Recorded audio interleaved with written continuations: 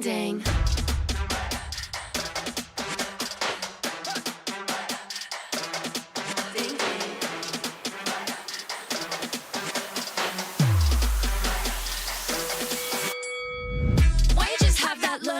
The look upon your face with the underestimation. It is still yesterday. Cause baby, I can't fly without you by my side.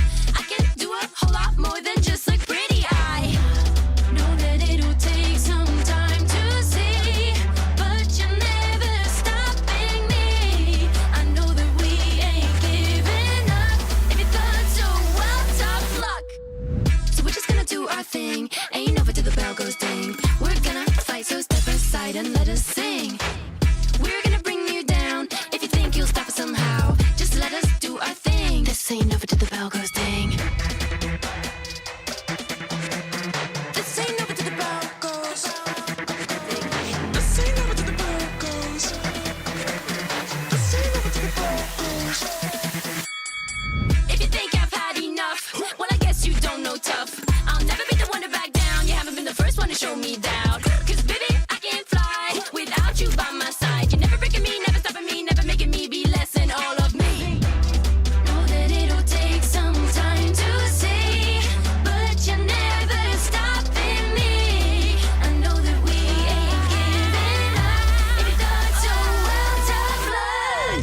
So we're just gonna do our thing. Ain't over till the bell goes ding. We're gonna fight, so step aside and let us sing. We're gonna bring you down. If you think you'll stop us somehow, just let us do our thing. This ain't over till the bell goes ding.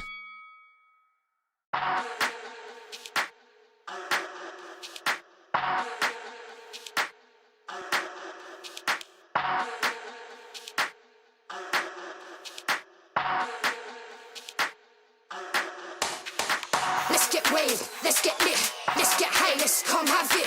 Let's get burst, let's get mash, let's buy a bottle and splash that cash. Guess what, it's time for action. You're feeling fine, main attraction. Pure vibes, not satisfaction. Feel the baseline, chemical reaction.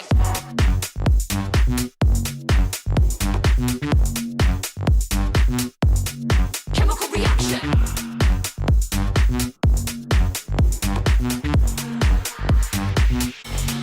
Chemical reaction.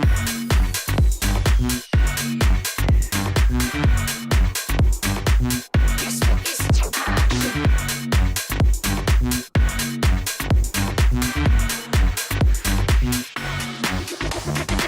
Come, let's have it. Bad boy rhythm. Come, let's have it. Bad girl style. Okay, all eyes on you. Come, let's have it. It's time to get wild. Come, let's have it. Bad boy rhythm. Come, let's have it. Bad girl style. Okay, all eyes on you.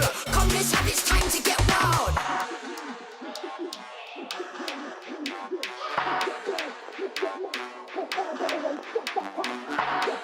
Time for action. You're feeling fine, main attraction. Pure vibes, not satisfaction. Feel the bass, chemical reaction.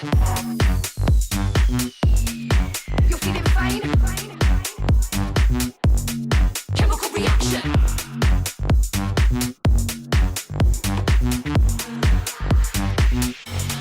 Chemical reaction.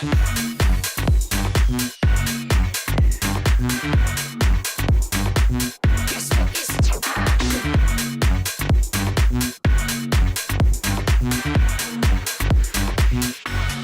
Chemical reaction.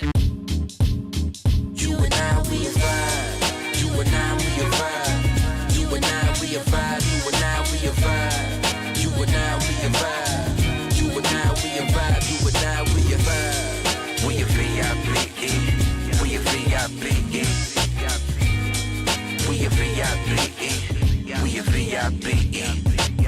It's always a vibe when we come outside. When we come outside, we vibe till the sun goes down, till the moon comes out. Love it when we are together. When I'm with you, it's whatever. You make the weekend feel like forever. We could ride this way forever. Long as me and you together. Cherish the vibe like it's treasure. When I'm with you, it's whatever. Forever. You and I, we a vibe. You and I, we a vibe. You and I, we a vibe. You and I, we a vibe. You and I, we a vibe. You and I, we a vibe. You and I, we a vibe. We a VIP.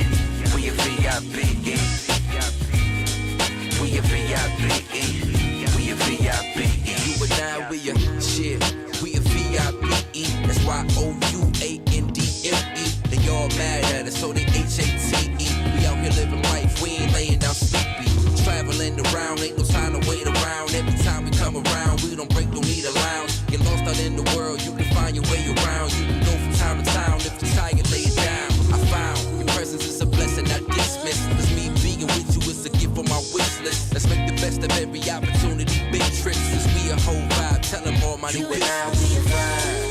You and I, we a vibe. You and I, we a vibe. You and I, we a vibe. You and I, we a vibe. You and I, we a vibe. You and I, we a vibe. We a vibe, we a vibe. We a vibe, we a vibe. You and I, we a vibe. We a vibe, we a vibe. We a vibe, we a vibe. You and I, we a vibe. And I, we a vibe. You and I, we a vibe. You and I, we a vibe. Down the ride, down the ride. You and I, we a vibe. You and I, we a vibe. You and I, we a vibe. Down the ride, you and I, we a vibe.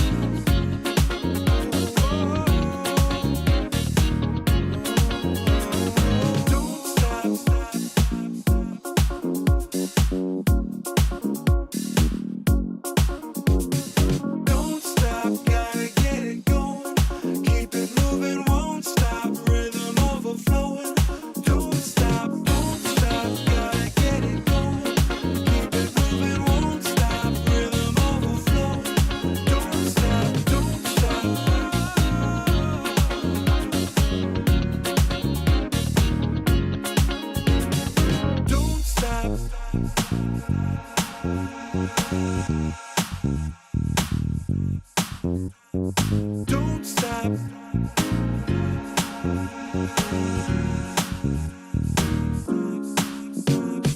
Don't stop, gotta get it going. Keep it moving, won't stop. Rhythm overflowing. Don't stop, gotta get it going. Keep it moving, won't stop. Rhythm overflowing. Don't stop, don't stop.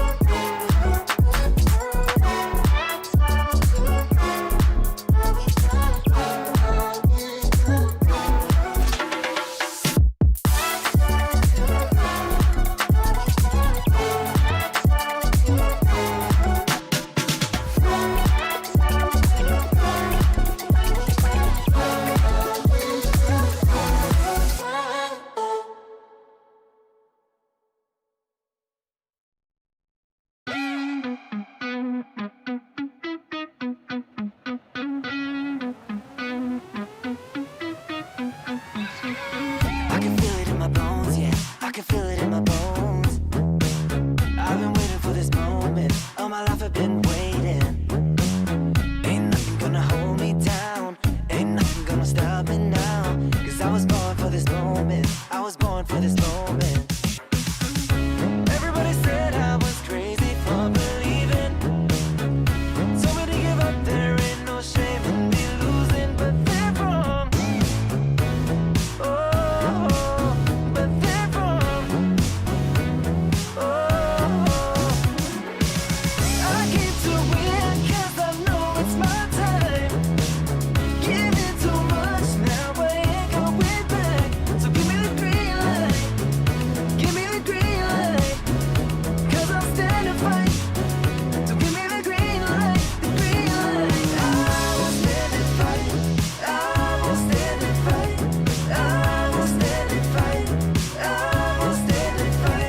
I will stand and fight. I will stand and fight. I will stand and fight. I will stand and fight. Everybody said I was crazy for believing.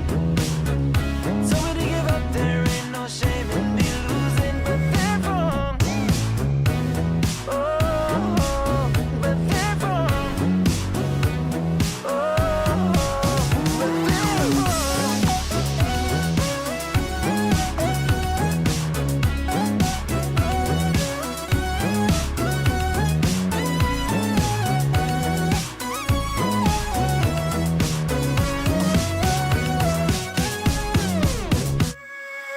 I came to win 'cause I know it's my time.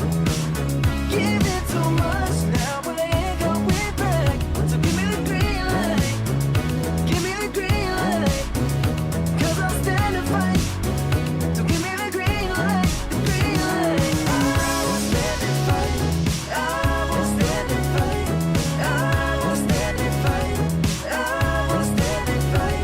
I will stand and fight. I will stand and fight. I will stand and fight. I will stand and fight.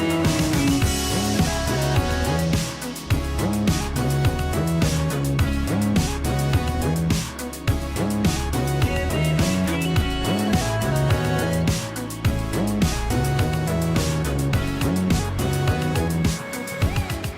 Give me the green. Hello and welcome to the Snapdragon Mobile Challenge Finals MLBB Season 5.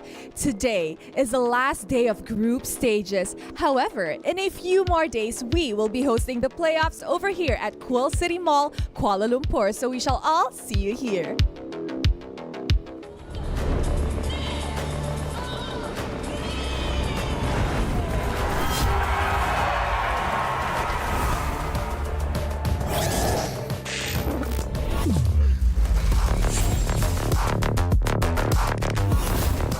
Looks like the players are ready.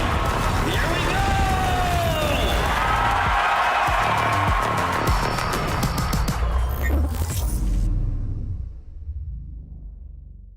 The Snapdragon Pro Series is brought to you by Snapdragon Elite Gaming, Monster Energy, and DHL. Hello and All right, ladies and gentlemen, welcome to the Snapdragon Mobile Challenge Finals Season 5 for MLBB. Here we are today, this very morning. We've got quite a lot of games prepared for you guys, but before we even jump onto that, this is the pre-show where we talk all things SPS. My name's Abstract. With me here is Husky as well as Chantel, both of which are from Stream C and Stream A. We can talk a little bit more about what has been happening in Stream A and C, and perhaps a little bit on B itself. But before we even jump onto that, I do want to talk about what happened in Stream B. You know, I gotta have to talk about Stream B first. Yeah. Go ahead. Stream B. B for best, by the way. Kaltizi. You know, Team Liquid Philippines, Kaltizi went in on Stream B yesterday, showed us exactly what it's like to show that he is not, well, some people say washed out, right? He actually gave us a phenomenal performance when we come down to game number 1 with the Hayabusa, getting himself the Savage. In fact, the very first Savage when it comes down to SPS Season 5. The first one in SPS. If I'm not wrong, Season 5, yes. yes. In Season 5. I don't think we've had any Savages. I'm trying to don't think think so, yeah. back if we have even any savages throughout the entire history of SPS, but I can't think of any. That entire history. Oh wow, really? That would be quite a tall order. Yeah, I think so too. I'm trying to remember all the seasons that we had before. But yeah, knowing that Carl and TZ played the Hayabusa, you know, if you are using the Hayabusa, I kind of feel like it's very difficult to achieve a Savage because after the shadow kill, you have to wait for the other players, look for them, hunt them down. But for Carl TZ, it was just all over the place and even found the Udil for that Savage. Exactly. I gotta have to say, of course, it is a lot about the micromanagement coming in from Quill TZ. But as you guys can have probably see from the preview just now, it is definitely not from his work all alone. Yeah. You gotta have to give a huge thanks over to Udil for walking back into the fight. For showing himself outside the microphone. But more specifically, we do have the greatest wingman, Sanji. He knew what's gonna happen. You know, throw right into the Nightmarish spawn and of course get the stun. And he knew that is a given Savage over to Quill TZ. And with that all said and done, it pretty much showed us how strong Team Liquid Philippines really is. And with that showing in SPS, they seem like they are the best contender to Yudu Red Giants.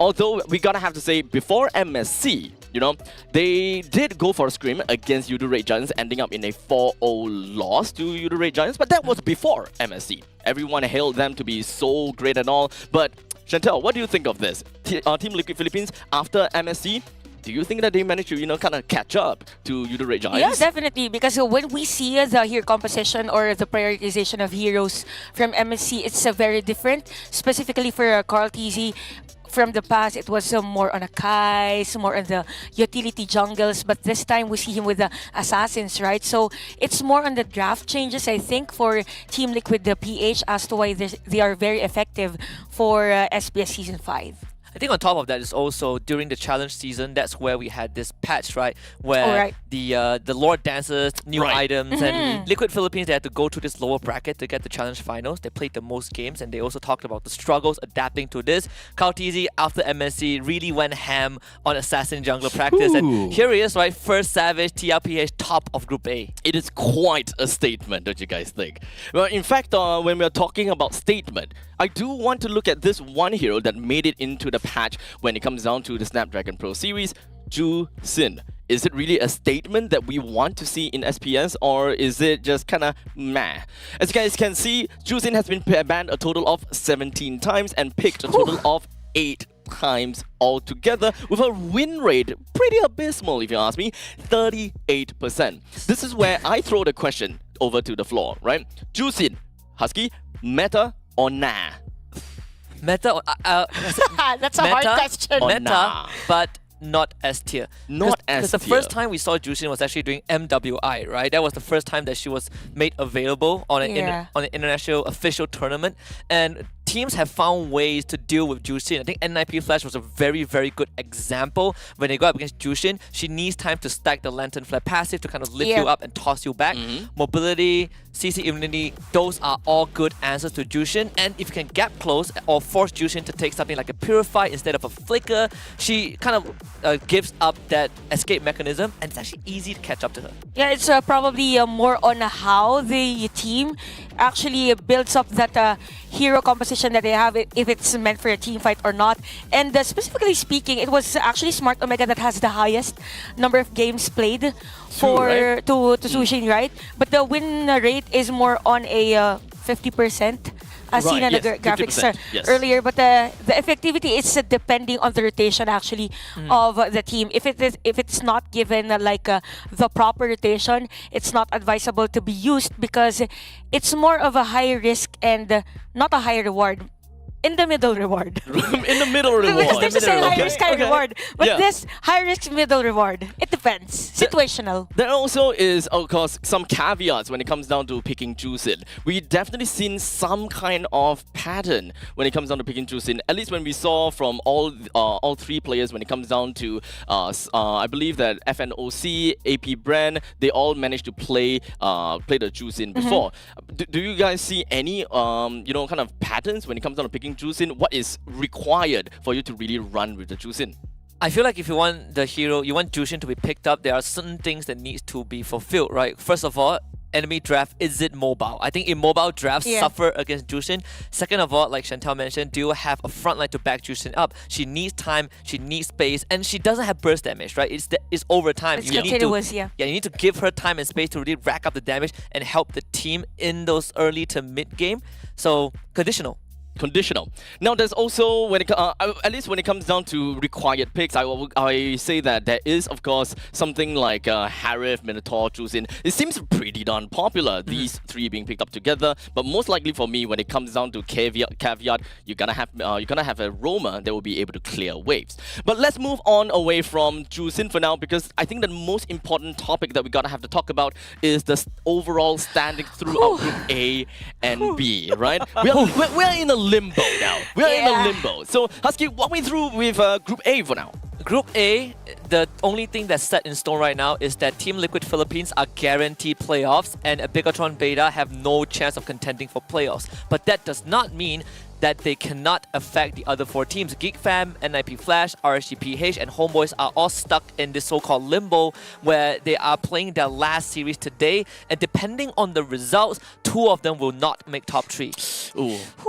It's kind of tough to actually look at Group A, right? There's so much permutations. It's so open. Exactly. Absolutely open. So it could quite literally go down to the wire here. And today is a day that we find out who are the top 3 teams that will move on to the playoff in Group A at the very least. When it comes down to Group B, it kind of seemed... There's a light of who's gonna make it to the playoffs, but the question is, who's gonna be on second seed between Fnatic Onyx and Falcons AP brand, right? Fair. Because it kind of seems as though we do have Yudu Red Giants as leading the pack. Right? But FNOC and FCAP, I don't think that they are going to be real happy seated as number 2 and 3, because there is definitely a chance to be knocked out the very first game you enter into the playoffs.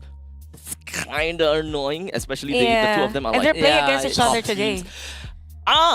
Yeah, but yikes. Okay, so honestly, I'm super stoked for that, but I don't know how that is gonna be like. Between the two of them doesn't really make a difference, because from what I know, right, I believe that for FCAP, they are gonna be fighting against Rebellion. So that is gonna be the game before them fighting against FNOC. So there could be a chance that the fight between FNOC and FCAP actually doesn't really matter all that much. Yeah, I think it matters a lot more for Rebellion than it is for FNOC and FCAP, because Rebellion have the 2 toughest match today. They gotta fight FCAP and they gotta fight YRG. Damn. RRG. It stings. YRG, how many days again with the win streak? 122? 22 after yesterday. If they win again? If today they go unbeaten, it will be 123. Oh wow, that's very, very long. So this is kind of a year. So this is where it begs the question once again. Team Liquid, will they be able to do anything against YRG? We gotta have to watch that in the subsequent games later on into the day. But we do have a highlight that I really want to talk about. Unfortunately, it's not in Stream B, so maybe it's not that important. But it is happening in Stream A, right? Hey, by the way, awesome. Stream awesome. It's just you said again for B? B for best. B for best. Okay, awesome. A for awesome, C for cool. Oh, actually, no, Cool. MSC stream, right? Remember day 1, we got all the MSC games, all the MSC matchup, coolest set. I'm leading you to say champion stream. Champions. YRG ain't here, we can't say that. Okay, fine. Okay, we can do that. But you know, when it comes down to Stream A schedule, we do have 3 games that's listed out for you. We do have FCAP that was fighting against Bigatron Beta. Bigatron Beta versus Homeboys for the second game. And the highlight of the day, and that is going to be FNOC versus FCAP. The final game, and this is the M5 Grand Finals rematch. Oh man, I got goosebumps, right? That's flashback. I remember staying up watching, and it really felt like at that point FCAP was about to run away with the whole tournament. And then Fnatic Onyx, they started fighting back, and then they fell at the very end. That was the golden road. It could have been a historical moment. Yeah, I remember it clearly. We started around 7 p.m. and ended almost the next day. Huh? Almost the next day, 7 p.m. Then around 12 or 11:30 p.m. we're still streaming the game. So it was That very long. long? And that type of a match is really one for the books, because all along, yeah, I thought it was already Falcons AP Bren. Yeah. But for Fnatic Onyx, they showed their antiques. They showed a different kind of play style. Probably we'll see that again on the next game, because they played really well against YRG yesterday. I gotta have to say that lineup, or rather this matchup between these two giants, is definitely marked in history. But when it comes down to the two of them, one of these teams are marked for death. And in fact, speaking about marked for death, here in the B stream pre-show, that out of these three of us, one of us is already marked for death. As headlines have shown, and in stream C itself, a commentator has stated that the moment that YRG drop even one game, he will drink hot sauce. Who is that person? I wonder what is this graphic over here. I wonder if he's wearing a blue suit hold on. today. I think he's wearing a blue suit today. Yeah. That That's the guy. thing. That guy right Oh, there. He looks the same as you. Are you that one? Are you the one? Am I the one? Are you the one? Am I the one? I He's have ready. personally prepared the moment of your life. I've been waiting for this. Everyone has been waiting for this. Everyone from the talents, the crew, the players. They know what you have been doing, and you have marked yourself for death. As such, the Tabasco sauce, the hot sauce is here. Are you ready to commit into this? Because there's no turning back now. Even if you say no, I'm dropping it in. There's no turning back. Someone made a poster about it. That I'll was hold him. it. Hold him down. As I make this official, ladies and gentlemen, this is how the hot sauce is gonna be like. How many drops again? A good amount. A good amount. By the way, guys, for those watching, other talents are here to watch this historic event. Oh man, this is more historical than the M5 finals. How does it Uh, smell? I am not too sure if I'm able How to turn it red up. it is. How There we You go. see that? You see that? Oh, no! oops. Oh, that's it's okay. It's okay. I'll deal with that. It's in a okay. bit. Okay, okay. I did it. Hot sauce, hot Chug, chug, chug, chug, chug, chug, chug, chug, chug, chug, chug, chug. I love the support. Chug, chug, chug, chug, chug. Oh! Tilt it to the camera. To the camera. One more time. One more time. I only say once. Show us that you're a great friend. One more time. Oh my Oh, goodness. boy. The crowd is raving. As much as I want to see him going one more time, we're running out of time, as I believe that we gotta have to throw Husky back over to Stream C and Chantel back over to Stream A. Thank you so much for the Thank two of you you. for coming over to the show. I will drink this by myself. No, I'm just kidding. So ladies and gentlemen, once again, make sure you guys tune in to Stream A, B and C, whichever that you prefer the most. And we will be right back with you guys with 3 of the most tight games that you'll ever see when it comes down to the Snapdragon Pro Series Season 5, Day number 3.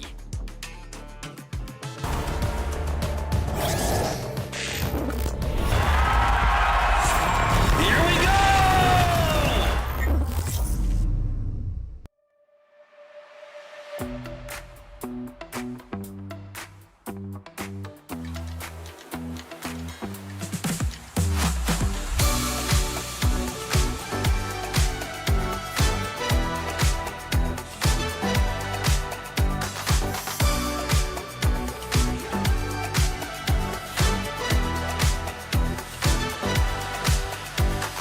Walking through the bar, all eyes on me. People picking up my energy. The music never stops. They play my song on repeat, on repeat. I'm flying till I hit the sky. The melody is getting high. You know how to free my mind, my mind. When I'm with you, my world is golden, so golden. Baby, you make my heart shine golden.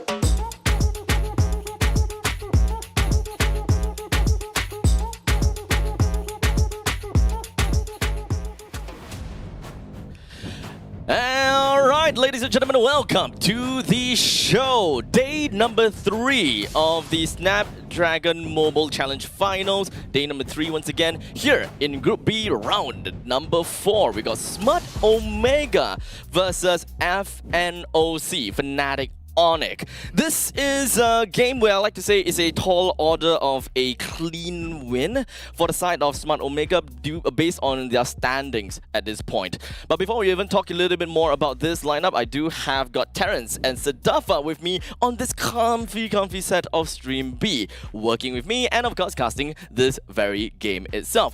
What do you boys have got to say about this upcoming game? Smart Omega versus Fnatic Onyx, starting with Terrence. You know, smells like hot sauce, you know? Like, It does. I can literally smell the hot sauce right here, and it's like, you know, it's pretty fun. You know, You wanna it's take a pretty lick? cool.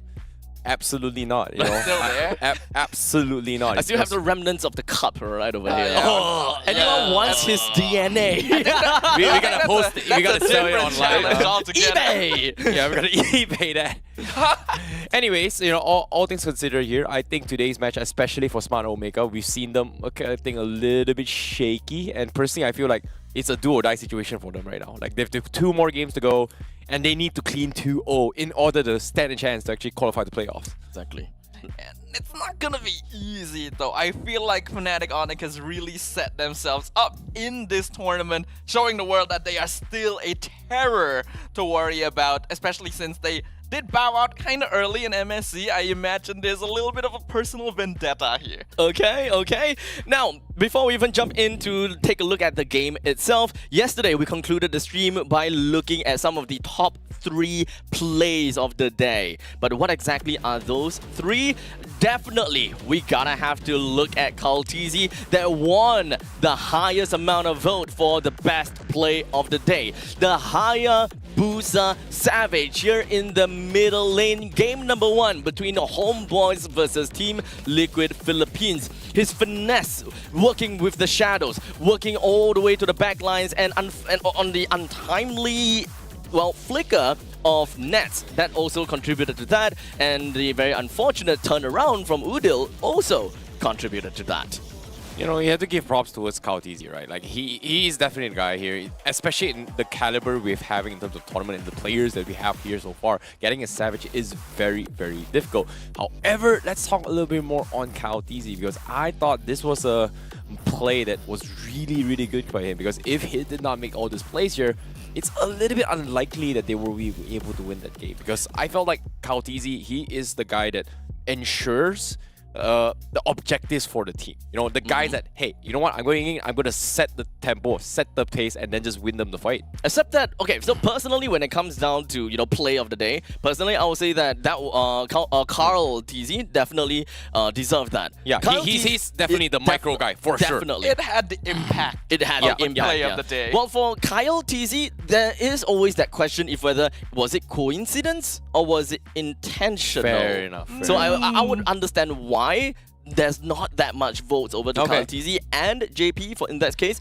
is a really tall order for both JP I and doubt Carl TZ. TZ went into that intending to get a Savage. Though, True. Yeah, I highly doubt that was Are you mocking Carl TZ? He No, went man, in with the idea of Hayabusa. He says, I'm going in with the Savage. He's going in the fight, but he's not going in with the thought that I'm gonna get a Savage right now, right? True. You never know. That is true. You know what? I'll accept that. I'll concede that. It's possible. But would any of the players from the side of Smart Omega come into this game fighting against FNOC with the idea of getting that 2-0? That's the question. We've ran through Smart Omega's lineup for quite a little bit already. But what coming into day 3, what do we gotta have to look out for here in Smart Omega, Terrence? Well, here we have Ryota and Duryu, Ukir, Changnu, as well as Jom going to be starting off for Smart Omega once more. And of course, Smart Omega, they have been playing a lot on Stream B for the longest of time, and they are doing really, really okay. You know, we've seen a lot of consistency when it comes to team play or playing defensive, but taking games has been a little bit shaky for them. Now, of course, we do want to see something a little bit more, you know, kind of like insights for Smart Omega, but we do have Mara upstairs, ready to interview the members of Smart Omega. Mara did give us a very fun segment of hero voice lines. So I'm very curious what kind of segment that Mara may have for us today. So Mara, take it away. We're here with Smart Omega. Jom, we want to know how you're feeling, the entire team, because there's a lot of pressure on you guys. This is a must-win series. Okay lang. Confident pa rin naman kaming kaya namin. He says it's okay, they're very confident that they can do it. I want to see your confidence, actually. How about we test it out? All right? So you're going to be trash-talking the opponent, Fnatic Onyx. But you're not going to say anything except what we hear in the Land of Dawn. You're going to be saying things in MLBB voice line style, all right? So release what you want to say to them. First blood. Oh, you're gonna get first blood. First blood. What else? Savage. You're gonna do a savage. Savage. What else? Shut down. Shut down. These are the things that they want to do to the opponent. What else do you want to do to them? Ano ba yun pag naubos? Wipe out. Oh, wiped out. You're gonna wipe them out? Okay, what else? What else are we gonna hear? For the last victory. Victory! Okay, we want to see that, all right? Now, what's your message to your opponent? Good luck. Sana manalo kami. Good luck, and they hope they can win. We're going to give you all the luck. There you go. Do well. Let's see if you can do a 2-0. All right? All right, good luck to you. There you go with Jom from Smart Omega. Thank you, Mara, and thank you, Jom. I'm pretty sure that Mara is just fishing for that victory. I know, right? It was good. It was good. It was really, really nice as well. I was expecting, you know, Jom to be a little bit big brain here. That goes like the Geek Fan Lions one here, you know. There was like back then it was like panic or something like that. Panic? You know, like ones where all the team logos, they have like their own individual voice lines. The team emotes. It's really cool.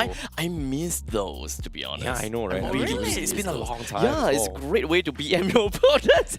But you know what? Let's take a look at the side of Fnatic Onyx this time after running down Smart Omega. Same thing, we actually haven't casted a single game of Fnatic Onyx here in Stream B. So for the sake of it, let's run down the entire lineup of Fnatic Onyx, Adafa. We've got Lutp, we got Kyrie, we got Sans, Keyboy, and CW. A all-star lineup that has been around a little bit and of course performed very well in the individual MPL, even with the addition of a brand new player being Lutp, who definitely demonstrated his capabilities going into MSC, but the team ran into a very unfortunate roadblock, resulting in them bowing out before the knockout bracket. Obviously, they've come into this tournament though with a lot more to prove, being able to put up strong challenges against teams like the Red Giants even. So I think this is going to be a very difficult matchup for Omega. So now, ladies and gentlemen, with that all said and done, I believe that Mara is more than ready to tell us a little bit more about Fnatic, or perhaps disturb Fnatic Onyx. Over to you, Mara. We're here with Fnatic Onyx, and we're gonna check the vibe here. Season 13 rookie, how you doing? Doing good. Doing good. International tournament right away. Kyrie looking good as always. Hello, Sans. Hey, you know, you're wearing a hat. You got shaved. I have a question. Kyrie, what would it take for you to cut your hair just like CW? Maybe. Yeah, winning M6. Oh, can we get a dare? If you guys win championship in M6, you're gonna You're gonna cut your hair. I mean M6 and M7. And you're gonna cut M6 and M7, then you cut your hair. Sure. That's a promise. You say that's a promise. Yeah, that's a promise. Oh, that's a promise. He's gonna cut his hair. He's gonna shave it if he wins M6 and M7. Right down in stone. How about you, Sans? For you to cut this beautiful show them your hair. Show them the red. Wow. Ready for battle. He smudged it like this, ready for battle. When are you going to shave your head like CW? Yeah, same like Irie. Same. You're gonna shave your head. You say that's a promise. I promise. You promise. You have beautiful hair also. When are you gonna shave your head like CW? Already before. Well, and again. M12. M12. In M12. Okay. Why don't you join them for M6, M7? Yeah. We're gonna get them all. Wait, what is it? No. Coach Yeb out, coach. when Coach Yeb also shaves. All right. Okay. You know, Sans, we don't normally hear you talk. We want, your opponent was saying some things to you guys. They were saying they were gonna do a savage. They were gonna do a maniac. What are you gonna do to them? Victory. Victory. What are they gonna hear? Defeat. Oh. It's getting really hot and interesting in here. We're gonna see which team is gonna have victory. And we need to watch out for M6 and M7 as well when they shave their heads. Now we're gonna go back to our panel to break down sound for you guys. Thank you, Mara and Fnatic Onyx. I gotta have to say, they are marked for shaver now. You know, I'm not gonna lie, I feel bad for Mara. Bad for Mara? Yeah, it feels like she's getting trolled by both Kyrie and Sans. Really? Yeah. I mean, M6, they made M7, that's they 2 made years a of a promise. No, that is a vote of confidence, right? They're saying that they're not gonna disappoint Mara. They're going to win M6 and M7. Whose side are shave you their on? heads. They're gonna win M6 and M7, and in the meantime, Keyboy is just like, I've cut my hair before. Winning M6 and M7, pfft, no problem. So Bro, let us just win bro, M12. bro. Then I cut my hair. Yeah. Bro, whose side are you on? Like, This side of the SRG couch. #1 all the way, man. Like, why would you let Yes. Onyx win M6, M7? No, we gotta give them their moments. It's gotta be SRG, YRG We gotta give them their as well. moments, sir. Okay, fine. SRG whatever. has gotten so much time in the spotlight. I love SRG, obviously, but they're not in this game. They're not shaving their heads. Come on, man, bro. Like, imagine this, right? Imagine a cute Stormy guys shaving their head if they win M6, M7. Like, wouldn't it be they're cuter and cooler? No. Really? Yeah. Are you Malaysian, bro? Hmm? Are you Malaysian? I think so. Hi. Hi. You're happy, aren't you? It's like we're not ganking up on you, huh? Of course. But okay, let's move on. You know, you guys maybe can take it off screen, or maybe I would just take a camera, just kind of yoink that camera and just kind of point it at you guys. Maybe we'll have like a very long fight all together. That's what I Tell you what, want. maybe if SRG wins M6, you can shave your head. Right? If they win M6, M7, yeah. Smart. You gotta hold yourself to that now. If you're gonna go that hard, anyway. Smart Omega versus Fnatic Onyx. That is what we want to look at for now, okay? Game number 1. We've got the banning stage that is just going to go all the way through now. The banning phase, Juicing, meta or nah? Are we going to be expecting the Juicing ban here? I think it comes down to a situation where how they are positioning themselves in the current group stages, right? Like, how badly do they want to secure their slots and then make it to the playoffs, right? Like, teams, there are teams that they're pretty much already comfortable here. In this case, Liquid is one of those teams here. They can look to try and experiment a little bit more because there's still not enough data on whether or not how this juicing is supposed to be played. So I feel like a lot of teams are still fresh to this idea. There are good ways, there are bad ways. I think Chantel brought a very good point. High risk, medium reward. High risk, medium reward. But that is definitely... Huh? I'm sorry? Wait a minute. What? Veil? Is this like an Ukir pick or something that we're not aware of? Not that I know of. Okay, that makes a lot more sense. Okay. From production, they are gonna be restarting the draft. Okay, so Okay, one they made a thing- mistake. Yeah, they made a small little mistake, a little bit of a boo-boo. But this is the match that I'm looking out for. And there's a reason why I talked about Jusin specifically for this match. Because Ukir has piloted the Jusin twice, and with a 50% win rate. Sans piloted the Jusin once, with a 100% win rate. These two teams are one of the top three teams, right, that actually managed to make Jusin work. If you ask me personally, since Omega's on the blue side, Onyx on the red side, normally Onyx would be the ones that need to ban Zusin. I personally don't think they have to ban Zusin. I personally don't think that they will need If to. Omega first picks Zusin, I feel like it's not a good idea. It's not a good idea. Yeah. Elaborate. Because like we know that Zusin is a hero that really requires proper team play, and you could say that on paper it works well with Omega because of their playstyle, but I do also feel like Onyx is going to take advantage of that to immediately go for more early gameplay to make sure it doesn't work. Right? And I'm pretty sure that Onyx are perfectly happy with this, because if Omega doesn't first pick the Zusin, Sans has so far been one of the most consistent players with it. I think I can see where you're getting at as well here, but I heard a little bit of rumor here. If I'm not mistaken, there is going to be an upcoming patch that's going to be coming in tomorrow or the day after during playoffs as well. So I think not again. That's the problem, right? There has been a lot of speculation where Jusin can be played on the roam. So far, we have not seen a single Jusin roam yet. But why I bring this up is because I'm not sure it's confirmed yet, but the patch notes for Jusin is pretty much 4% increased damage to all spells and minus 12% Kuda reduction. Damage taken. Damage taken. Wait. In overall sense or when Overall she's activating? So it doesn't matter if she's in the Crimson Yeah, but Beacon. that's the rumor, but we have to read the official patch notes yet. But so far, some of the patch notes that I've seen so far, it's kind of leaning towards that direction. So it might be potentially a roam Jusin, which I don't know if they want to risk experimenting it now, but yeah, it's something to kind of take note of when heading towards playoffs. So we could be able to see more Jusin in the playoffs. Is that what you're trying to say? Yes, definitely, 100%. It's either that or top ban.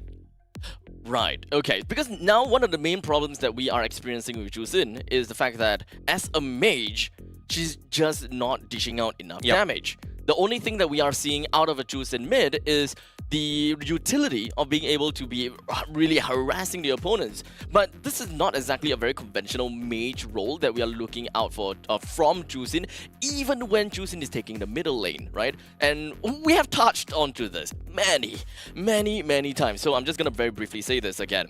Whenever you pick a Jusin in the middle lane, you would require a roamer that can clear waves fast enough in the middle lane. And very likely, they would require to pick up Concussive Blast. Yeah, I think when it comes to that as well, Jusin kind of reminds me of the playstyle similar to Alice as well. Alice? But it's like, it's not as tanky and sustainable as Alice, but it has the annoying factor of how an Esmeralda would do to you in your face. So I feel like Jusin is in a situation where it's half of everything, but it's just not there yet. Okay. No, she just fulfills a different niche, basically. Like, on paper, Zusin is very similar to Esme and Alice because they're all mages that are tanky, can take a lot of damage, but the way you play them is a bit different. Exactly. Because Alice and Esme get in your face, Zusin's a bit more of someone that'll be annoying, but like a little bit of a distance. Like, she wants to control you, she wants to make sure she's zoning you out correctly, and that's where we see the effectiveness of the hero. Now we're gonna take a sideline here because of the technical pause. Let's take a look at the team head-to-head between Smart Omega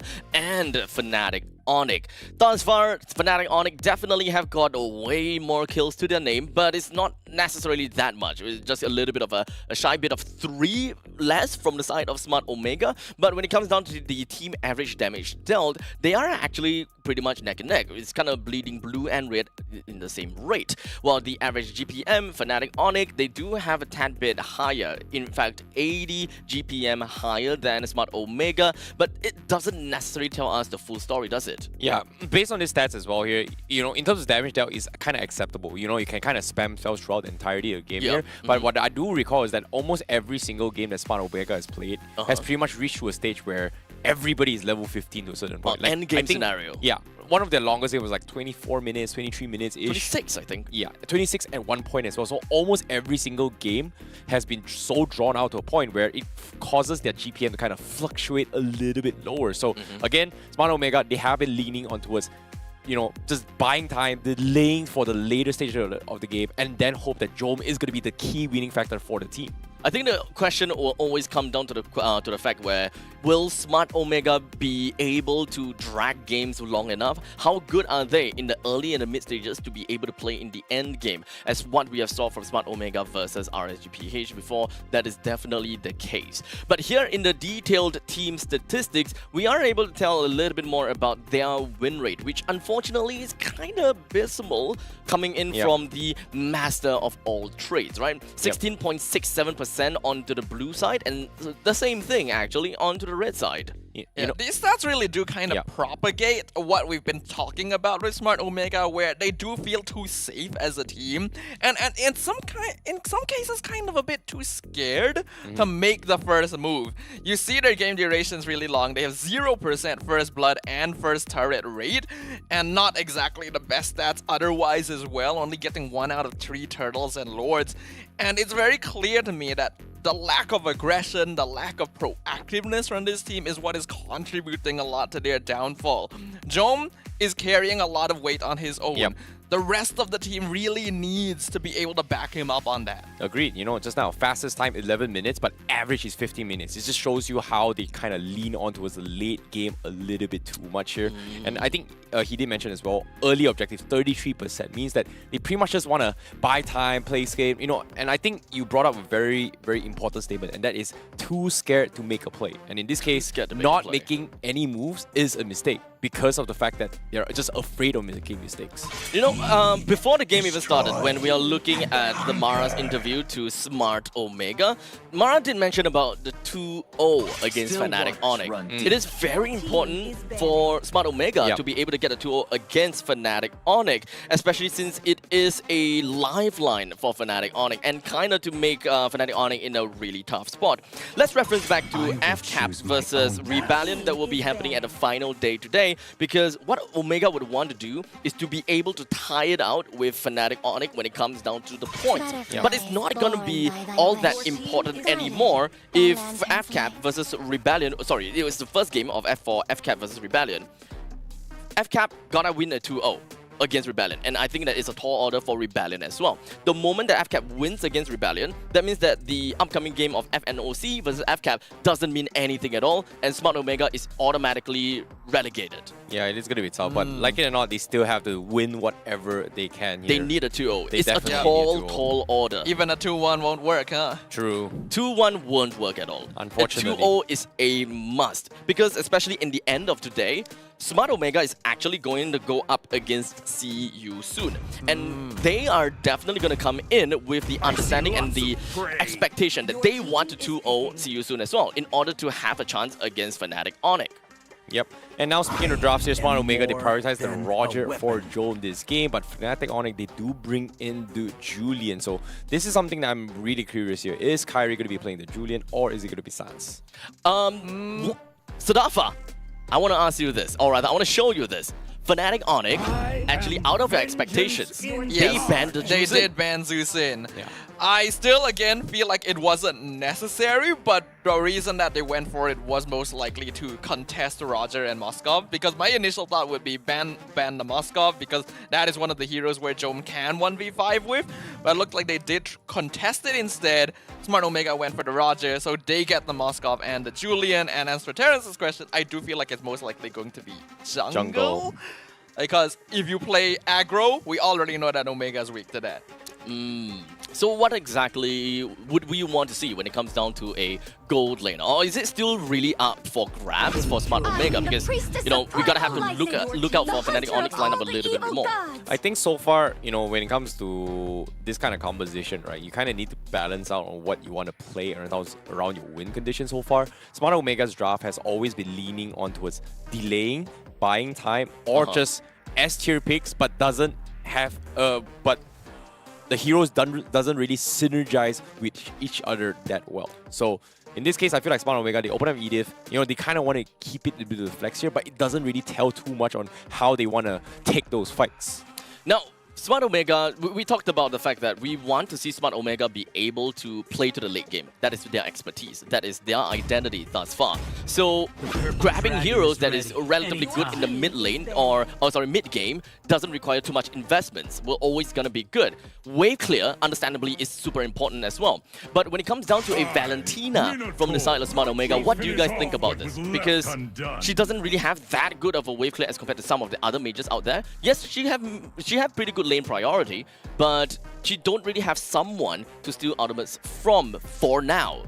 Because like in the first place, Valentina as a hero is good enough that you don't really have to rely on stealing ultimates for her to be effective. And she's just kind of a universal pick as well, because what Smart Omega is trying to do here is to keep Edith as a flex, and then for their EXP lane hero especially to have a winning matchup. So they got to go for their mid lane at this point, and Valentina is just the safest way to go for it.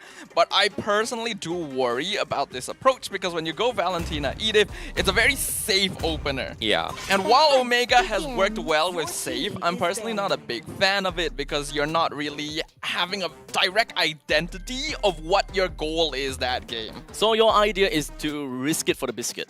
A little bit more. Like, obviously you don't want to pick a weird hero that just throws you the game, right? But we want to see a little bit more direction from this team.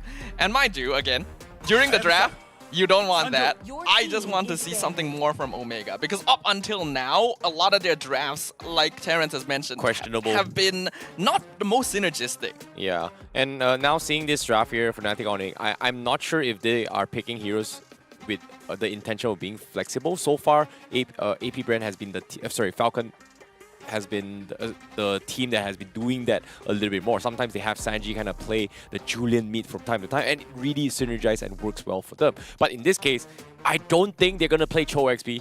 Even though I would like to see those TikTok Chos, which are disgusting with the current patch with the Sky Piercer. But for now, I think it's pretty straightforward for Fnatic Onyx here. It's like you have this Cho to kind of start the fight, get a pick off, and then just one-shot somebody. Yeah, the Cho doesn't really yell loot beat to me. At this point in time, the Terizla is still relatively open to the lineup of Fnatic Onyx, so I'm not too surprised if that is exactly what Fnatic Onyx would want to go. At least for the first 3 core heroes that Fnatic Onyx has picked out on, they are definitely great when it comes down to pick off, but that could be a secondary win condition, because if we want to look at a Terizla eventual pick from Fnatic Onyx plus this Vexana that has already been picked out, it kind of seems as though Fnatic Onyx will want to fill a role. They want to fill up gaps in every single field, making sure that they have no weaknesses. What? A Bane? Ooh, and a Lolita? I do actually like the Lolita pick. There's a Moskov on the opposite side, should work very well against him. We've already seen it mess with teams in the past. Enhanced Scythe as well. Yeah, so there's good projectiles to bounce off of. Bane has been a little bit hit or miss. He's a good hero and the enemy team has a lot of dive, and in this case, I guess they have Cho, but I'm not a big fan of the choice to go Bane this game. Hopefully it pays off. As for Onyx, I actually really like the way they've gone for this. They pick Vexana because they want to leave EXP lane to last, because they know that Lutpi is a more aggressive player compared to Ryota, and if he can win the EXP lane, early game will go very smoothly for them. A Lapu Lapu is going to be the final pick for the side of Fnatic Onyx. Very interchangeable when it comes down to the heroes within of EXP lane. They just require someone to be able to tank up really good hits and just kind of be durable, be sustainable. Not gonna lie, I kind of like the idea that Smart Omega kind of brought to the table here. The Bane and Lolita gives a lot of AoE, forces Fnatic Onyx to kind of bob and weave a little bit more. And considering that they've pretty much locked down 4 of their characters here, they don't really have much choice to kind of switch up. So their final pick is pretty much, somebody who's got to be able to tank through the sharks, somebody's going to be able to tank through those Numinon blasts in order to cut the backlines and then kind of make a counterplay here. So all in all, both teams pretty much has their own win condition, but definitely I feel like Fnatic Onyx has much more room to work with in terms of split push potential. I gotta say, this is a very interesting draft from Smart Omega. We will only be able to tell what exactly is going to be their game plan coming in to fight against Fnatic Onyx. I'd like to thank Terrence for coming into the panel, and of course, we are going to be jumping into game number 1 between Smart Omega versus Fnatic Onyx. Ladies and gentlemen, thanks again for joining us here on Stream B. Just like you mentioned, Abstract, this is going to be game 1 of our final day of the group stages, actually. With Smart Omega on the blue, Fnatic Onyx on the red. And I will say, just to start things off, that Omega actually has the easier comp to play on a micro standpoint. Fnatic needs a little bit more finesse because of the way their heroes work. It's a lot of in and out, a lot of skirmishing, but I do feel like their players are capable of doing so. And of course, one thing that I would want to really take a look at is the fact that gold lane will always be at risk for the side of Roger. Especially whenever we are looking at the Julian. You can pretty much expect that the Julian will always want to dip himself into the gold lane as much as possible. And the very fact that Roger got hit by Kyrie that early in the game kinda suggests to me that Jome might not be that used to the timing of a Julian jungle from the opponent side. And Doryu actually in the areas. Yep, very nice observation there. CW instantly walking back, realizing the timing that this is where the junglers hit level 4. You will likely see a rotation. And Lutpi already notices that there isn't really anything happening down there. Oh, nice stun coming in from CW, but with Keyboy already jumping in with a nice little stun, as well as the deadly catch. It is going to help them disengage a little bit to get themselves back on track. This is where Onyx wants to secure Turtle and then immediately try to blitz it down as fast as possible. Quite a number of resources were used by Smart Omega earlier, and they can actually see that Chakdu's a little bit behind on EXP because he went up top to try and assist Jome a little bit more. In which case, they can either blitz the objective or try to play even more aggro to invade the enemy jungle. A Blitzkrieg may actually sound good for them. But for now, it does seem like Smart Omega doesn't want to contest for this turtle and want to allow Bane to take the orange buff as soon as possible first. Both of the junglers are currently at level 5. And one thing, and the other thing that I want to consider again is the very fact that we are looking at a Roger versus a Moskov scenario. And we all know, whenever you put a Roger and a Moskov in the same lane, the Moskov will always be having a field day. As long as CW positions correctly, then it'll be very difficult for Jome to get on top of him. And Jome is ordinarily okay with this because his goal in this team is usually to try and farm out for late game. But on a Roger, you do want to be able to get a little bit more pressure going straight away. Keyboy unfortunately wasn't able to land the Jikundo. Chaknu joins into the back, and there is going to be a nice terrify and a 4-man Numenon block. But unfortunately, the follow-up coming from the side of Smart Omega just doesn't seem to quite connect. As such, the Way of the Dragon connects down onto Ryota, giving Kyrie that kill. But before that, we do have Lutpi that manages to get himself the first blood on top of Andoryu. But Jome, after the top lane once again, he tries to go over for the quick little iframe, but that didn't really quite help him get out. Beautiful rotation timing coming in from Lutpi here. That was actually an insane Numenon blast landing on 4 members, but the Landshaker hit just in time. And because Smart Omega were still a little bit too behind, they weren't actually able to follow up on a beautiful teamfight setup by Chaknu, thereby giving Onyx some additional kills instead. That could have been a really different story if the Lapu Lapu wasn't there in that precise moment. Eventually, I would say the Smart Omega would want to hold themselves a little bit of a congregation, right? Perhaps get themselves a little bit more engagement onto Fnatic Onyx, especially since we have been really asking for aggression for Smart Omega. But thus far, it kind of seems as though it is all passive gameplay.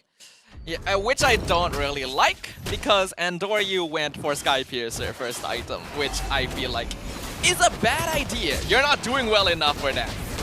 We definitely want to see him being able to get kills, but Kyrie is the one that is already in the brushes. In the meantime, it is also going to be the Numenon Blast that manages to connect. They've managed to bring Kyrie all the way down to a low amount of HP, but an enhanced sword allows him to get himself a little bit more damage, but not enough healing to really get out of that. As such, Kyrie goes down. The fight prolongs, and Ryota with the Primal Rev, he's just going to be abandoning the Firelight to hope that he will be able to do enough damage. But Lutpi with the Bravest Warriors, he gets himself right out of there as soon as possible, and Ukir hoping that he will be able to get some of these projectiles to even kill Keyboy, but alas, it's not quite enough.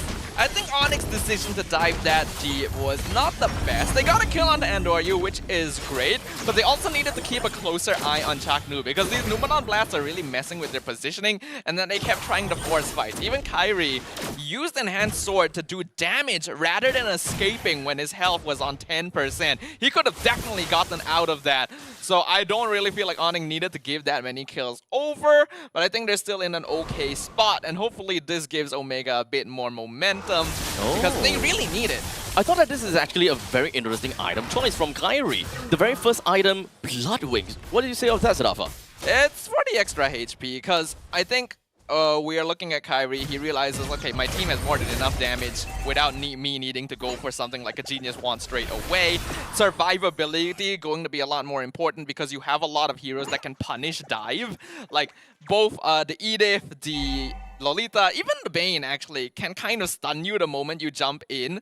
So having that additional shielding is a little more value at this stage. So not go for damage, but perhaps look for growth in the later stages of the game. That seems like something that Fnatic Onyx will want to go for. In the meantime, here in the middle lane, Fnatic Onyx is just going to be knocking down onto the tier 1 in the middle lane, while Smart Omega looks for alternative trade down in the bottom lane. They left Lutpi all alone to kind of deal with this, but he's hiding inside of the brushes. Doesn't seem like he's too interested in taking a fight until his fellow friend comes in. As you can see, they're pretty much just going to be pushing everyone else away. That's going to be a 4-man stun, allowing Lutpi to actually allow the rest of Fnatic Onyx to come straight in, but that doesn't look good at all. The dominant blast from Chaknu channels up, but it doesn't have the flicker to flicker in to get everyone stunned up. I'm liking what we're seeing here. Omega looks like that momentum they got from the earlier fight did actually... Hold on a second here. Immediately, the Keyboy was hoping that he'll be able to open things up, but it got completely taken out instead. Onyx kind of underestimating their opponents a little bit here, and it is good to see Omega actually making proactive decisions across the map.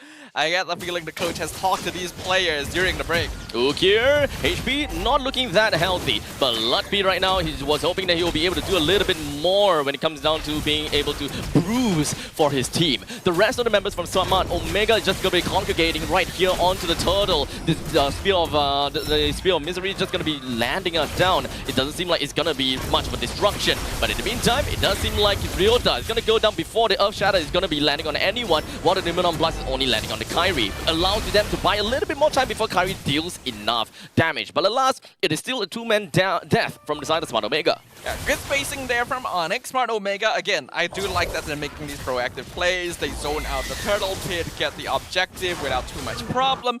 But it was the retreat that they had to be the most careful of, because there's no reason that Onyx would stay that long and without trying to mount aggression on the objective if they didn't have a different goal in mind. That which being catching Omega while they're disengaging after claiming the turtle.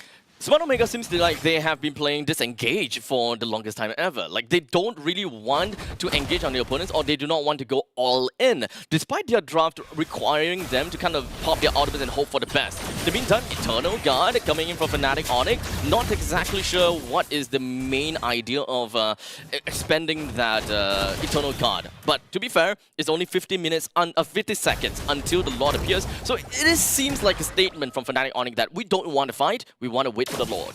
It can just be used as a measure of scouting to provide vision and make sure that Omega can't go for any aggro. And answer your question about Omega, like it feels weird that they're not trying to catch people because they have a comp where they want to burst their ultimates down. This is a counter-engage composition. They are very good at punishing Onyx when they're the ones jumping in and they're waiting for those opportunities. Yes, they could make catches with heroes like the Edith and Lolita, but since they seem to enjoy playing more as a 5-man unit, I think this is a bit more like accustomed to their gameplay. Accustomed to their gameplay. It's kind of working on a kind of playing on a whim per se. No, not really. I think it's going with what they're more used to. Because they've already made some proactive decisions, but it's not in team fights, it's more in macro, right? It's them deciding, okay, we're gonna push S5, take a free tower down bottom, okay, we're gonna group around the turtle pit, and then whenever Onyx engages, then they respond. So, in the end of the day, what exactly do we want to see from Smart Omega? Because we have been mentioning we want to see them being aggressive, while in the meantime, they are also a counter-engage comp. It kind of seems counterintuitive for us to be able to mix aggression and counter-engage if they really want to play to their win conditions. Oh, you absolutely can. You can play the map in a way that forces your opponent to fight engage you. on you. Ah, okay, I get it. So that actually means that Chaknu have got a lot of things to bear. There's a lot of burden on him. He gotta have to open up the map enough. He gotta have to be the threat. He gotta have to make sure that Fnatic Onyx don't claim parts of the jungle or claims parts of the river. Is that right? Yes, technically, but I don't think there's as much of a burden on Chaknu as you may think. Because the way that Smart Omega plays is together anyway, so I don't think they have to worry too much about that. Because it's not just Chaknu that can punish engages. It's not just Chaknu that can scout brushes, right? We do actually have Ryota to help do that. Even Endoryu can kind of participate here and there. So because Chaknu doesn't have to worry about protecting his team, he can do things like that. Oh, super aggressive. We're just gonna be running it down onto Fnatic Onyx, and that is gonna be the Numenor Blast that lands onto Sans, activates onto the Flicker to ensure that he will be able to put quite a bit of distance from him to the opponents. And Endoryu, though, he did manage to successfully take a kill down to the Lutby, even though he went for the Bravest Warriors, hoping that he can create even more gap. Keyboy doesn't seem too healthy as well. Fnatic Onyx, one by one, is just falling to the hands of Smart Omega, or rather, they are just kind of cycling all these damage. Was there some miscommunication there? I don't know why CW blinked into his Sphere of Destruction when the rest of Onyx was running away, but okay, free kill for Omega, free Lord, and that was really nice. Chaknu actually taking the proactive decision to jump in, flicker, Numenor Blast, catch people, and then Omega just collapses. And this is what we want to see. There is adaptation. Omega is realizing that because of the composition and gameplay style of Onyx, they don't usually stick together. If you find someone, more often than not, they are alone. Just from that one fight, that has allowed Smart Omega to almost break even when it comes down to the economical difference. They're only looking at what, close to 1,000 gold deficit, and I'm pretty sure that they will be able to do a lot more from that. I think they can do a lot more with this. What they have to worry about is Onyx is going to adjust a little bit now. You can see that they're actually playing a bit closer together because they realize that Omega is taking advantage of them trying to open up the map individually. So Keyboy is trying to bait movement here, which they will. Moskov is currently at the top lane. As such, Smart Omega understands that if they want to make a move, now's the time. But do note, it is global presence Moskov after all. They're gonna have to really watch out for the Spear of Destruction. In the meantime, Jome really putting himself out there, poking out Keyboy just so that the Lord will be granted a few more hits onto the turret. As such, he's just gonna be running right in. The rest of the members of Smart Omega, they're just waiting and biding their time, while Moskov is just working onto the top lane. This allows Keyboy to jump right in first. He sacrifices himself, allowing that kill. That is going to be a trade between Endoryu as well as Keyboy, but Lutby is going to be the next one onto the chopping block, retaliate with onto Ryota. Kyukir, Chaknu, and Jome, they understand that this is not the time for them to continue playing it out, while Moskov, he understands that he wants to join into the fight. Kyrie, with a quick little enhanced chain, hoping that he will be able to do enough. Chaknu activates the bulwark, allowing himself to run a little bit further, but CW doesn't seem like he really wants to let him get away. Onyx is attempting to break tempo from Smart Omega. You can see that they're experimenting with different timings of taking engagements because they realize that Omega is uncharacteristically looking for fights themselves. They were trying to bait movement, which they did, weren't quite prepared for how deep Omega might dive in, but then instantly adjusted to try and retake the fight when Omega had already used multiple resources. Omega still has an advantage here, even though the net worth isn't quite in their favor, but they need to make sure they are ready for further adjustments, because if they keep trying to go for the same strategy, that is what is going to bite them in the butt. In fact, biting them on the rear is something that I believe that Fnatic Onyx would want to do, because it has been, I think, in the past 2 or 3 team fights whereby Smart Omega has quite literally been sticking together like a glue.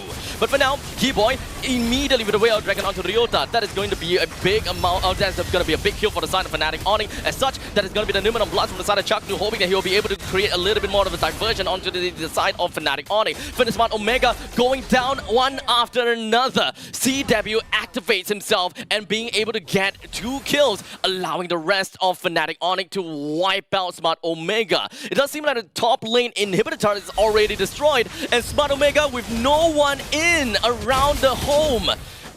Fnatic Onyx very easily clinches this victory. A good attempt by Smart Omega and notable improvements made to their gameplay, but still not quite enough to pull the wool over the eyes of Fnatic Onyx, who will claim victory in game number 1 and officially eliminate Omega's chances of moving on into the next round. That's a big statement from the side of Fnatic Onyx. Omega, unfortunately, the 2-0 dream is no longer possible. But the show gonna have to run anyways, so we are definitely looking out for game number 2 from them.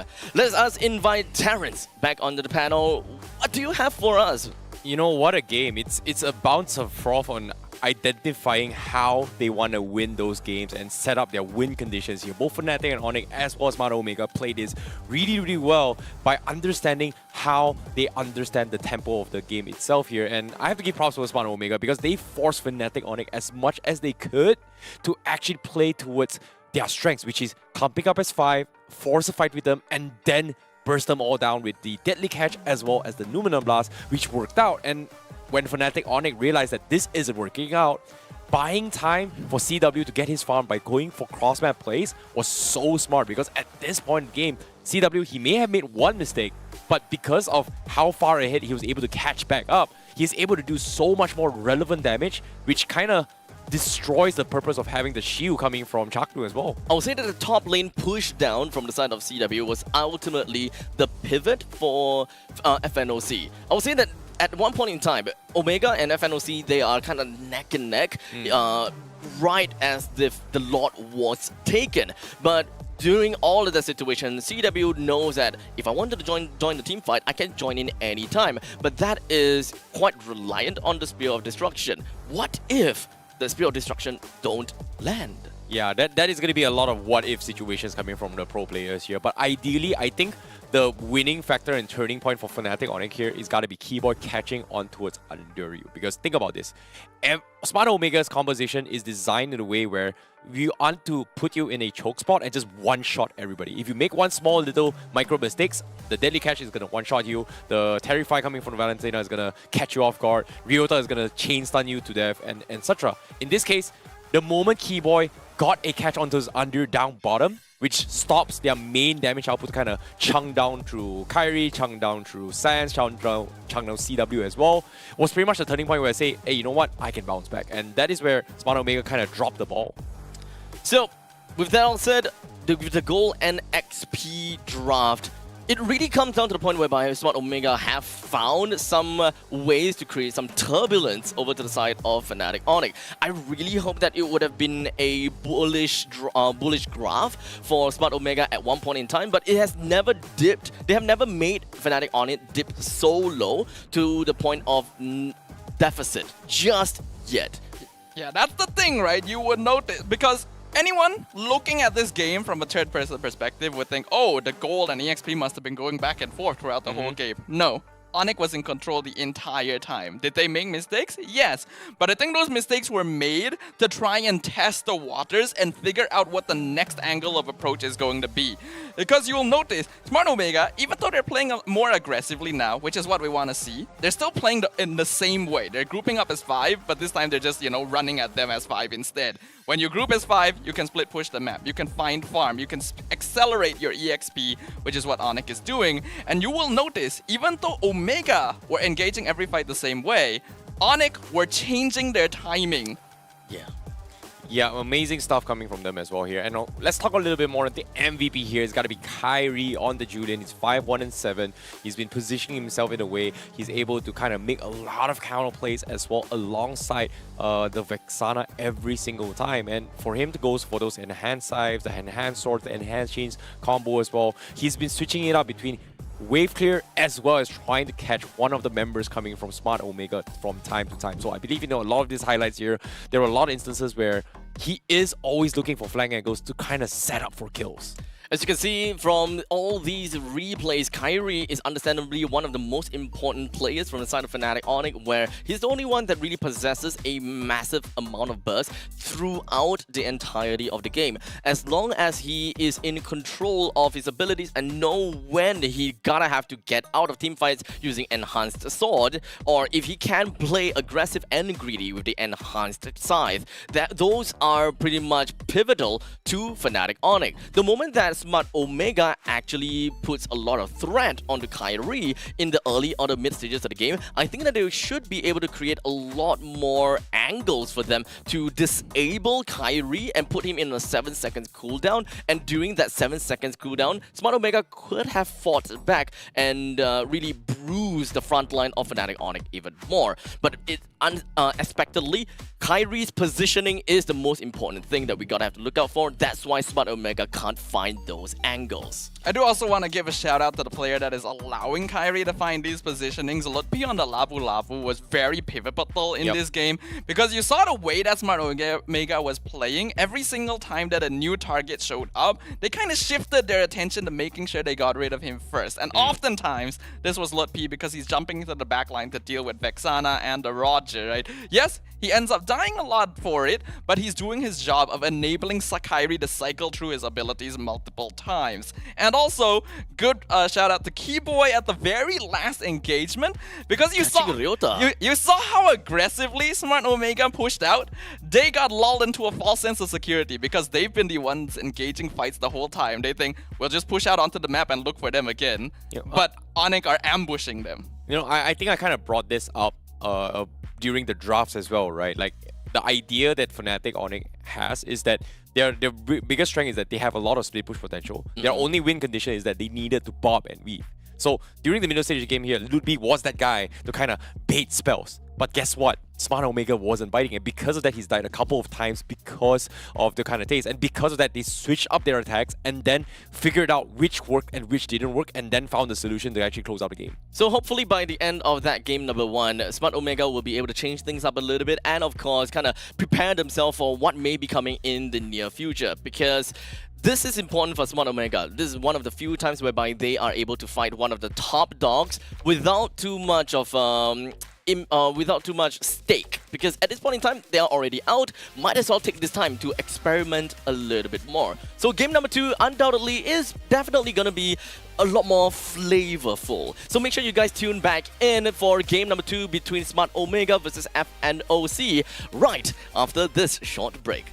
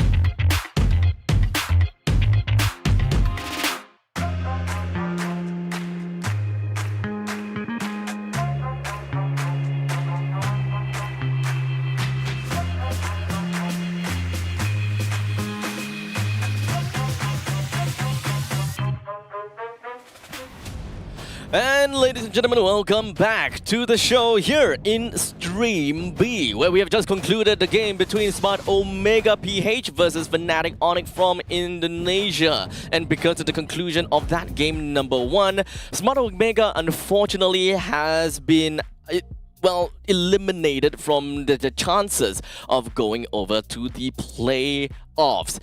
Fnatic Onyx, the Porcupine, have pretty much pricked out this Omega team. Oh boy, this is gonna be I would say a very, very good improvement for me for Smart Omega. But their chances of making it to playoffs is gonna be a little bit difficult here. And as you can see, I think 3 of us here, for once, we're all united. You know, just predicting 2-0s all the way for Fnatic Onyx. You know, there is a theme for today. What? And the theme is a 2-0 theme for Stream B. Ooh. At least for me, that is my prediction. That is the reason why I'm wearing these socks. Donut socks. Donuts. Oh, we can't actually see it because our predictions are blocking it. Oh yeah, don't worry. You guys will see Yeah, you guys that will see donut that in a short little bit. Yeah, you gotta put it higher. I gotta pull it Hey, higher. there we go. There we go. Hey. Hey. Oh. Camera, go to abstract So many real quick. O's. So many O's.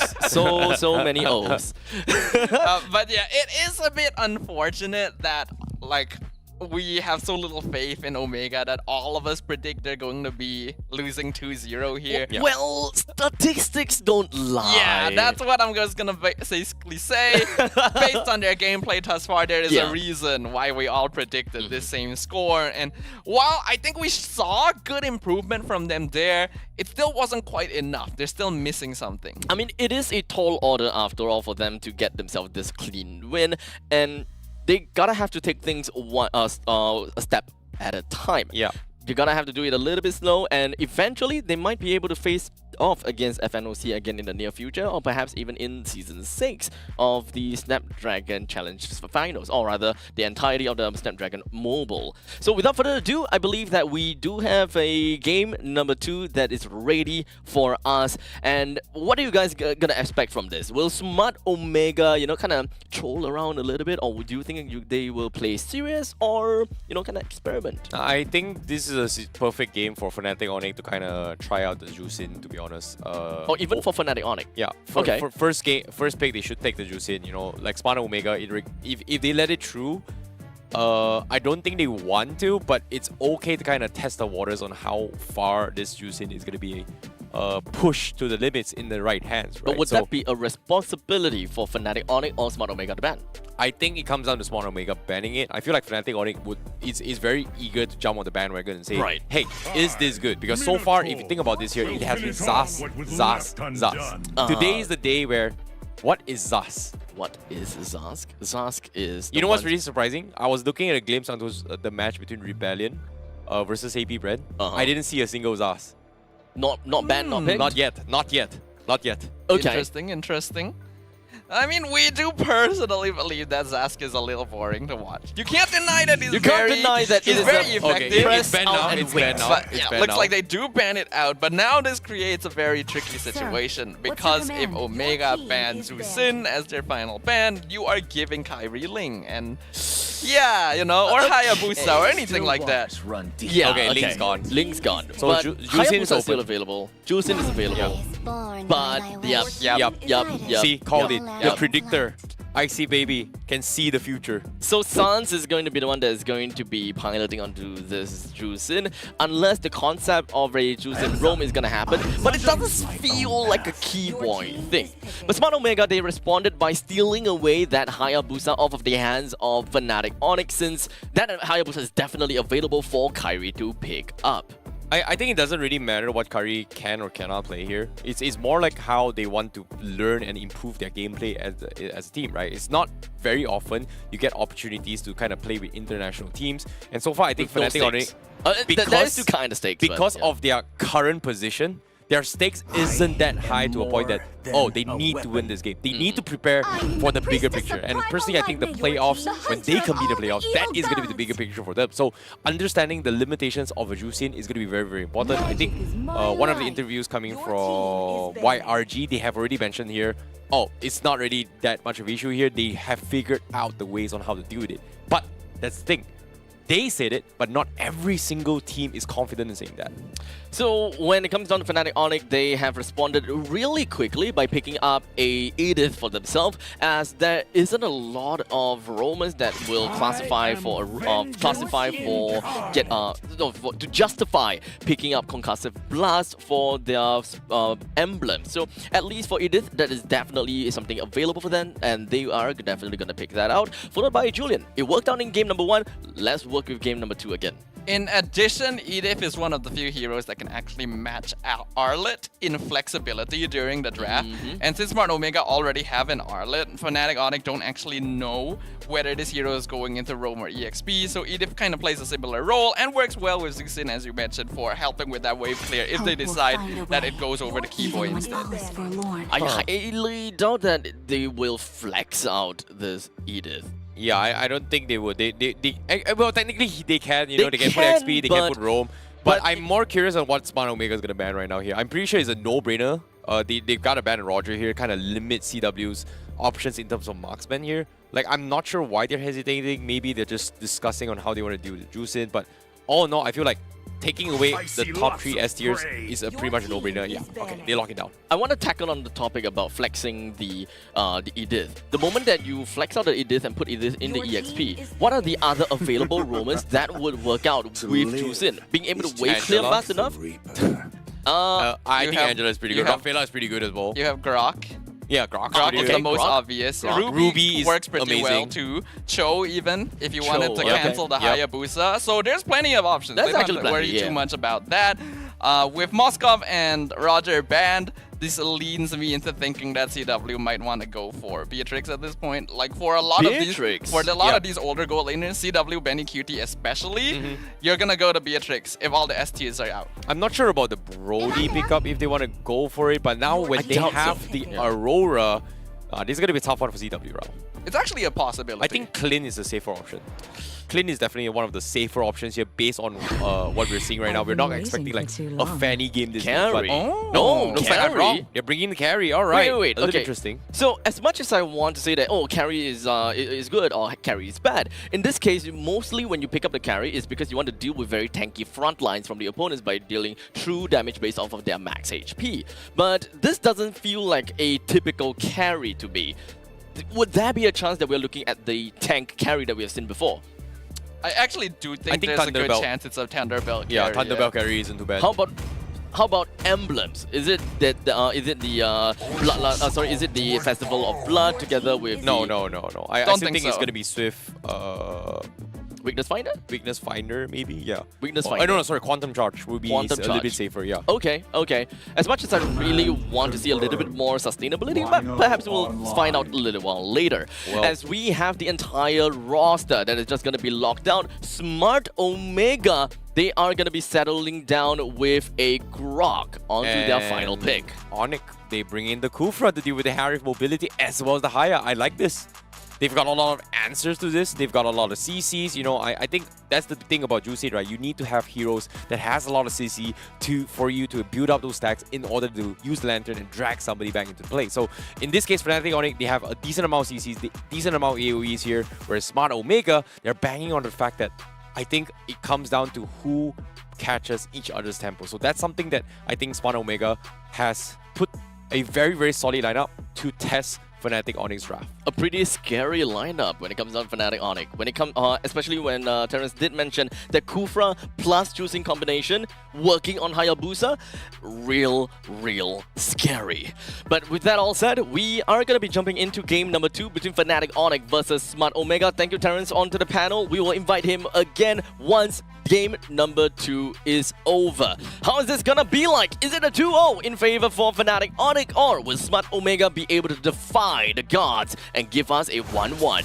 I guess we'll find out, won't we, ladies and gentlemen? Game number 2, Onyx currently 1 game up on Smart Omega. Considering that Omega is already officially eliminated from the competition, there are no longer any stakes in this game for them, and it is a chance for them to just bring something out for the sake of pride.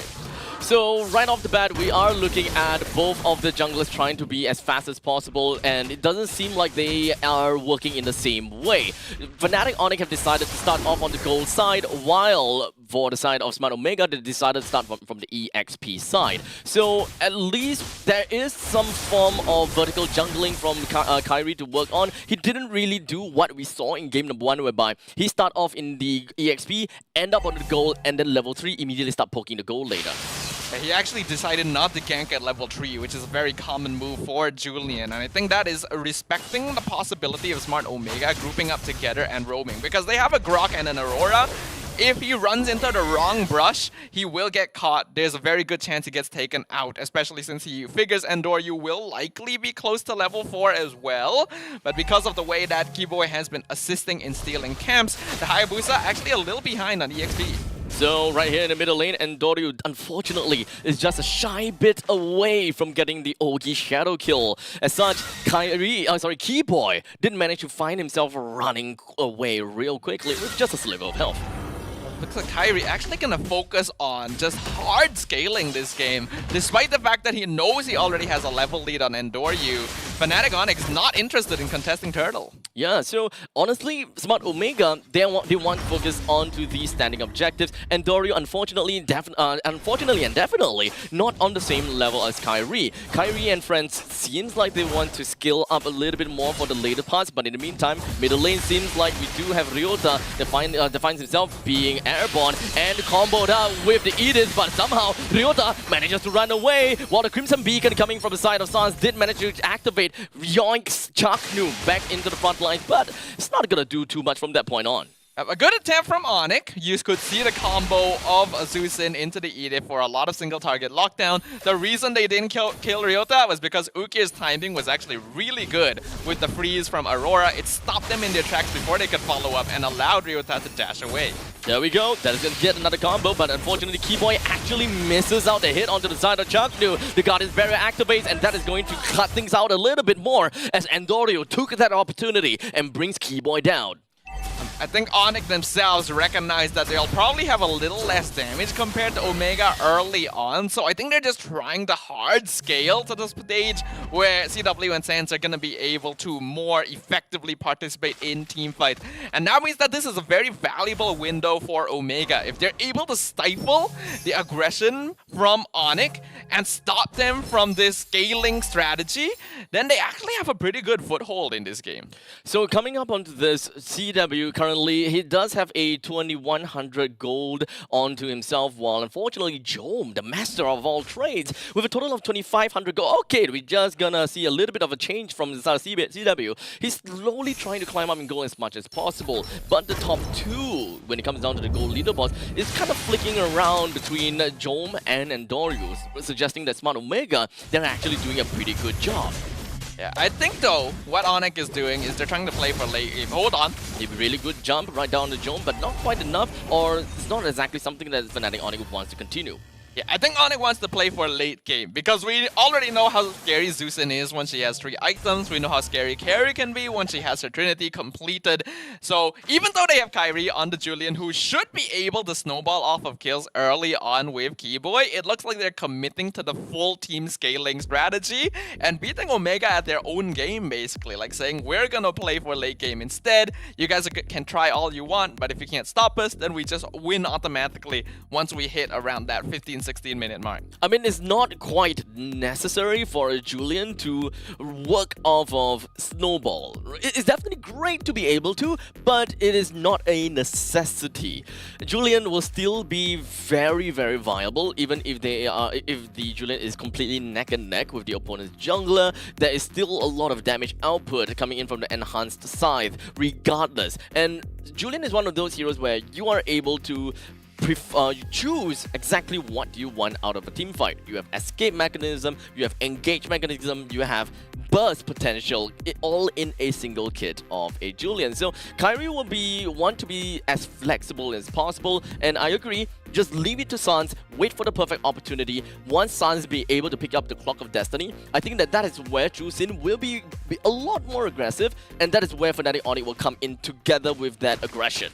Well, looks like we're back. Very nice. And thank you once again to our marshals for resolving things so quickly. Well, the Tyrant's Rage did manage to land onto Ukir, forces Ukir to actually work with the... Oh, it kind of seems as though it was the crown, but it's not gonna be the case. We do have Ukir joining back in the team fight once again, being able to get a kill on the Suns. Lutfi, the next one down. The key boy jumps in, Tyrant's Revenge, lands on top of the Andoryu. Kyrie took the opportunity and brings him down. The turtle will now be slain by the hands of Kyrie. And now Fnatic Onyx really happy with the results. They have only lost Sans as well as Lutfi for quite a bit of a favor. We can actually, I feel like that last sequence is, oh wow, it's not over. Yeah, Kyrie still want to be aggressive on Ukir, but Ukir still within the heart of the turret and right under the nose of it. This is gonna be safe and sound for now.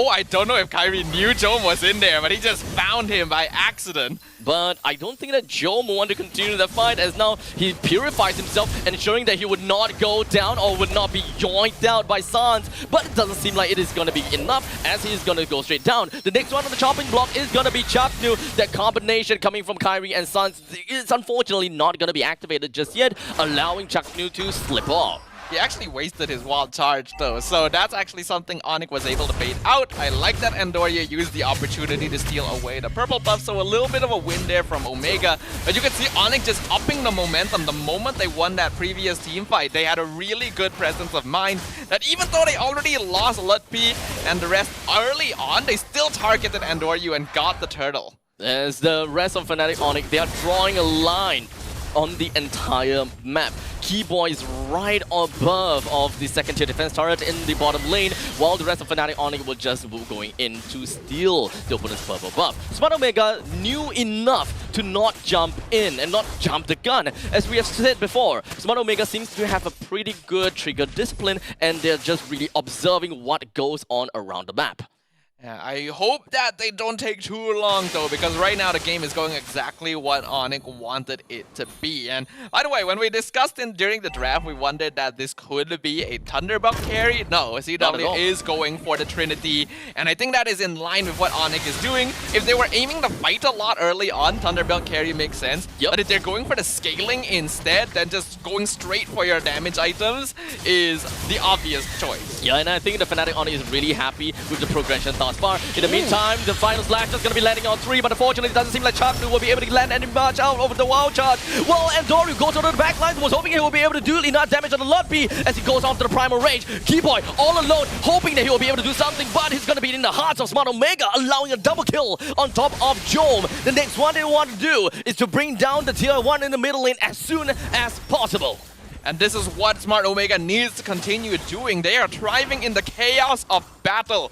If they're able to just run down Onyx at this stage, Onyx, who is committed for a scaling playstyle, is not going to be able to quite respond in kind. A lot of that thanks to Ukir controlling the front lines and making sure that Onyx is being punished for walking too far in front. I think Lutfi is still doing a great job. He was on top of Andoryu that entire fight, and that is why Kyrie was still able to get the turtle despite the disadvantage, but it cost him his life. So Omega actually evening up the odds right now. Net worth difference basically 0. Yeah, there is almost nothing at all. So Smart Omega came into that fight pretty effectively with Keyboy and Kyrie down. They are definitely working their way into something a little bit of a bigger scale of things later on. But what exactly will Smart Omega do right now? Because they managed to take down the T1 in the middle lane and the top lane. The bottom lane still is a little bit of a threat, because as you can see, Smart Omega lost T1 and T2 in the bottom lane. They're gonna have to really watch out for any potential split push from the side of Fnatic Onyx.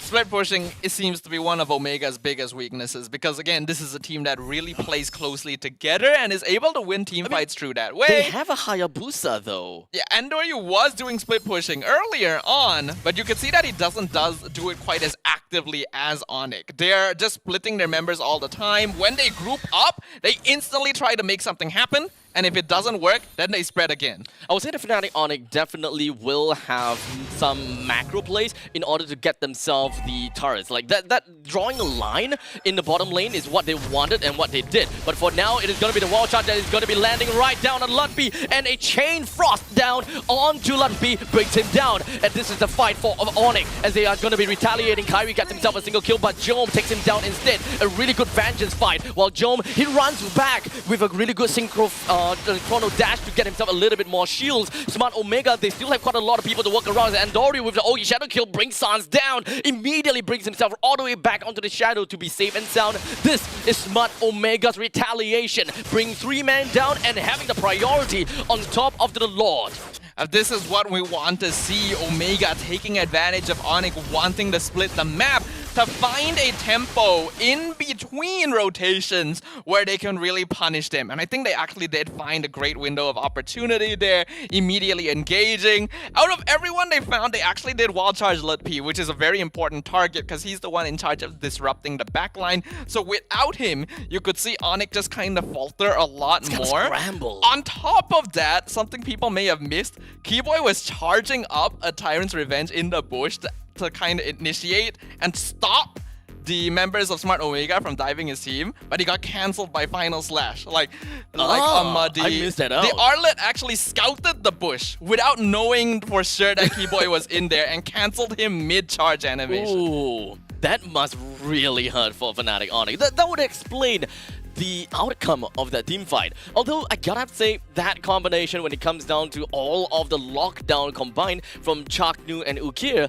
Lutfi actually have got no way of retaliating. Like, he's just rooted down, he's stunned all the way, he's frozen down to the core. There's no fighting back. It's not a lot you can do because like as an EDIF, you usually soak a bit of damage, then you go into your ult mode and then you dish out that damage back. But this hero is actually weak to being heavily locked down because if you can't ult, you really don't do all that much. And he only has a Thunderbelt right now. So not a lot of defensive items to survive an onslaught like that. Yeah, he's still half building his items. He does have a robe as well as a the half item of Dom Ice. So he's kind of working his way on, just kind of double dipping his toes. So it will take some time before he will be able to get some full item. As I believe that we can get some value out of Terrence because we are already 10 minutes into this game. So Terrence, what do you have for us? You know, I think it comes down to win conditions, right? Like Smart Omega, they have a very solid trump positions and I feel like they're playing around Uki really well because of this Aurora pickup. And a lot of people kind of anticipated in this current patch as well. Hey, Zas. You know, it's either Zas, Vexana, Valentina. Aurora is one of those very underrated one because of the fact on how spammable its spells are. And it's not the type of spells where, oh, it's just a Novaria first skill. Oh, it's just a casual Farsa stun. It doesn't really hurt that much. But in Aurora's case, those setups are very life-threatening to a point where if you get hit by one of it, you will think it's like nothing. But if you stack it over time, it is a bigger setup for your teammates to kind of whittle you down because it's a very strong peel tool. And I think in Smart Omega's case, they're utilizing it very much more better compared to Sans, who's currently in a situation where you have this Juicine. Hey, I'm dropping my lanterns. Great. Is it life-threatening? Not really. You know, even Jome as well, he was able to time the purifies a couple of times to kind of dodge lantern, like 9 seconds here at the last tick before the lift. He purifies it away, cancels out the lift, and then resets the entire stack for Sun. So I think so far, a lot of teams have struggled with Zusin in a sense where if you're snowballing, great, amazing hero. But if you're not on the 50-50, you do need that Brute Force Bracelet as a third item or maybe even a third to fourth item power spike before you see the full effects of this Juicin. And so far, Sans has not even close to those timings yet. And even his third item progression, he's not even going for the Brute Force Bracelet. What is he actually going for? He actually went for the Blood Wings. He does have he does have a Clock of Destiny He's got a Clock and Blood Wings. Blood Wings too. Not too sure if he intends to go for Brute Force Breastplate as he's tanky now. He's pretty tanky, so... It's enough, but you usually need that third item before Zeusin really becomes the hero that you can never run away from. So I think it's very good that Omega has decided, all right, we gotta play for this timing, we gotta rush them down, and they're able to punish because what Terrence highlighted about the Aurora is actually correct. I do feel like them playing around Ukir has been the main point of what's been allowing them to get this lead. Right. So since we are now back to the game, thank you so much to Terrence for coming in with that interjection. Gives us a really good idea about what we should be looking out for. Namely, it is going to be Ukir. With the Lord that's just going to be marching down middle lane, Fnatic Oni have got quite a bit to work with. As we now have got the final slash landing right down onto Lutfi. Again, when it comes down to the Frigid Frost, making sure that he will not be able to retaliate or do anything at all. Keyboy, unfortunately, is going to be the next one onto the chopping block. Smart Omega doing an amazing job thus far before it even lands onto the inhibitor turret. Smart Omega have already taken 2. They're coming in with vengeance right here. Onyx have done a good job. They've cleared out the Lord, so they only take a little bit of damage on their inhibitor, but Omega is just pushing it. There's still the holy defense, as now all of the creeps is just going to be wiped out already. Smart Omega, they are working on a counter-strafing kind of game, and they still manage to take out more kills onto Kairi and CW. This is probably the best that Smart Omega have looked thus far, and they seem a lot more confident with the way that they're executing their team fights. Perhaps the pressure of no longer having to play to claim a spot in the playoffs is lifting a bit of a weight off their minds, because you're seeing the way that they're taking these fights is really good. They have players diving in the backline, taking control, causing disruption. Again, Ukir being a very important role, because Lutfi is not getting to do the typical Edith thing. He's just getting bursted the moment the fight starts. And that means that this hero kind of amounts to nothing. It's kind of scary what a Aurora can really bring onto the table. To whoever just kind of looking at Edith and finds that Edith is really annoying, or in fact, any annoying tank per se, Aurora comes in real clutch to really just disable that one frontliner. Smart Omega is working out this front to back very darn effectively. What Onyx will need to do now is, again, adapt and change their positioning. The reason why Lutfi is always getting bursted at the start of the fight is the way that Kufra works is that he actually waits a bit. Hold on. Yep, he waits a bit and he lands. As now, he did manage to get a really nice lockdown to Chaknu, but Chaknu flickers away. And they is barely alive. Fnatic Onyx used quite a bit just to get him down, but it's not too big of a deal, as the Lord will be back in only 10 seconds, which will take some time for Fnatic Onyx to get their ultimates back. Yeah, CW are gonna need to wait until I think he's full items before he can really burst down a player like Chaknu. If it's anyone else, I think he'd be able to get rid of them there, but the Grok actually is pretty tanky at this stage, even having that Dominance Ice to slow down CW's damage overall. So Keyboy in the action, lands on the Chaknu, but it's not gonna be a motivation to start a fight. Yeah, I think that is why Smart Omega, they want to be the ones in control of the fight, and Onyx doesn't want to force a situation when they know they're already behind in farm. So a bit of a gentleman's agreement there to back off. Oh, Sans gets himself running backwards with the Crimson Beacon. Lutfi manages to land a pretty nice Earth Shatter, just disengaging for the entirety of Fnatic Onyx. But now they found us a little bit of opportunity while really whittling down the HP of Chaknu. So the quick little Conceal gets himself running away. The Lord priority ultimately will go over to the side of Fnatic Onyx for now. That was very dangerous positioning by Sans right there. We know that Zeusin can eat some damage, but he came dangerously close to being picked off. So Onyx actually followed up on that well by punishing Omega for diving into the jungle to try and finish off the Zeusin. No casualties though, so we end up being reset 2-0 and maybe dealing with a bit of a Lord dance here. And I also have to note, Sans' third item is a glowing wand. It is not a brute force breastplate, so he's actually not very tanky. I would say that with the Blood Wings, it allows him to be relatively tanky already. So I would say give and take, right? You kind of change it away, change the brute force breastplate away for a Blood Wings. You constantly get yourself the amount of shields, which allows you as a Juicin to play poke. So when you poke the opponents, they poke back, you have your shields, and once your shield is depleted, you join back to the fight, you join back to poke later, you get back those shields. It's essentially some form of renewable health. Yeah, I can see where you're coming from. I mean, that is the reason why we see Bloodwings being used by so many different heroes nowadays. It's just such an efficient item overall. But because of the way Zusin works, you do typically want to also have that Brute Force breastplate. Because that is the point. Crowd control, right? Yeah, that is the point where Zusin is kind of difficult to get rid of. And by going for Glowing Wand instead, it means that he's committing to actually a DPS playstyle, which is understandable but risky. I think that the main reason for the glowing one really is just to deal with Jome. Jome is really darn annoying. I mean, 6:1:3 is the current scoreline. So we are looking at kind of like a front-to-back game from the side of Fnatic Onyx. They deal with the front lines and then eventually onto Jome. They need to eventually be able to ensure that the shield generated by Jome is not going to out-heal the damage potential from Fnatic Onyx. That is true. We have to remember that Necklace of Durance was combined into Glowing Wand, so it does offer those same properties without forcing your opponent to attack you in the same way that Dominance Ice does.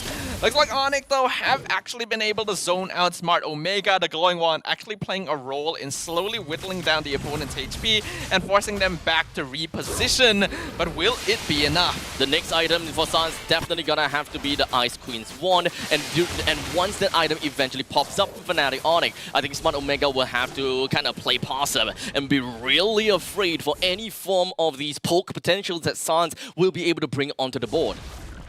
Looks like Onyx going to reset here. Got multiple members going back to regen HP. They're able to do this because you can see from the waves that Onyx have actually set up pushes onto Omega's half of the map. And because they see that their players are going to deal with that, they have a bit of free time to go back and regroup without risk of Omega maybe coming in and blitzing the Lord. There we go. Tyrant's Revenge, Tyrant's Rage, landing right on top of Chaknu. This time, Chaknu is the one that would not be able to do anything, but unfortunately, Lutfi is going to be the next one onto the chopping block. Jome doesn't have a lot of HP left, thus he's just going to work under the beetle to get his HP back. Keyboy flickers himself backwards. Bouncing Ball, he's going to be safe and sound for now.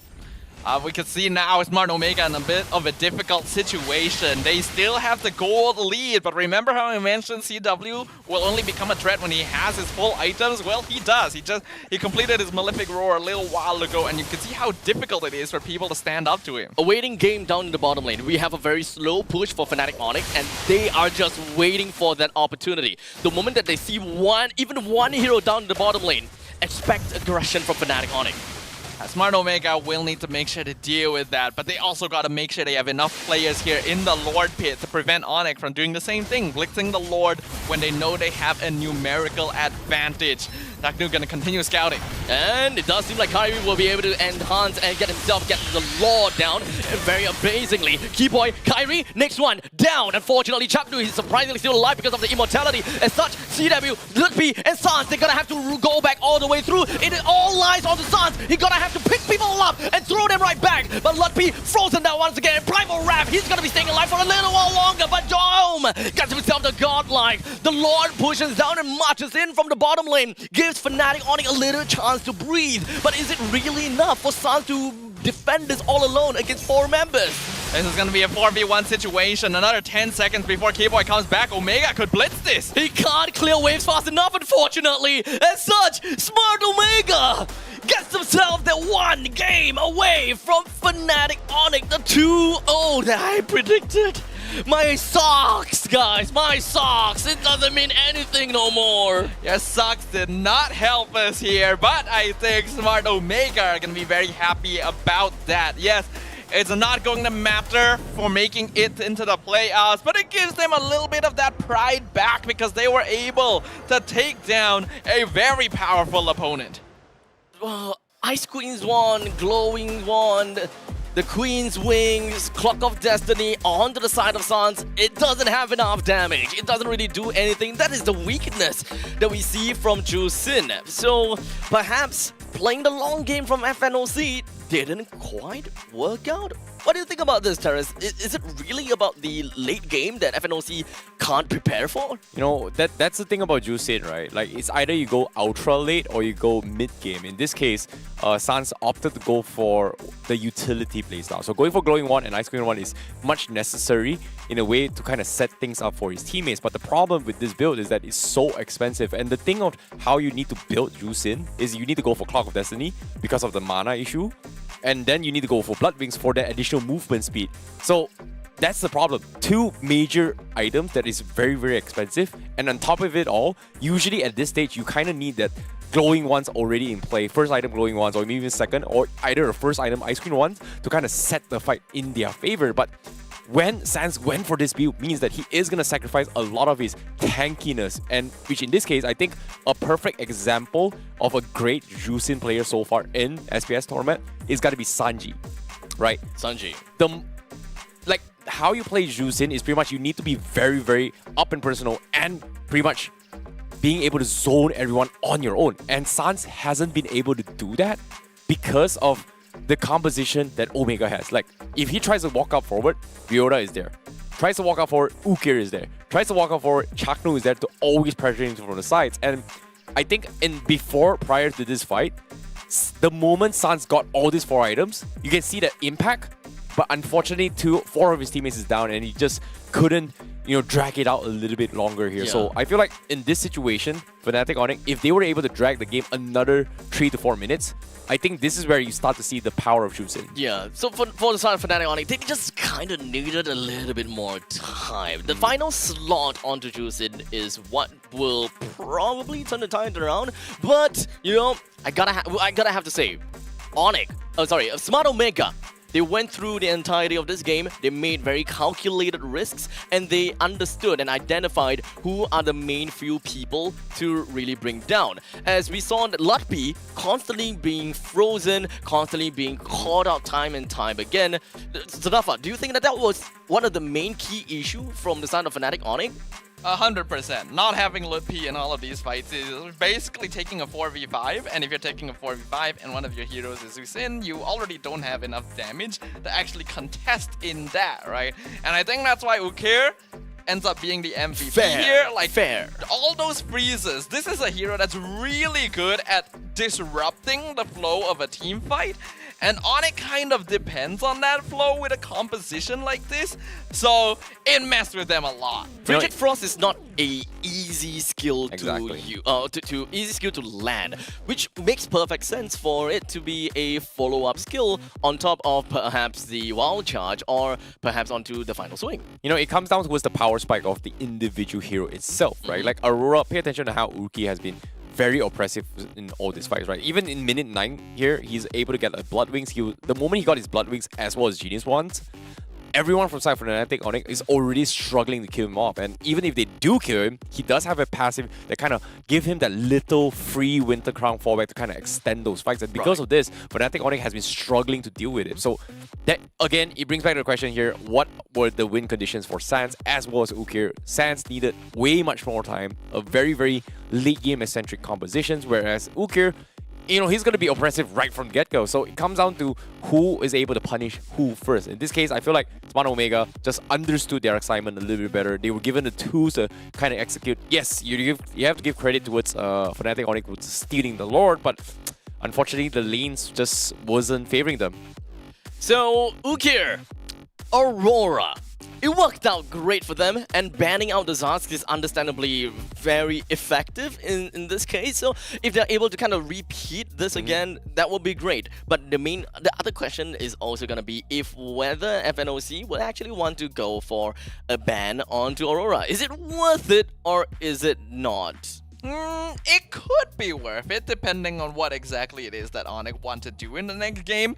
I personally hold the sentiment that Onyx actually were trying to test something out here, because this is a little bit different from what we usually see of them, right? Committing to a full late game scaling composition like this is a bit risky in a meta that really promotes aggressive gameplay. And they could have actually tried to go for stuff with Kyrie on the Julian. Instead, they gave a lot of free time to Omega. Basically, the early game, nothing happened. And that's exactly what Omega wants, right? Yep. This is a team that loves if nothing happens in the early game, because once they have some items, then they can fight 5v5, and that is where they are strongest. I think I made a prediction before the first pick drafts where Fnatic Onyx kind of brought to the table, right? Like they have this win. They can kind of limit test on what they want to do. They got the Jusin, which is great. But what's the problem that Jusin have? lack of damage. And they compensated with a triple mage composition, which I think it was very easy to itemize against from the side of Smart Omega. You've got Oracle on Jom, you've got Athena Show on Chaknu. That pretty much solves a majority of the damage output coming from Fnatic Onyx, whereas the physical part, only CW is got to worry about. And again, early to mid, you're not going to see CBW contribute a lot of damage yet. So again, like Safa said, they are banging on that late game potential. Alright, so with that said, we are going to be jumping into a very short break and just going to clean up the battlefield in the land of Dawn. And until then, we have quite a bit of time, so I believe that we do have quite a little bit of interesting content lined up for you guys. So during that moment in time, make sure you guys preview the footage and enjoy your time. We'll be back again in a short little bit with the final game between Fnatic Onyx versus Smart Omega.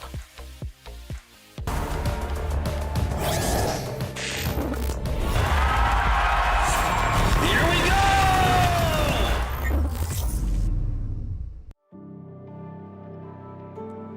Give it up for your Snapdragon Pro Series champions, Team Onyx! Hi, my name is Kairi Rice Del Sol. I'm the jungler for Team Fnatic Onyx. In Jakarta last year, our SPS experience was real fun, and thankfully we got the championship last year. We had a lot of our ups and downs, but every tournament we try our best, and that's what we're gonna do in this tournament. I think personally for me, the only thing that's gonna be different in SPS is the place. And for the team, I think we're still gonna do the same. We're still gonna give our best, like always. After we won the championship, like we had photos with fans. I think that's the only memorable one. I mean, it was already a year, but whenever we play, we always give our best and we're always confident. That's all I can say. A lot of teams are improving right now, like Singapore, Cambodia, Malaysia, and yeah, we still need to fight them with all we got. I think our bracket B right now is very fun. We have the MSC finalist, which is SRG and Bren. So we're very excited to face them again. I think in MSC we just had a little bit of internal problems, which isn't that worst, but also a part of our losing is because our enemy was also unpredictable and they also got strong. I think in all tournament like SPS, where I see all teams as equals because all of us deserves to be here. Our one and only goal is to win the championship. Hello to all of the fans of Fnatic Onyx. I thank you so much and we hope you guys support us in all our tournaments.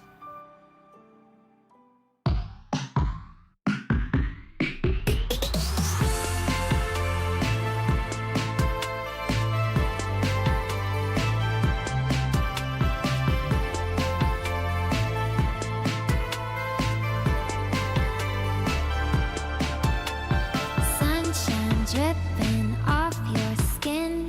I just wanna take it in. Magic shimmers in your eyes. Can't look away, 'cause it's so nice. Give me all that sunshine, put it in my heart. I love the way you are. Give me all that sunshine, put it in the sky. I love the way you shine. It's better with you. Better with you. Better with you. It's better, it's better, it's better, it's better. It's better with you. It's better with you. Better with you. Better with you. It's better, it's better.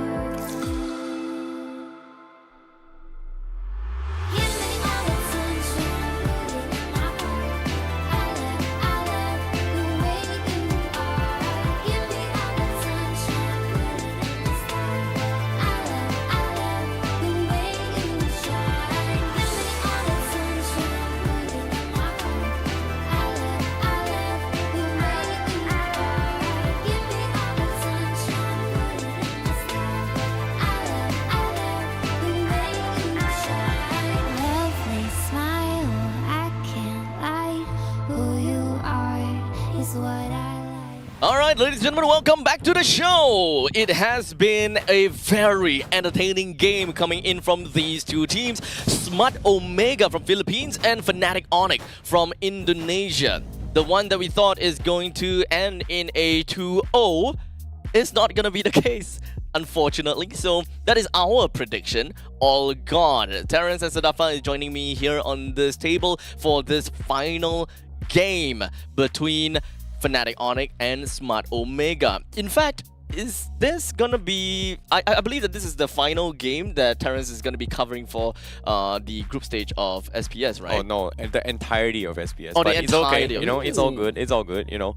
I feel like this is a perfect time to kind of talk about the ideas that's going around Smart Omega and Fnatic Onyx.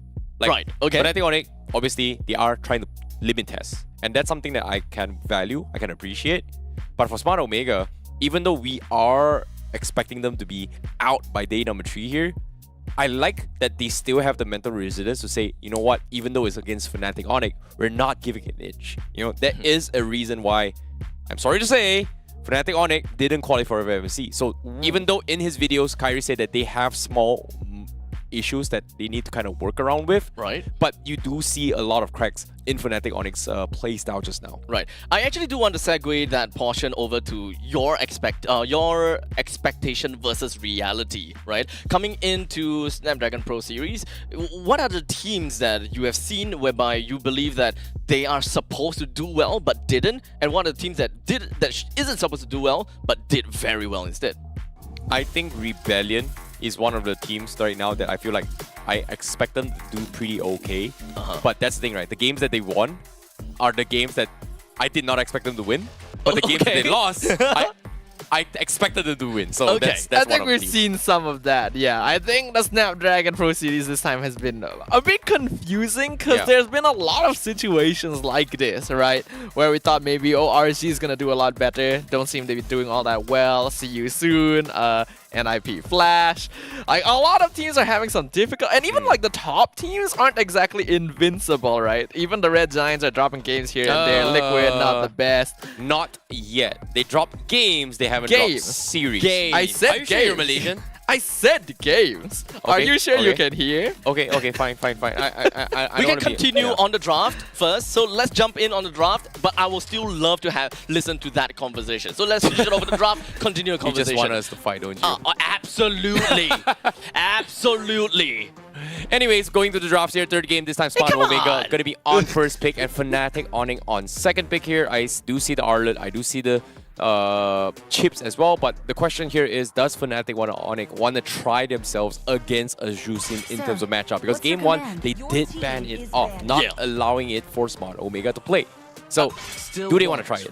I think that at one point, I think Fnatic Onyx will do the same thing. It's kind of going back to the Red side, where they would just ban Jusin for their last pick, especially since this task has been taken out.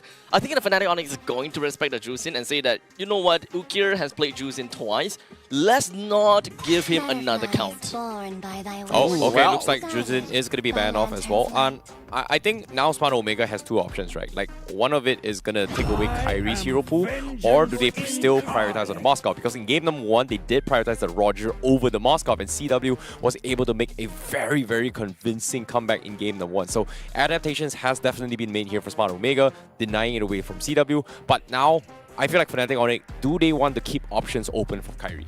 That's going to be something, because they have picked Julian 2 games in a row. That's true. Do they want to give him the higher booster now as a priority? Do they want to give him maybe even Lancelot to a certain degree? Nah, no reason to go Lance if you still have Julian It's and Kyrie Hayabusa. Lancelot, man.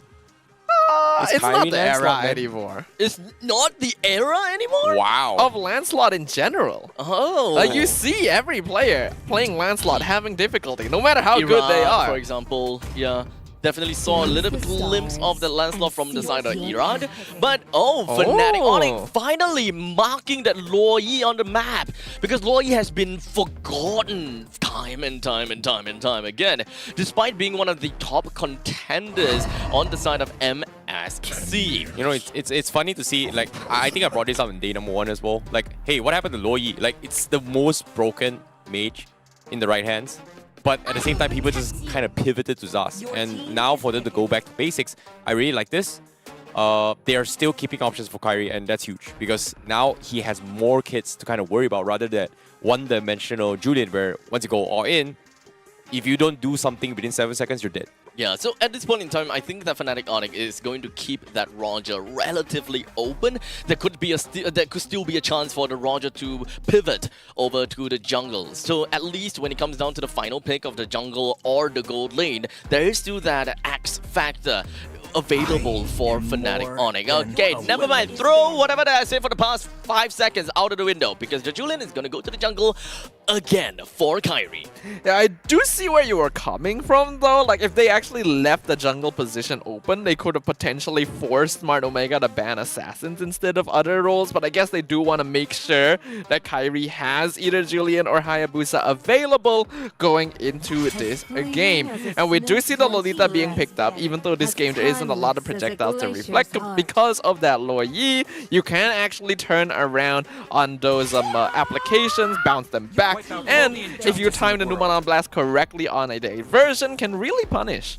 I think now Fnatic Onyx needs a very, very strong frontliner or a very oppressive one to kind of join in the fights, right? You look at this, Julian, Roger, these are very, very divey compositions here as well. You can dive the backlines, kind of catch the Lolita. They need somebody who's going to be in the backlines. I wouldn't be surprised to see the Lapu Lapu again, but I don't think it's that big of issues for Smart Omega. But Ruby is something that they have to worry about. Now, there's another thing that they should worry about. Aurora. And I love to see that fact because Fnatic Onyx respected that. Went for the second phase ban onto the Aurora and Vexana. So with these two heroes out of the window along with Jusin, what is that mage hero that we want to see from the side of Smart Omega? It does make things a little bit more difficult because a lot of the AoE options have been just taken off the table. I actually thought that we were going to see Omega pick Aurora as a third pick. I didn't really feel like Lolita needed to be prioritized so early on. So I do hope they have something in the back pocket. I like how I called the Ruby. This is good. But I feel like Faramis usually should be a go-to for Smart Omega. But based on this composition that Fnatic Onyx has, I don't think Faramis is that great against this composition. It's possible, actually. It's not that great. How about Valentina? Yeah, I think Valentina is much safer for Smart Omega rather than going for the Faramis. But I'm more concerned on who they're going to be playing on the jungle role here because right now, they didn't really focus too much on his jungle role. So he does have a lot more options. He can still go for the Hayabusa, which I think is very, very popular now. Again, but no, they don't go for it. They go for the Novaria instead. So slows, increasing hitbox, and it allows opening for up the the map double for diversion. But no, they go back to basics. Baxia. I like this. You like this? Yeah, I actually like this. Damage though. I do worry because I worry. This is kind of Omega going back to the triple frontline lineup where like they're literally the only team that consistently plays a triple frontline lineup and it has kind of been on and off for them. Okay, hear me out. So the reason why they're going for this triple composition is not because they are looking to win fights. They're looking to buy time knowing that Loi is always going to out-macro you in terms of mobility. So instead of committing to the fight, they're hoping that this tanky compositions doesn't give free kills whenever the divergence kind of sets up an ambush here. So I get where Smart Omega is going here. But again, they are going to lack a lot of damage. In most situations, I would agree with that. But right now, my main problem would be triple front line. You don't have a mage that is consistent. Yeah, agreed. Star Shatter, the moment you miss that Star Shatter, you lost already a lot of damage. And the fact that your triple front line doesn't have a lot of damage, you miss one Star Shatter, you know you're gonna have to go back because you can't rely onto a Moskov in the early or mid game. Yeah, I can see where you're going at as well here. That just kind of shifts the focus on who is going to be carrying the weight and the burden to kind of carry through the game. And in this case, Smart Omega is going to be up to Enduryu with the Baxia to kind of set the tempo for the team. Get very, very oppressive in early game as well. Deal with the spell vamps from Kyrie. Deal with the spell vamps from CC. Deal with the spell vamps coming from Ruby on his innate ability. So it is going to be a lot of weight onto his Enduryu here for Smart Omega to kind of push them through towards this game. All right, thank you so much over to Terrence as we are going to be moving on to the final game of the series between Smart Omega and Fnatic Onyx. Now, I didn't really get the chance to really ask Sadafa about his idea of the lineup of Smart Omega, but now's the time. I share similar sentiments to you, Abstract. The lack of damage is very concerning. Kibo is playing very aggro here on a hero that Orden... Oh, Wait, he stole it! No way! Oh, no! Oh, no!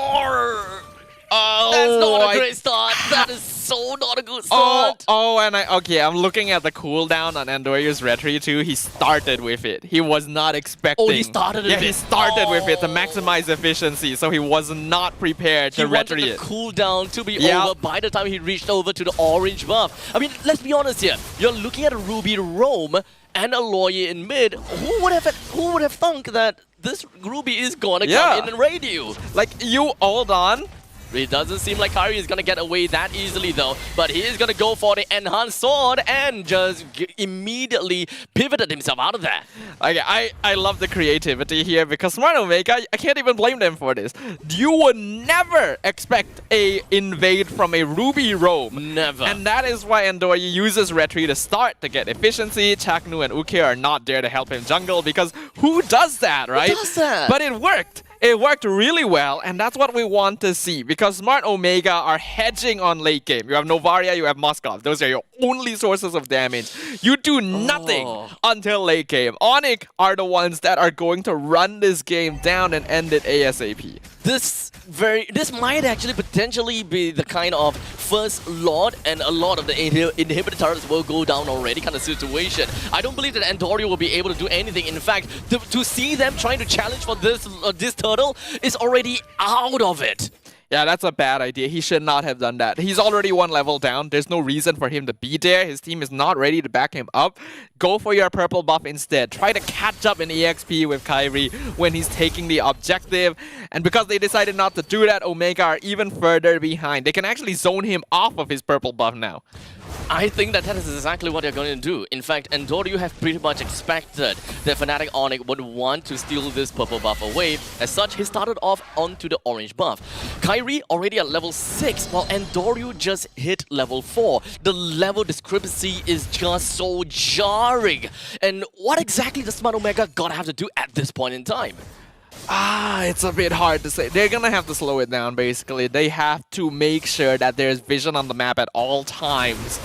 Because they just don't really have the tools to actually directly fight Onyx right now. That's why I don't like this draft. Onyx can run into their jungle with impunity because they've already created an EXP gap against the most dangerous early game opponent being Andoriu. And by the way, Kyrie actually left the small purple buff too. Oh, so like, you see that icon on the bottom? Yeah, it shows it's delaying the respawn. And you gotta have to really kill it before it respawns out. But in the meantime, it does seem like Smart Omega really wanted this kill on the side of Keyboy. So at least they did manage to find a little bit of a consolation for their early game by taking Keyboy out. And that is good, but I worry if it's gonna be good enough. Not I think enough. like Jom getting the last hit on that was very, very crucial. Ryota now up in the top lane finds himself taken down as well. So Fnatic Onyx is definitely on a charge, while Smart Omega is kind of on a kind of wild goose chase.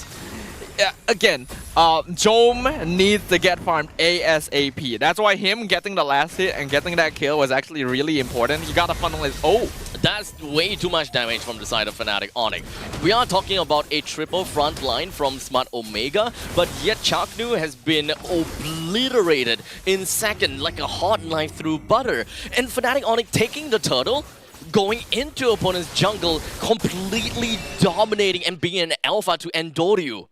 I think Omega are on the receiving end of realizing why we don't play tank junglers anymore. You have 3 front lines, doesn't matter. If you have enough damage, they just melt anyway, and that is exactly what Onyx is doing. The Drill of Destruction lands right on top of Sans, but it doesn't seem like that is going to be too big for them as the diversion allows Sans to run away. But the next one going to be on the chopping block is going to be Kyrie as the Nominal Blast lands right on top of him. Ryota actually have decided to go for a flicker penalty zone onto absolutely no one, unfortunately. So that is some resources used. Yeah, I don't know what that was from Ryota. That felt like a mess. But Onyx also made a lot of mistakes here. I think it's continuing.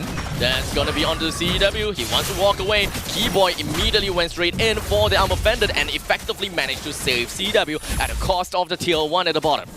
Yeah, Omega is still gonna be stronger in a direct 5v5 situation because yes, you can melt tanks nowadays, but you still gotta put a little bit of elbow grease into it.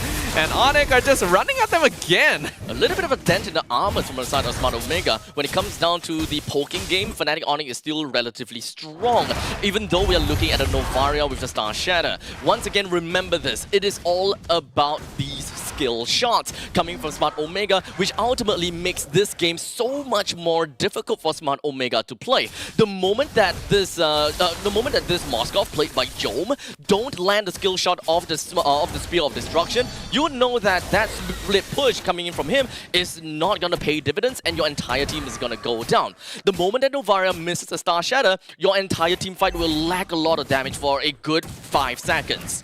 Mind you as well, even though Onyx did end up making mistakes and giving over unnecessary kills, they still have a 3k net worth advantage, and it's actually growing. Because if you pay close enough attention, you will realize that Onyx is farming 75% of the map. When Omega has this many frontline tanks that need to be in fights and a tendency to want to roam together before taking a fight, they're not farming efficiently. The only player that is actually scaling is Jome. There we go, Divergent coming from Fnatic Onyx. It does seem like the Star Shot is not going to land. Ryota with the penalty zone did manage to land on the one, but unfortunately that is going to be the Ammo Fender landing on Ryota. He's actually tanking and taking a lot of hits. He's still alive though, and Doryu runs in, round to Kyrie, brings him down. Ryota flickers backwards. He's going to be safe and sound for now. The rest of the members for the side of Fnatic Onyx just going to be hiding themselves right within of this square, while CW runs right in, leaps in, but it doesn't seem like that is going to be enough to kill anyone from the side of Smart Omega. This game is messy, man. Like, I am seeing a lot of mechanical mistakes from players that really should not be making them. The fact that Chaknu flickered forward with the Numenon Blast to actually end up missing everyone is... Yes, he flickered forward to slot himself really nicely between all the members of Fnatic Onyx and didn't actually land on anyone. And you would think that Onyx should be able to punish that, but I also feel like Kyrie needs a little bit... Like, either he's lacking practice on Julian or he's tired. Because he's diving in way too much. Well, speaking of diving, Andoryu jumps right in and of course chained it with the Dominant Blast and chained it up top with the penalty zone. That is CW that's going to be the first person taken down. Fnatic Onyx runs right in and runs right back, right underneath the turret's nose. They're going to be safe and sound at least for now after realizing, yeah, we lost CW, we can't take this fight. This is weird, man. This is very weird. Onyx should not be losing these engagements. They honestly don't need to be taking them in the first place. You need to be willing to sacrifice people here. Omega's gonna keep running at you. You don't have to do the same. Wait, dude, are they really going to go this fight as well? Never mind, CW is joining in. Would they be having enough damage? Yes! Kyrie comes in from behind, gets a kill down on the Jome, while the Numenon Blast is just gonna be landing. Ryota running all the way back. Lutpi swinging her yo-yo. Gets another one down to the name. And Chaknu all the way in front of the base. He's also gonna be taken down with 3 members down from the side of Smart Omega. This is not a pro game. This is Brawl with 3 lanes. Because that's what it feels like these players are doing. Really scrappy. It is very scrappy. Onyx did manage to punish Omega for pushing too far there, but one wrong move and that could have cost them a lot. I am really surprised at how old on. Very uncharacteristic, but for now, the quick little jump coming in from Boxia's Shield Unity, who jumps in and finds himself sacrificing his life for technically nothing, as he wanted to go for the Lord Steal. So that is 1 Lord lost and Andoryu taken down too. You know, one of the first tips I would give like a hard stuck epic player is to not fight so much. Yeah, they're gonna watch this game and tell me that tip is not worth it, you know? Like, this is... I don't understand what these teams are doing. Like, to be fair, Onyx seems confident enough to take fights, so I'll give them that. Omega needs to chill a little bit sometimes. I'm not too sure. Maybe it's the fact that this game doesn't have any weightage That's why they're just kind of shutting the brains off a little bit and just kind of like, yeah, let's just go with the flow. I don't know about that. It's weighing Would that very be heavily on me. Well, I'm pretty sure that we are going to be seeing stuff transcending into madness in a short little bit. You know what to say, but for the minute at a time, we have Ryota jumping in onto Sans. Sans has been caught time and time again. I don't think that that's looking very good, to be honest. Yeah, but it's fine. He's still able to get out. I think this is the But they can't reason. push. This is the reason why Malloy isn't quite as popular anymore. You get jumped once and you realize you don't really have a way of escaping. But Onyx is gonna be able to continue this siege because Omega's already used some of their resources. Diversion?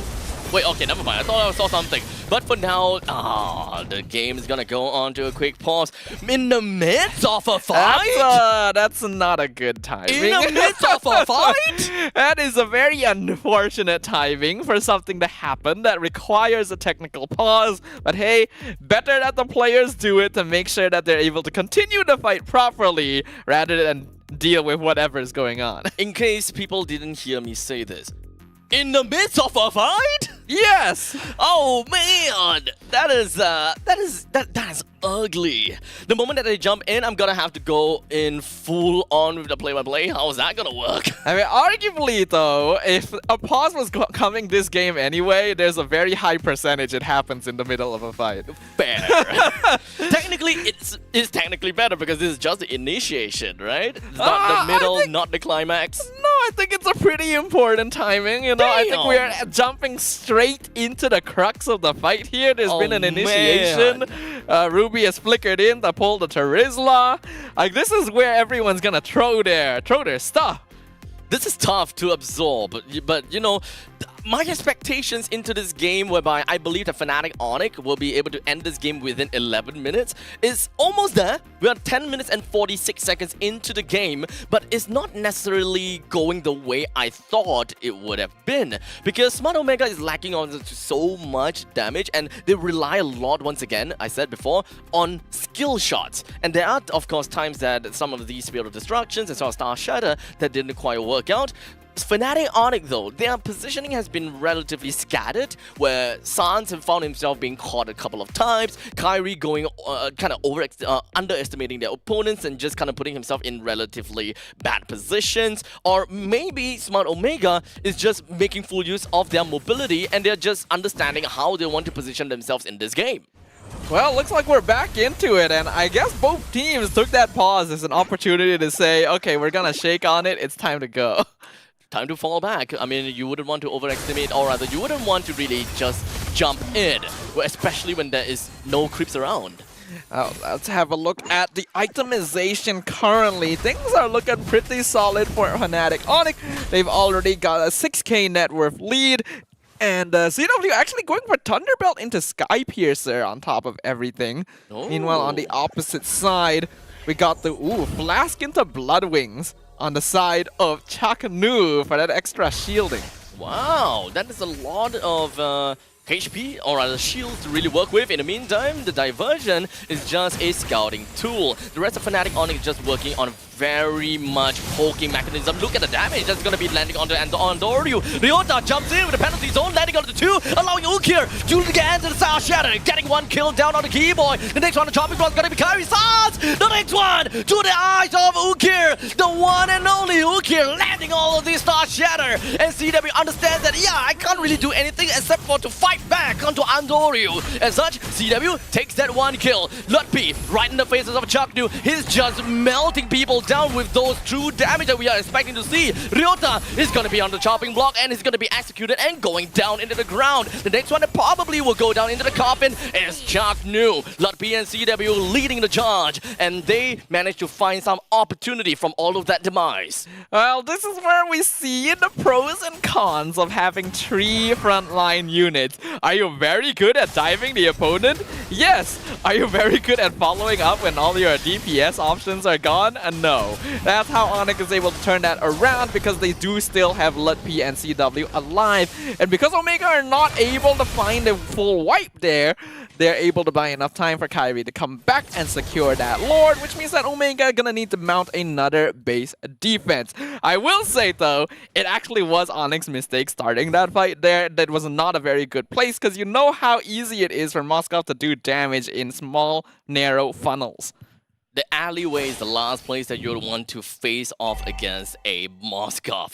But regardless, it seems as though that the fight was actually pretty optimistic for the side of Smart Omega. They really ran it down on the Fnatic Onyx, but I think that they kind of overstayed their welcome or maybe underestimated Fnatic Onyx during that wild goose chase. As such, losing some key players amidst of all of that chaos. Yeah, they were feeling themselves a little bit too much here, and let's see if that punishes them enough to cost the game. Keyboy's looking for something, but he's not really landing anything just yet, as the members from Smart Omega is really respecting that I'm offended. Not quite yet, but at the top, middle, and bottom lane, the inhibitor turret is gonna go straight down. Ryota start things off with the penalty zone, but no one from the side of Smart Omega is going to be following it up because they gotta have to deal with this lot for now. The rest of the members from the side of Fnatic Onyx, especially CW, ran right in and tore everyone into shreds, allowing Fnatic Onyx to take this game for game number 3, allowing them this win of the series.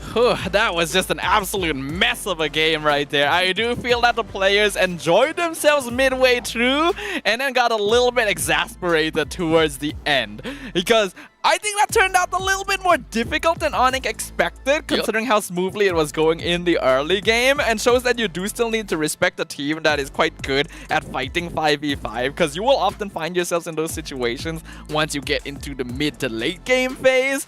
And I think if Omega are able to work on that and polish up some of their weaknesses elsewhere, they have a lot of potential.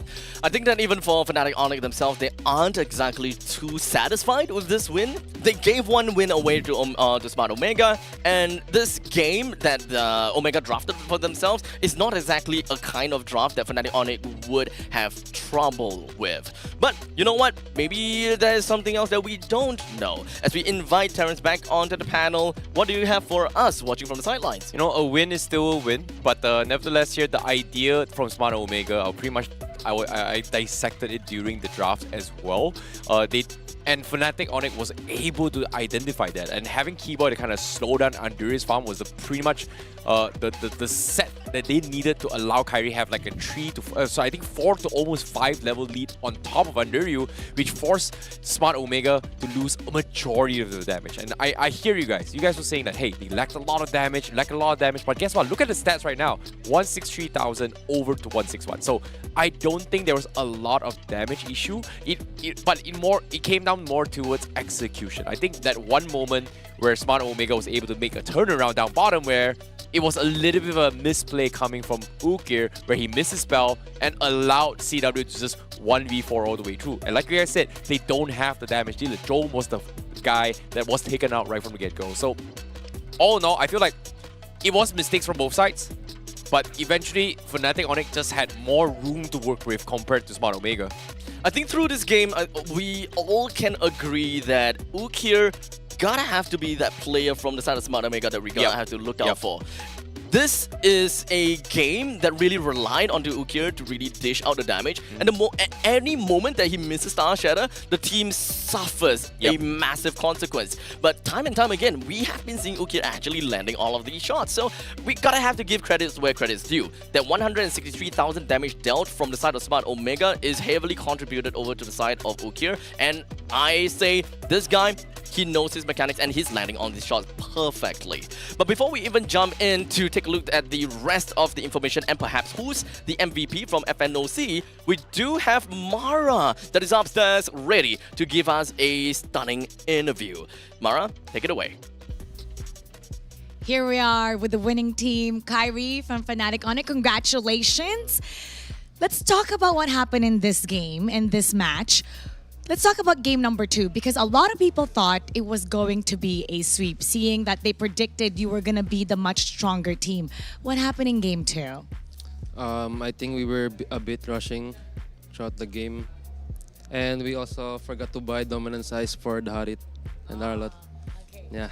Now, thinking about this entire series, were you able to control it the way you wanted to? What was missing here? I think we were, like I said earlier, we were rushing a bit. Like, yeah, like we were trying to find fights that were not ready yet.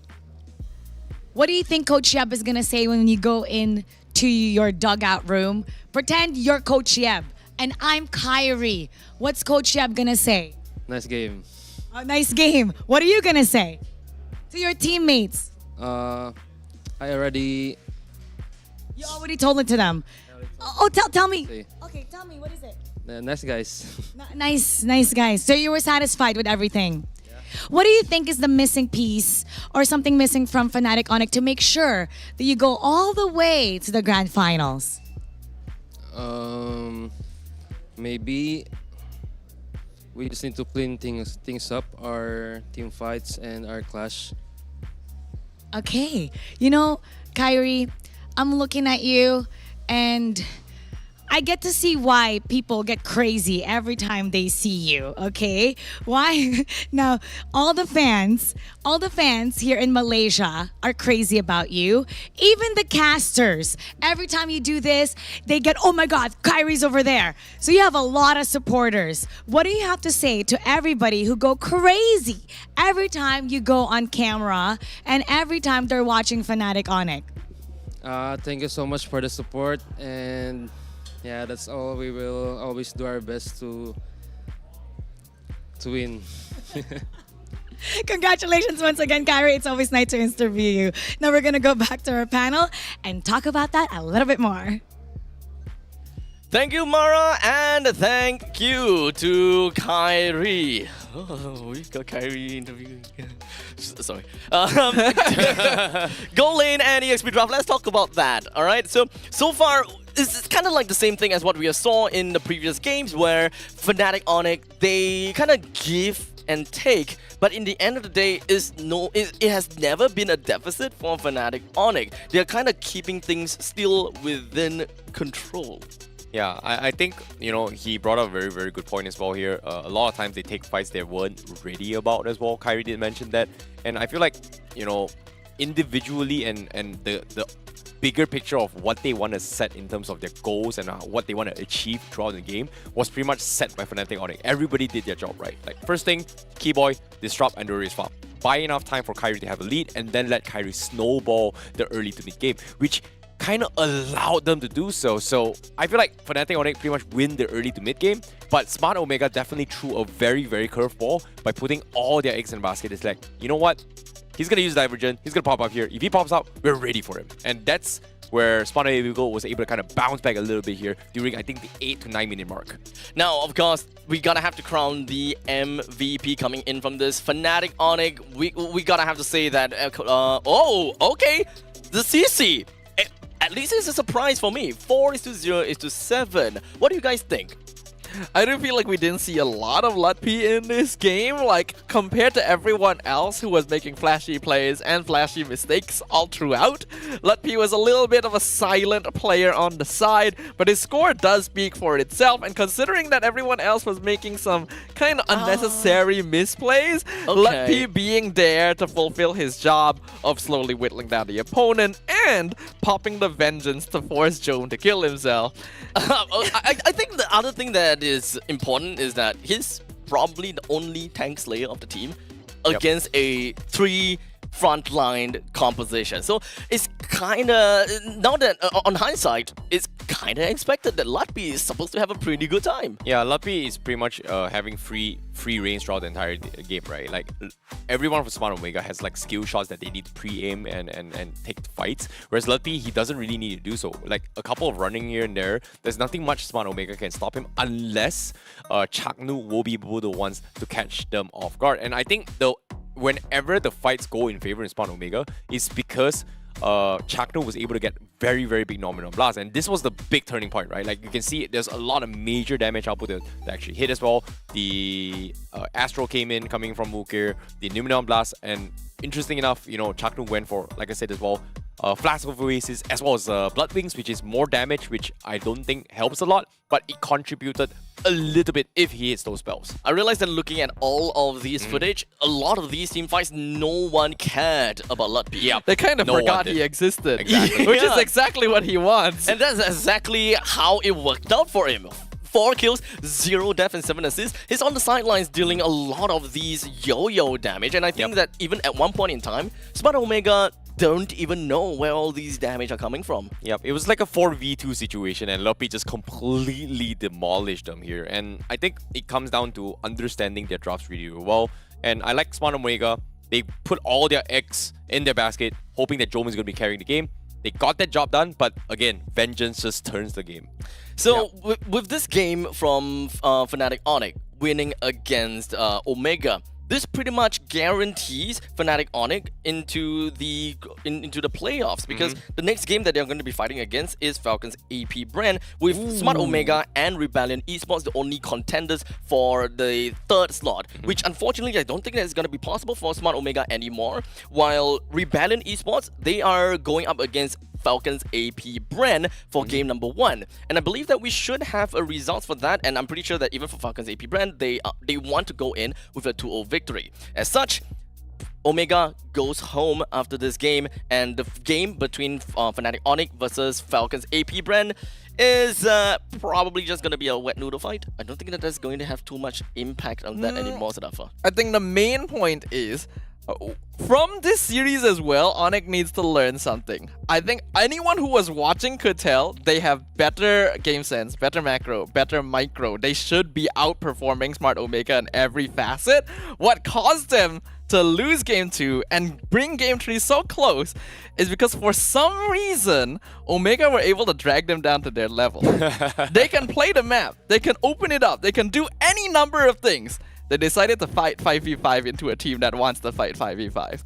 So perhaps we'll be able to watch a little bit more onto Fnatic Onyx versus Falcons AP brand on, of course, the other streams. So really excited for how that is gonna be like. But the conclusion, once again, unfortunately, goodbye to Smart Omega. Hope to see them coming into MPLPH and perhaps in the future. They still have one more game. They still have one more game. I mean, yeah, but they when it don't comes down qualify to for the playoffs. impact, But they will still show up one more time. Yeah, they are going to be fighting against you soon though. So at least we've got that. We still got one more game to at least have fun with, I suppose. It's okay. So we'll see them both soon. They will have see them soon. Very nice reunion. See them soon. But that is going to be the 3rd game, in fact. But the 2nd game, which is the next one that's upcoming, is going to be Team Liquid Philippines versus RSGPH. That is definitely a game that you guys are going to have to look out for. And once again, the game which is the lifeline of RSGPH. So ladies and gentlemen, make sure you guys don't go anywhere. The next series is definitely gonna be spicy, and we're just gonna see you guys after this very short break. Take care.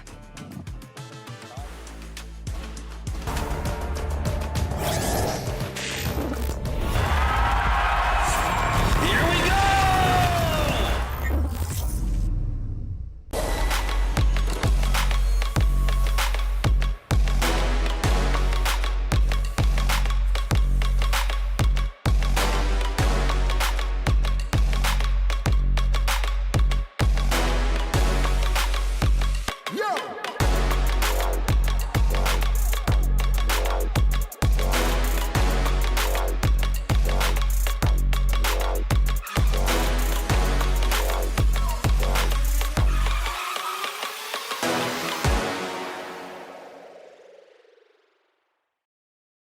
The Snapdragon Pro Series is brought to you by Snapdragon Elite Gaming, Monster Energy, and DHL.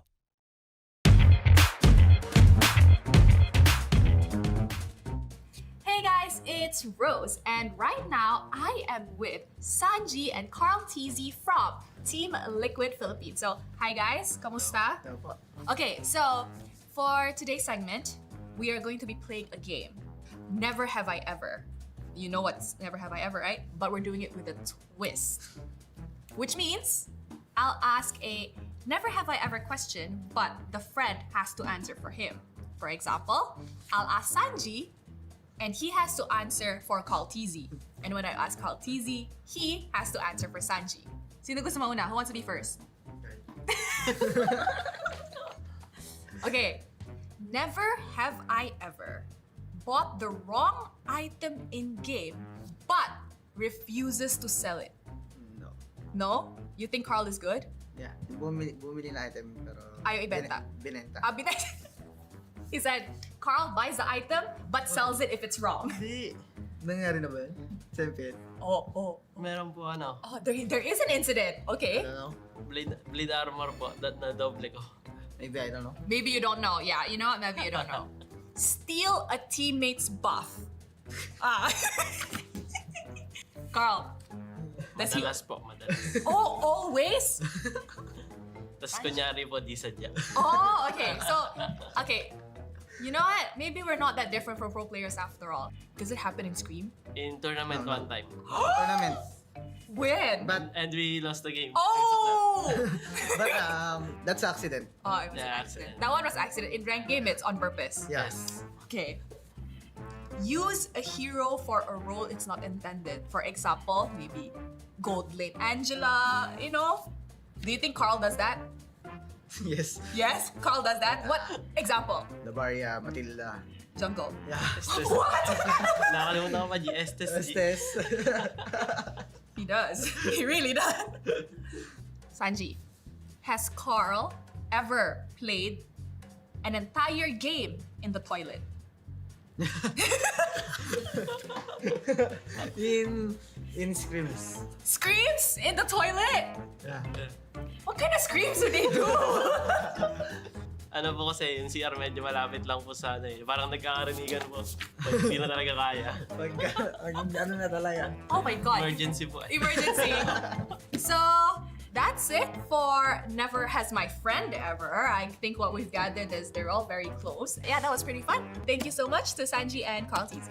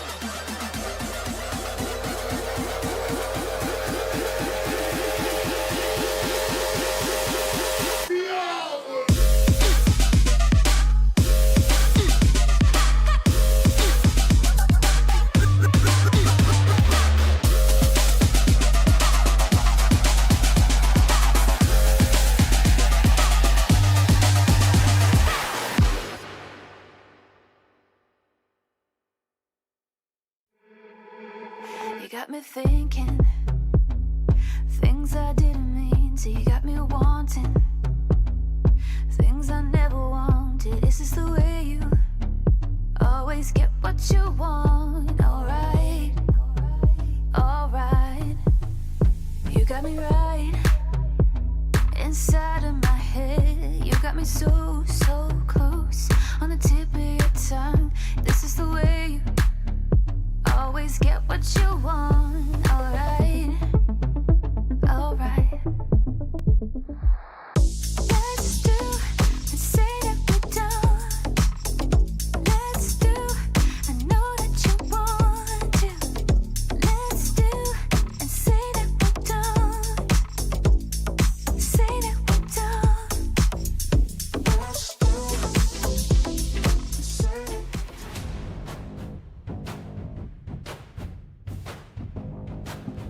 And ladies and gentlemen, welcome back to the show. Right here for game, or rather match number 2. We got Team Liquid Philippines versus RSG Philippines. The showdown of the Filipinos.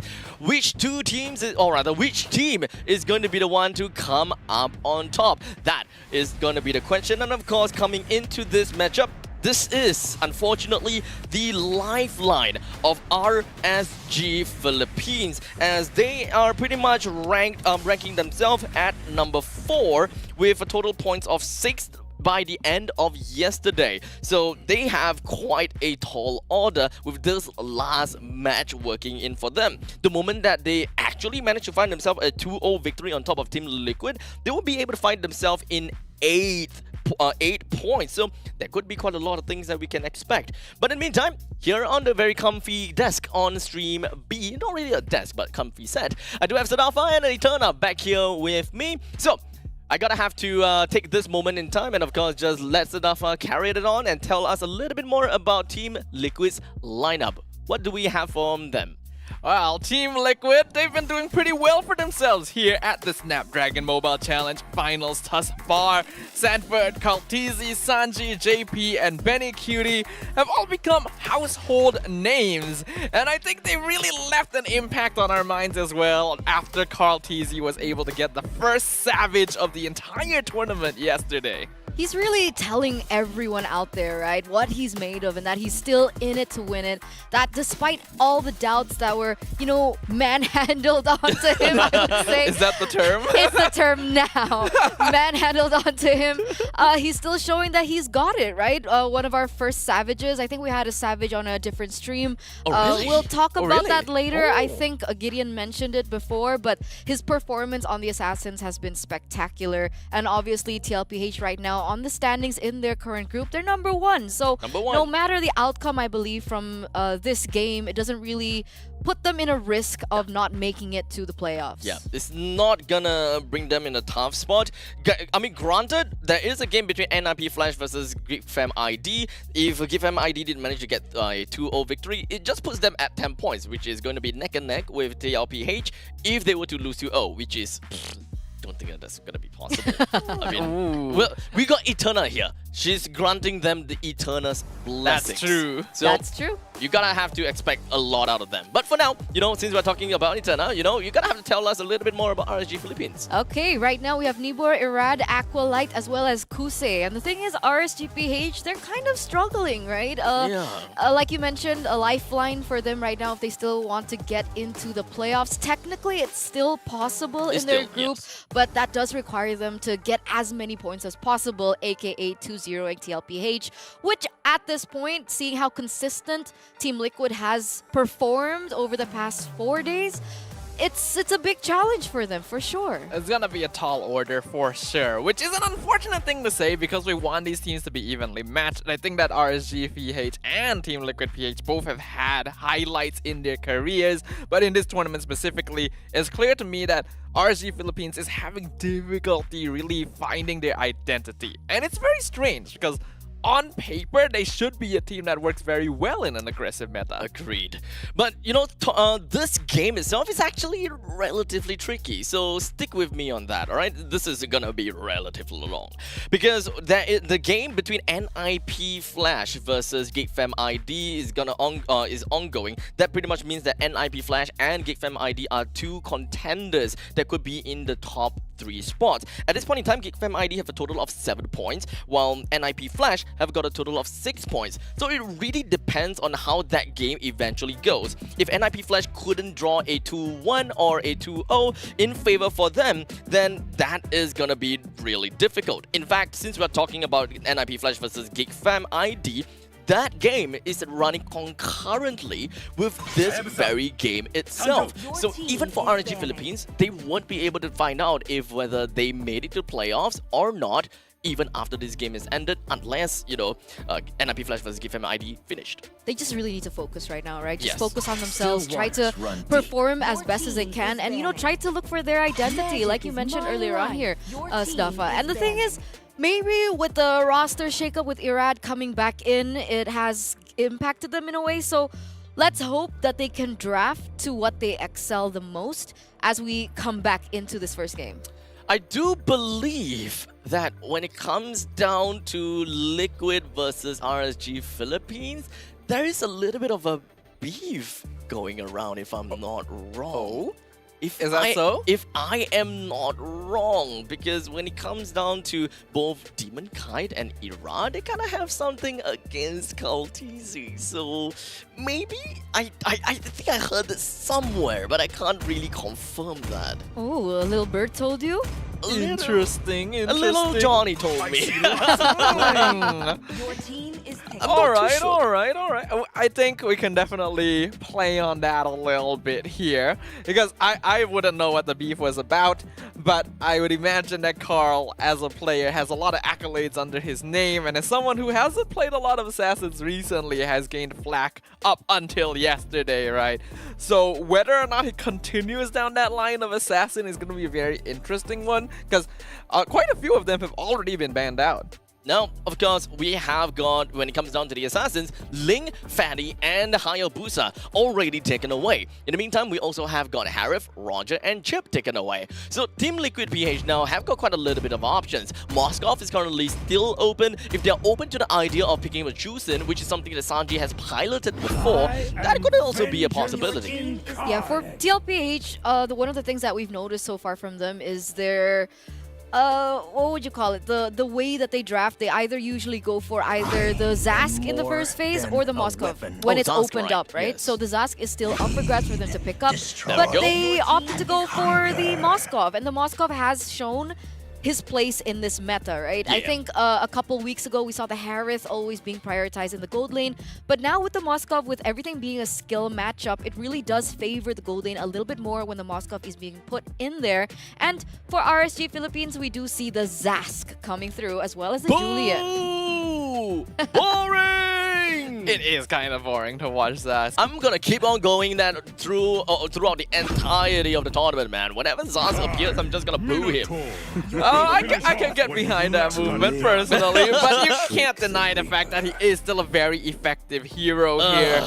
So hopefully Liquid will be able to deal with that somewhat, and I do think they already have the tools for it. We have highlighted in the past, Minotaur Faramis is a very powerful teamfight combination, and Liquid are a team that likes the team fight. So having this under their belt already enables them to make really aggressive plays towards the mid game. This is a very team-fighty team from the side of Team Liquid Philippines, at least for now. This is the main core that they want to work with, being able to, like you said, go on very aggressive at the start with the help of the with the help of Realm, while we can also expect them to work with the Minoan's Fury to really engage throughout the entirety of the team fight. And RSGPH actually drafted this Claude on top of the on top of these two heroes, Faramis and Minotaur. What do you guys think about that? Because personally, I don't like it. It's interesting, right? But a lot of people have said that the Claude is actually the counter towards the Faramis.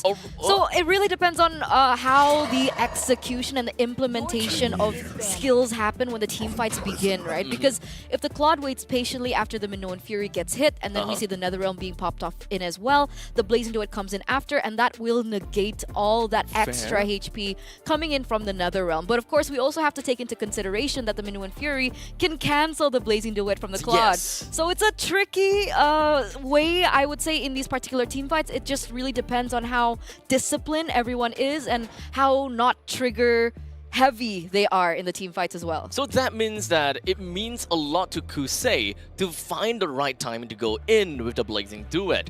The problem is that right now, okay, I wouldn't say it's a problem actually. In fact, it's actually a lot better for RSGPH because they haven't picked their EXP laner, they haven't picked their roamer as well. So this could eventually be able to set them up for something to be able to kind of tank up for Claude and just buy enough time to make TLPH use the Minoan's Fury and the Nether's Realm.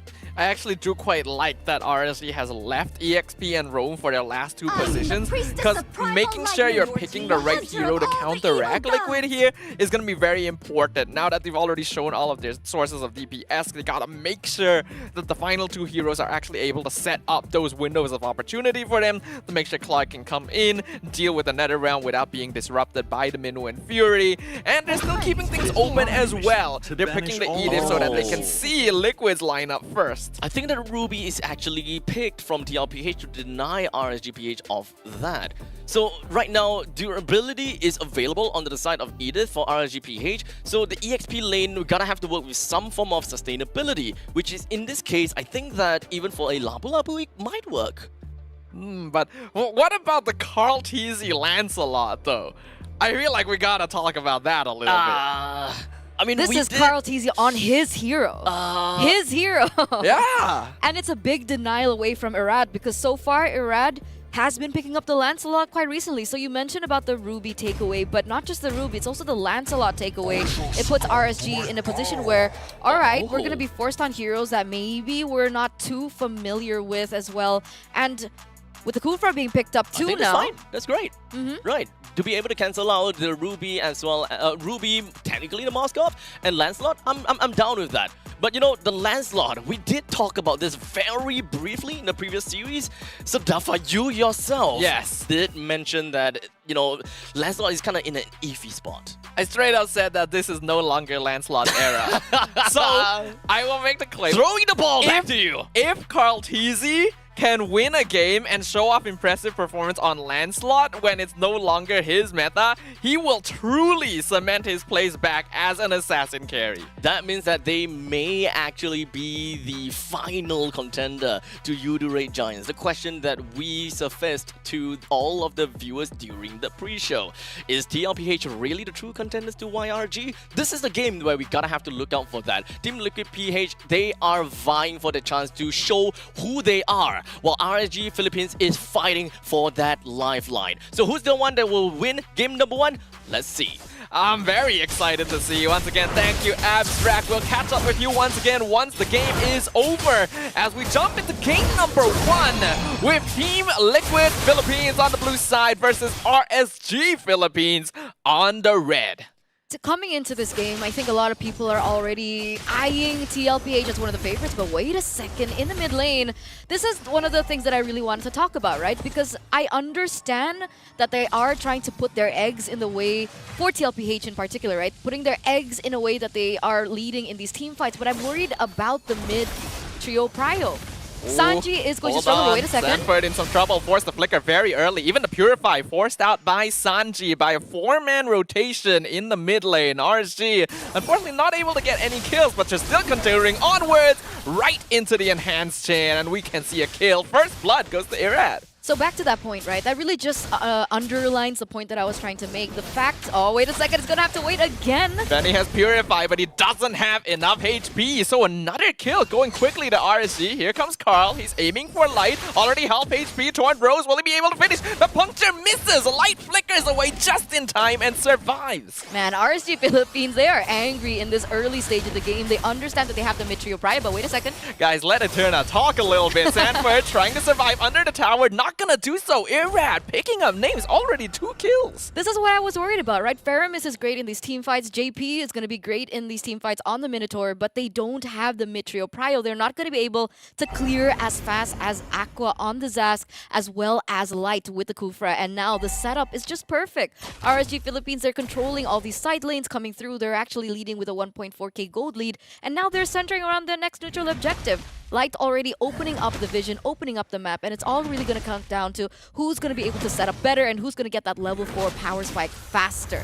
Yep, I really like what RSG Philippines has been doing so far. Light looking pretty engaged once again, bouncing ball, keeping the cow underneath the Dominator's descent. JP forced to back off, not even level 4 yet on the Minotaur. The rest of Liquid looking to get on top of Turtle, but Irad will secure it easily. Nibor buying a lot of space, pops the Primal Wrath. NetherRealm actually, just barely reaches, but is burnt out instantly, and a Tyrant's Rage on 2. Sanji and Carl Teasy picked off in quick fashion, and Kusei even wins the 1v1 against Benny. This is not good. This is not good at all for Team Liquid. If they were banking on the fact that they had a better team composition, the fact that they're losing all these side lanes put them in the inevitability that even if they want to go full 5, the way that they're actually behind on 3.7k gold, it's going to be a lot more difficult for them to get into the winning conditions that their team composition had.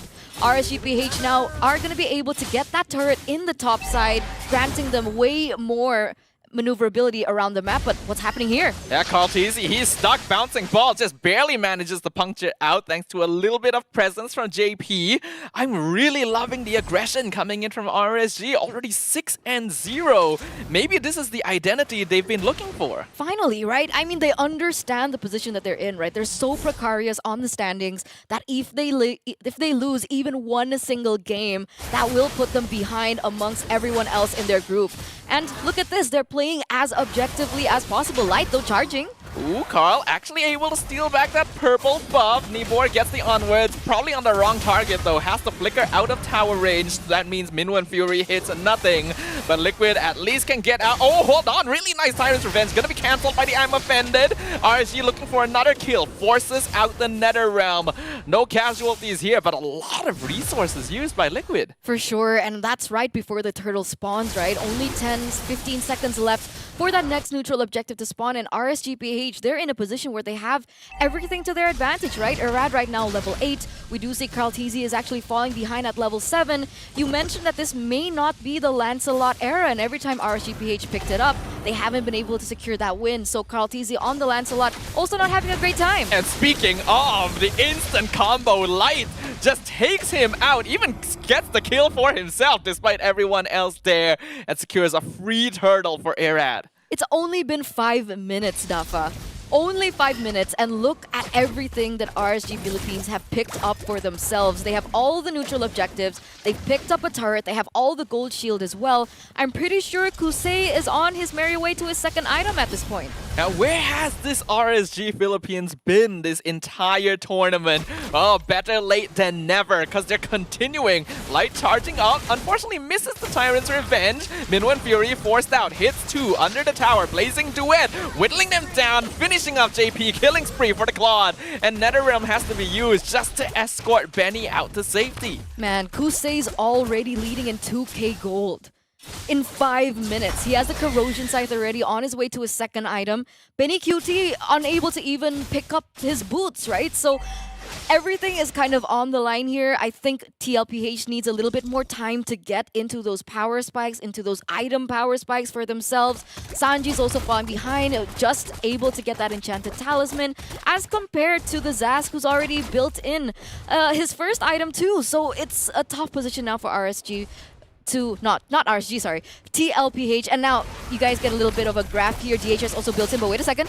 Oh, they're hungry for some beef, and they will find it. Mega kill for Kusei. JP down before he's able to do anything.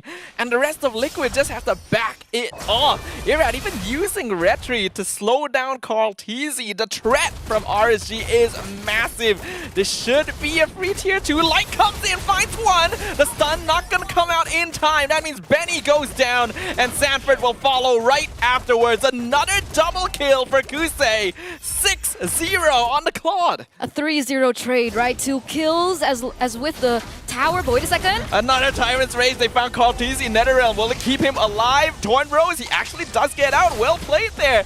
Able to escape his fate. But Liquid, you can see just how much of a threat they're under. There's nothing they can do. Minwoo Fury flickers forward. For what, JP? There's no follow-up. You need to get out now. Kusei even BMIing forward. Liquid, what do they do? That's the question, right? What do they do? Because technically, this is what TLPH has been able to do to other teams. This is the Echo Express finessed by RSGPH. They're giving them a taste of their own medicine, and it looks like TLPH have not found the solution to it just yet. All they can do right now is try to get Benny QT to his power spike. He's still on 1 item, still only holds on to the corrosion scythe. He is falling 3k gold behind of Kusei on the Claude at this point, and they're nowhere near in a position to be able to go in for the contest. It's only been 7 minutes! Ooh, Carl just barely dodges the Tyrant's Revenge. Has to use his ult to escape from the Kufra. And you can see Liquid can't even punish RSG for deep diving into their jungle. You can tell the difference just from their items, where Sanford has to go first item Radiant, while Light can afford to greed for an immortality. That's the main difference. It looks like concealed play though. I don't think he's gonna commit here. This is a little bit too much. Like, RSG can give Liquid some time to breathe. Look, I'm so used to every time you pass it over to me for something big to happen. So I was a little bit of a disbelief there. We do see a charge coming through. Doesn't really actually commit onto it. But again, that is going to be another neutral objective taken over for RSGPH. Now, with so much action, do you really believe that it's only been 8 minutes? I can't believe it's only been 8 minutes. And it's 11 kills to 0. This is Liquid Echo. I can't believe they're in this situation. And now they're pushing it even further, right? RSGPH, they don't want to give Team Liquid a chance to breathe whatsoever. Even these buffs have been taken out. But look at this, what that... Ooh, a nice catch down here. Aqua picked off instantly. We did not see what happened, but I assume it was Sanford with the I'm offended based on the ult cooldown. So RSG get punished a little bit here, but will it be enough? That's a big question. 13 seconds is all they need to kind of revert back to the push that they initially wanted for themselves. I'm not sure if it's going to be enough time, but it looks like Light is looking for a position. But wait a second. Sanford again, the I'm offended finds Irad. Shut down, given over to Moskov. Probably the best person to get it. But here comes the Blazing Duet. NetherRealm has to be used to cancel out damage. Primal Wrath as well. So much DPS coming in from RSG Philippines. There's already one down. That's Sanford, JP, Sanji. Just all falling down like bowling pins. Triple kill for Nibor on the Ede. And now Light looking for another engage or just scaring the remaining members. It's a 3v3. Liquid will be able to defend against the Lord, but how much more damage will they take? That's the question. And now they are going to try and look for a way to clear in those waves, but Carl Tise goes in very aggressively. Execution, he gets it! Shut down onto Kusei, punishing his positioning, perfectly identifying the BMI. But that was beautiful, right? That does buy Team Liquid a little bit more time to revert back, to reset, to restart. They do lose an inhibitor turret in the top side, but lucky for them, that's exactly the side where this Lord is going to be spawning back into the game. And surprise, surprise, right? TLPH now, the Moskov, Benny QT already has his holy trinity being built, Corrosion Scythe, Golden Staff, as well as that DHS. So he is in a position where he can put in the damage, and luckily enough for him, there's not a lot of physical defense items that have been built. I think one of the main differences now for them in the team fights is the fact that the Claude, that Kusei has already got that Wind of Nature. So that is going to be a deterrent when it comes down to it.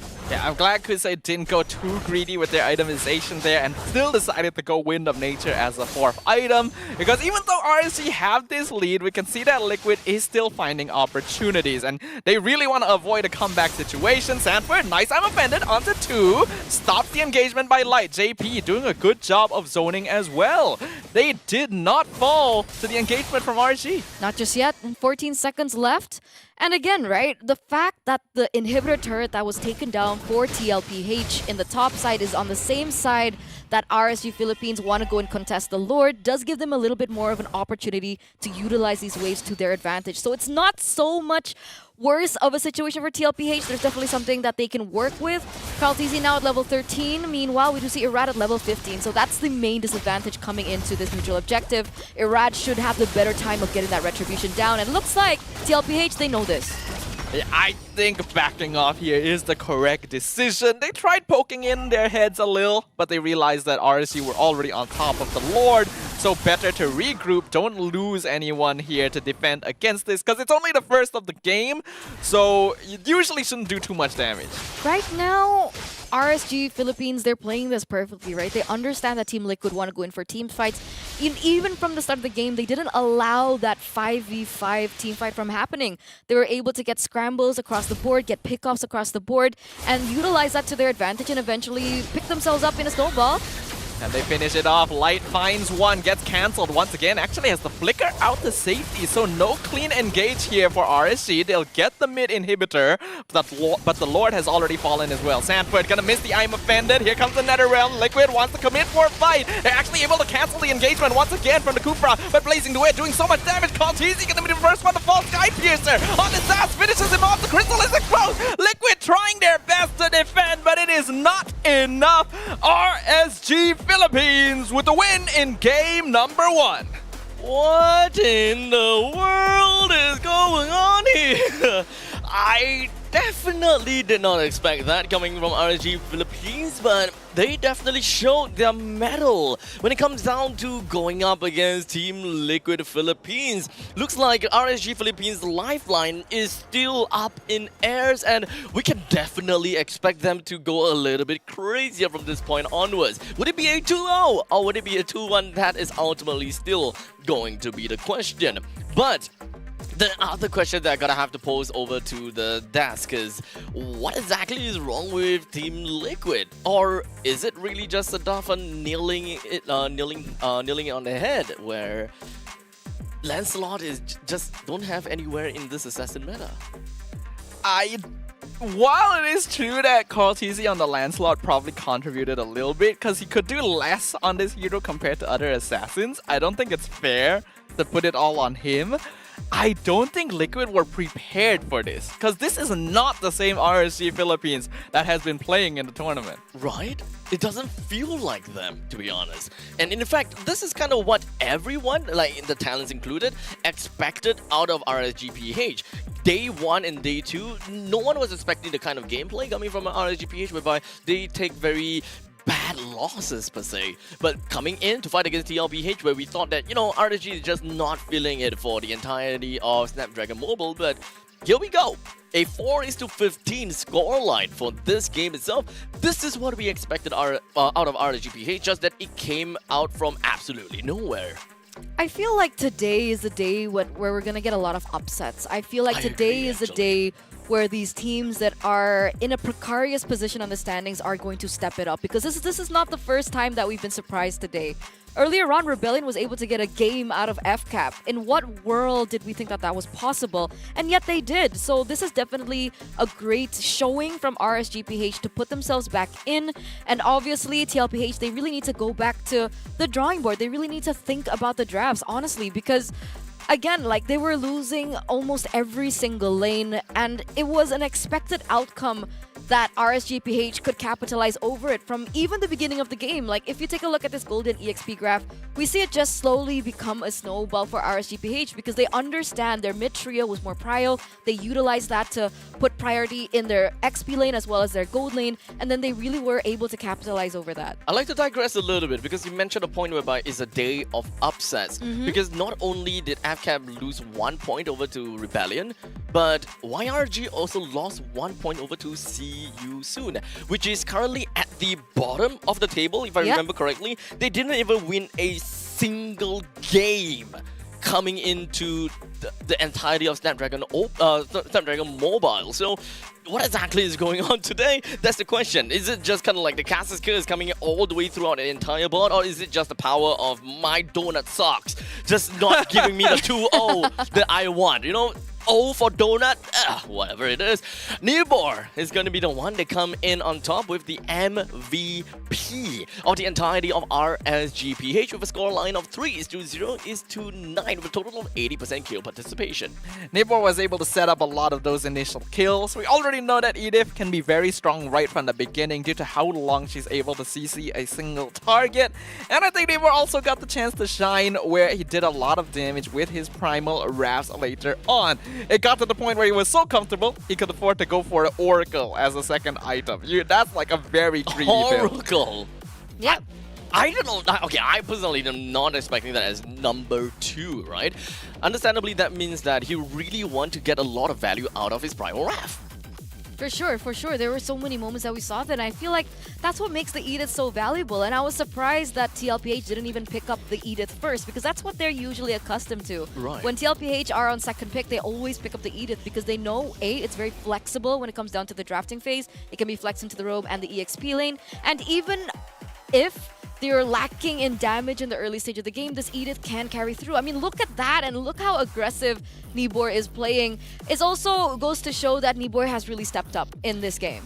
I would say that what we are looking out for when it comes down to the two front lines to really buy time for Claude, it really came through, right? Especially since when it comes down to the disruptions coming in from Kufra that really disrupted the heck out of Sanford, I believe Benny QT, and even when it comes down to, who was the final person that we are looking out of? Lancelot, right? Kaltizi. So there's a lot of things that they can't really do because of the Kufra. And then the Oracle coming in from Nibor also made things even more difficult for them to even burst down this Edith when he's out of Phylax, especially when that is when Edith is the most vulnerable. But I guess this is just a great game coming in for RSGPH. I really do want to see if whether they will be able to get themselves to 2-0 or not. The day of upsets is dawning upon us as we are going to go off for a short little break, especially since I'm pretty sure that Team Liquid are going to have to reset themselves a little bit before coming back in to face off against RSGPH. The lifeline is still here for RSGPH. How would they fare? We'll see you guys in a short little bit after this break.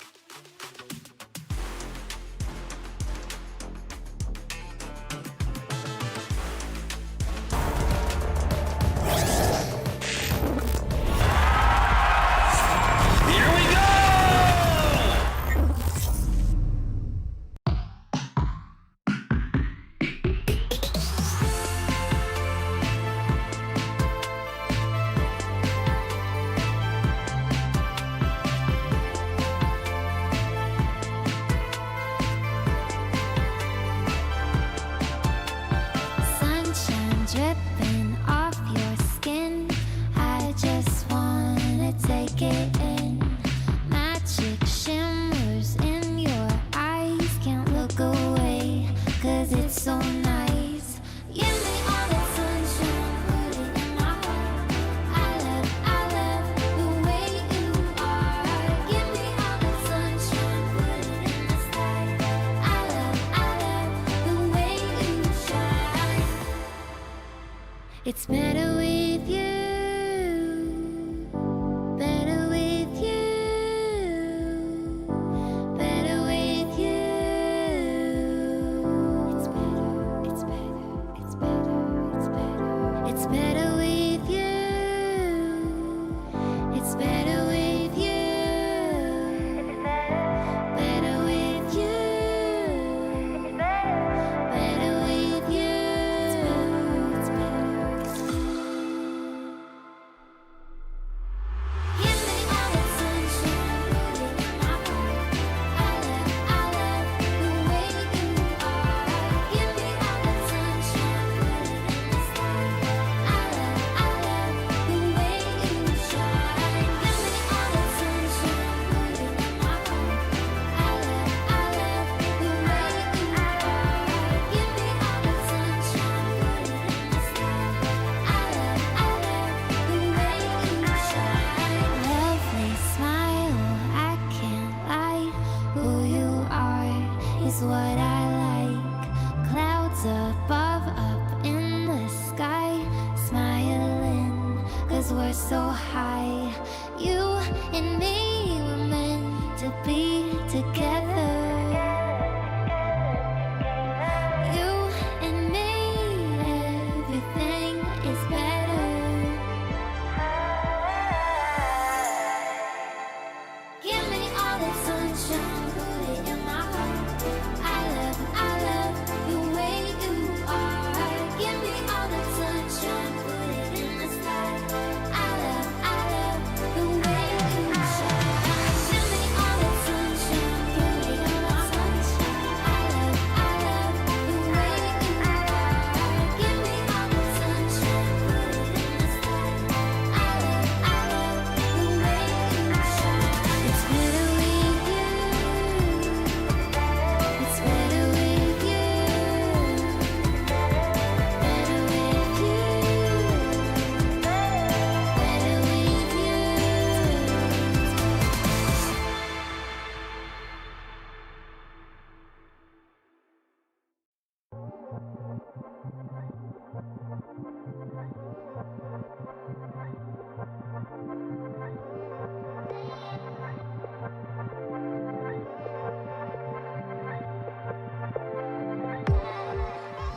And welcome back to the show. We concluded game number 1 between Team Liquid Philippines versus RSG Philippines here in Stream B. A major upset over to the side of Team Liquid Philippines, especially we all were expecting a 2-0 sweep in favor of Team Liquid Philippines. But once again, the title of this game is after all the Lifeline or RSGPH, and that is definitely still available. Now, with that upset, I think that pretty much shattered every single one of our predictions, as you can see. That's a 2-0. Oh for don't. Okay, cramp. Cramp. Okay. All Okay, good? never All doing good? that again. Never doing that again. Yeah. That's actually not good. Old. It's not your day. Okay. It's not your day. Okay. Okay. Man down. I feel so much better. Okay, that's good. I'm gonna be here for a while. No, I'm okay now. But okay, 2-0 in favor for Team Liquid Philippines. None of you guys definitely expected that result. But what does Liquid gonna have to do in order to get themselves back and kind of go for a reverse sweep? I think having more mental preparation for it is going to help, because the way that Liquid would have gone into this is they expected to be dealing with a team that was going to come a bit more online towards the early mid phase, which is where you're going to see a lot more team fights around the turtle objectives. That's why they went for, you know, Minotaur Faramis, because they figured that is when RCPH is going to be the biggest threat. But they kind of upended that expectation by going in right when the game started. So their composition was not the most prepared for this kind of aggression. And going into game number 2, I think they'll be a little bit more ready. How about you, Etana? Do you think that is also some kind of I guess underestimation from the side of Team Liquid Philippines? I wouldn't say that. I No? wouldn't say that. I don't think TLPH is a team that goes in a game and has that as a problem. I would actually agree with Dafa here. I think that the drafts could have been a little bit better and could have been executed a little bit better. Not to say that they did a really bad job or anything. It's just it feels like the execution, RSGPH, they were a lot more sharper. Right. And it really goes back to the boring pick that you hate. Zask is a problem. Zask is so good at bullying any mid laner in the mid lane because of his range and the DPS damage that he already has at the start of the game. Because the fact that they were clearing a lot quicker, we saw the rotations from RSGPH be a little bit more up to par, and so everyone kind of was falling behind. We saw at some point, right, that Benny QT was 2k 3k gold lead behind, and that's a big problem for someone who's relying on that Moskov to dish out that damage in that mid portion of the game. In that game, we definitely did not manage to see too much value out of the Nether Realm. I mean, as what you said, Etana, that the Blazing Duet coming in from from Claude really did shred down all of that extra HP from the side of NetherRealm really quickly, and it doesn't seem like JP or the Minotaur could have done anything because he pretty much used up everything that he could. The amount of peel that Nibor as well as Light could bring onto the team is unexpectedly a lot, probably because Light actually did try to focus onto Kaltizi a lot, which forced Liquid Philippines to kind of show their hand and just do whatever that they can to keep Kaltizi alive. And once that is out, they have another caveat to work with, and in the end, that's Claude. But as you guys can see from the screen, we do have Zask. Thank you, producer, by the way, for, you know, backing up the point that I'm trying to make. Look at these stats, guys. 71% win rate for Sanji, 100% win rate for Stormy, and a 75% win rate for Udil when they pick this Zask up. 100% win rate with 5 games is kind of insane. It really goes to show what Zas is able to bring to the table. Again, he's such a complete package right now. He has slow, he has damage, he has stun, he has escape, he has lane pressure, and he has burst. It's just the full package. Everything you could want from a mid laner in one package. It's just kind of a boring package. Such a boring package. Press out and you wait. Yep. I mean, in some occasions, yeah, sure, you press out and you win game kind of situation, but this is where you gotta have, you know, delayed gratification out of your Dominator's descent. I mean, you know, to a certain extent, I can dig that. You know, you gotta have to wait for good things to come, or good things come to those who wait. Yeah, sure. But for Zask, is that gonna be banned by Team Liquid Philippines or not? Because RG Philippines definitely did manage to pilot that Zask pretty much to perfection, and I wouldn't be too surprised if RGPH would want to first pick that Zask. I don't think pick is a bit greedy. Really? Yeah, Okay. they're gonna leave it open. Okay, so that could be a possibility for Sanji to actually pick that up instead. With the first pick available for either the Moskov, Jusin, those are all available, or, okay, Hayabusa is going to be that case. That means Team Liquid, they actually do have quite a lot of options. I think they should go Zask Roger or Zask Edith here. Roger is banned. Okay, so Zask Edith. What about the Julian though? Oh, okay. Actually, no. How about the Moskov though? Yeah, thinking about it, you don't need to go Julian, because like RG already picked their assassin. You can leave that for a little bit later. Prioritizing things like the Edith, like the Zask, like the Moskov, as you mentioned, would probably be higher value. I mean, we have been seeing the Edith being picked up by Team Liquid quite a lot, as Eterna has mentioned before. So we wouldn't be too surprised that Team Liquid PH were to go back to the basics, which is exactly as what we were looking out for, except for the Zask part. The Moskov and the Edith is going to be the one that has been picked up. So at least they have they pretty much covered quite a lot of angles, whereby they have crowd control, lockdown, damage potential, cross-map plays that is currently available too. Because I think the two main problems that we saw from game number 1 has either got to be either the Edith, that was able to pick up the MVP, by the way, in the hands of Nibor, as well as the Zask. So from this, we can identify that Team Liquid, they are seeing that as a problem, right? They see it as a problem. It's also a big flex for them to utilize themselves. Sanford himself in the EXP lane requires a hero with a little bit more playmaking capacity. So that's something that the Edith can offer.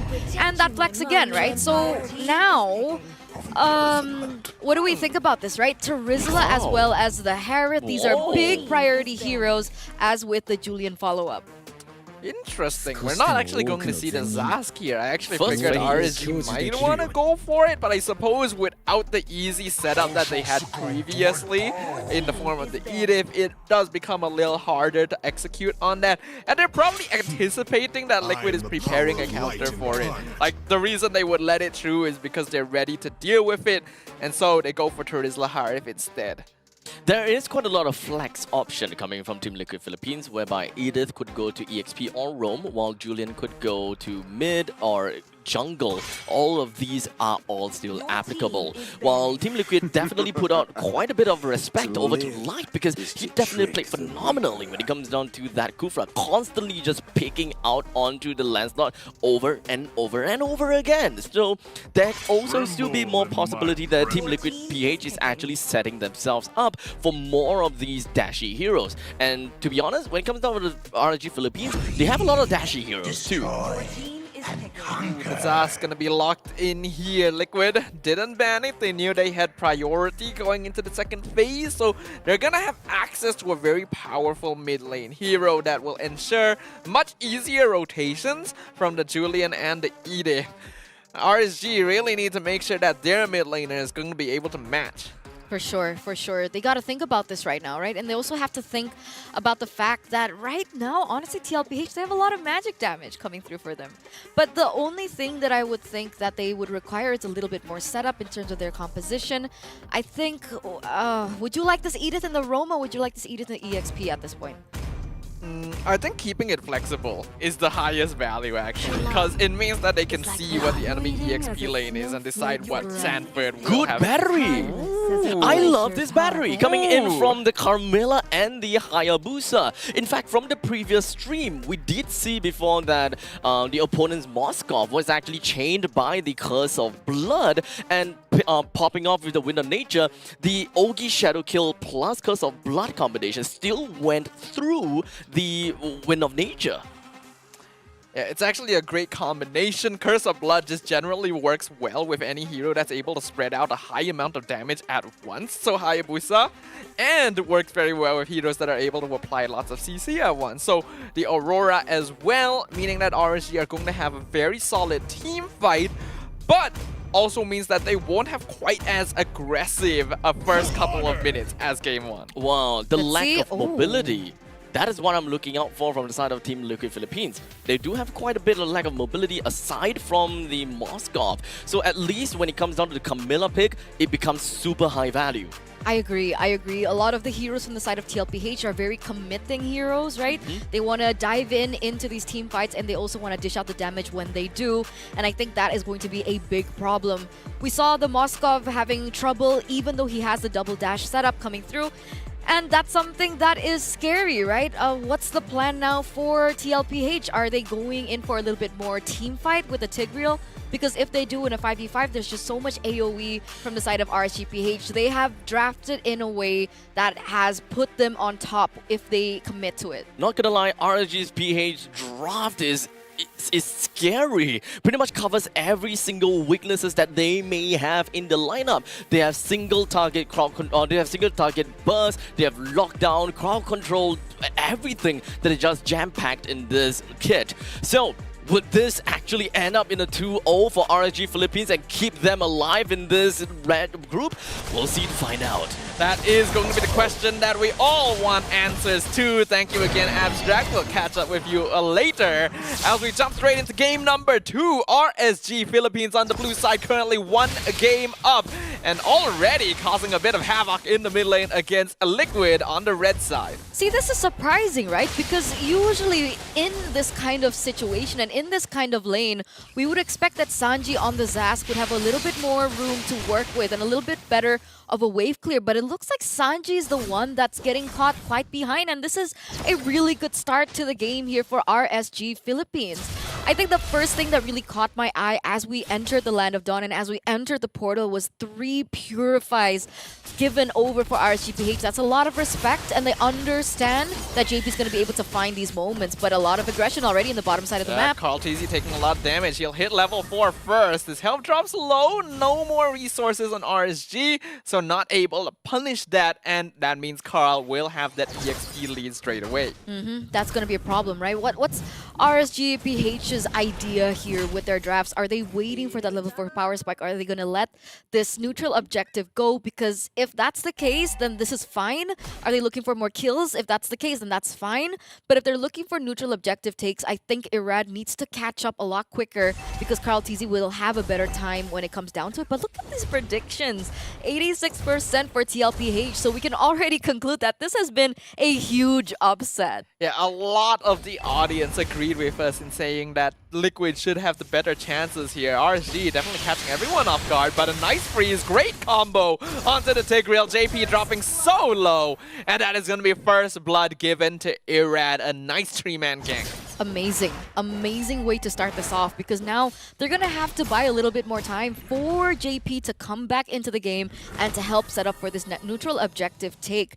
Oh, and the fact that he actually utilized his Purify there. So that's a big resource spent, and that's a big resource that they desperately need when they want to go in for these 5v5 to get that neutral objective. This puts RSG Philippines in a better position in that regard. It means they don't have to worry about the Flicker implosion for a little bit, but they do still need to contest the turtle, because you can see Irad actually trying to go for some farm, which means Liquid are currently in control of it. Penalty zone comes in, Karl gets the turtle, Curse of Blood comes out on 3 members. Actually, Frigid Frost doing a lot of damage. Sanji forced to jump out of his ultimate, dropping real low on Karltzy as well. He'll be able to get out alive, and RSG will immediately back off. I don't think they need to re-engage this. Oh? Ooh, Irad gets caught, Earth Shatter. Do they want Sanford?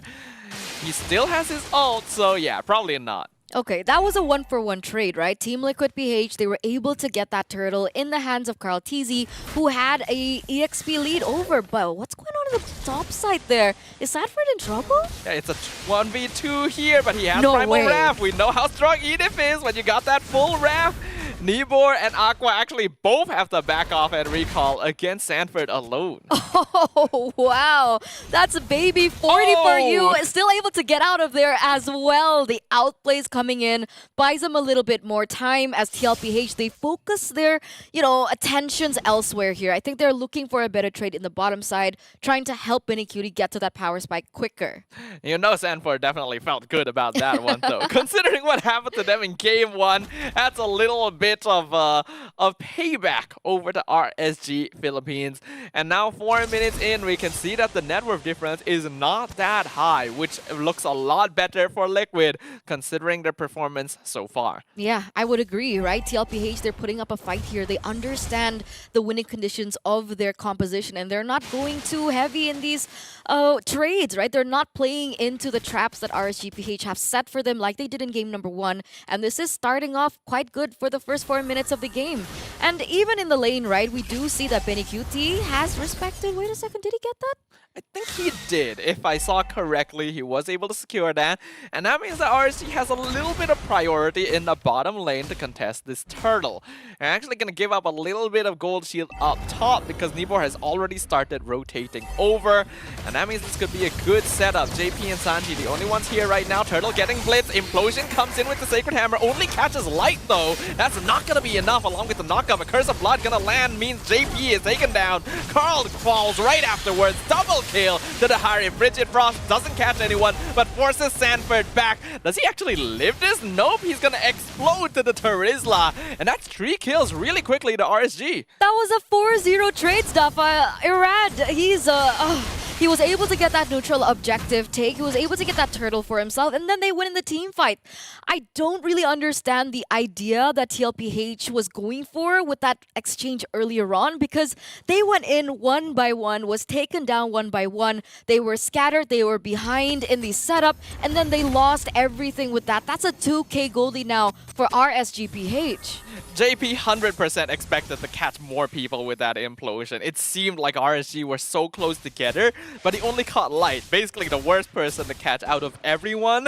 And then Liquid kind of committed onto it since JP had already gone in and got caught by Curse of Blood, which combos really well with the rest of RSG, which means lots of damage. Here's the thing, right? As you were talking about that, there's something about the Tigreal that requires you to have someone else in your composition that has a big crowd control skill, right? Either it be the Terizla or the Lapu Lapu or even the Ruby that was banned out earlier, right? Because with 3 members from the side of RSG Philippines holding on to the Purify, that in itself actually is able to negate the pressure that JP is supposed to have. And when they were caught in the same position, when TLPH was caught in the same position, they at least had the Terizla. So either Terizla would open up to bait out the Purify and then JP would come in later, or vice versa. But with this composition that they brought, they don't have that much of leeway to layer the CC skills to bait out these Purifies, and then we don't really find the value of the implosions anymore. You need a lot of game control and coordination, basically, to be able to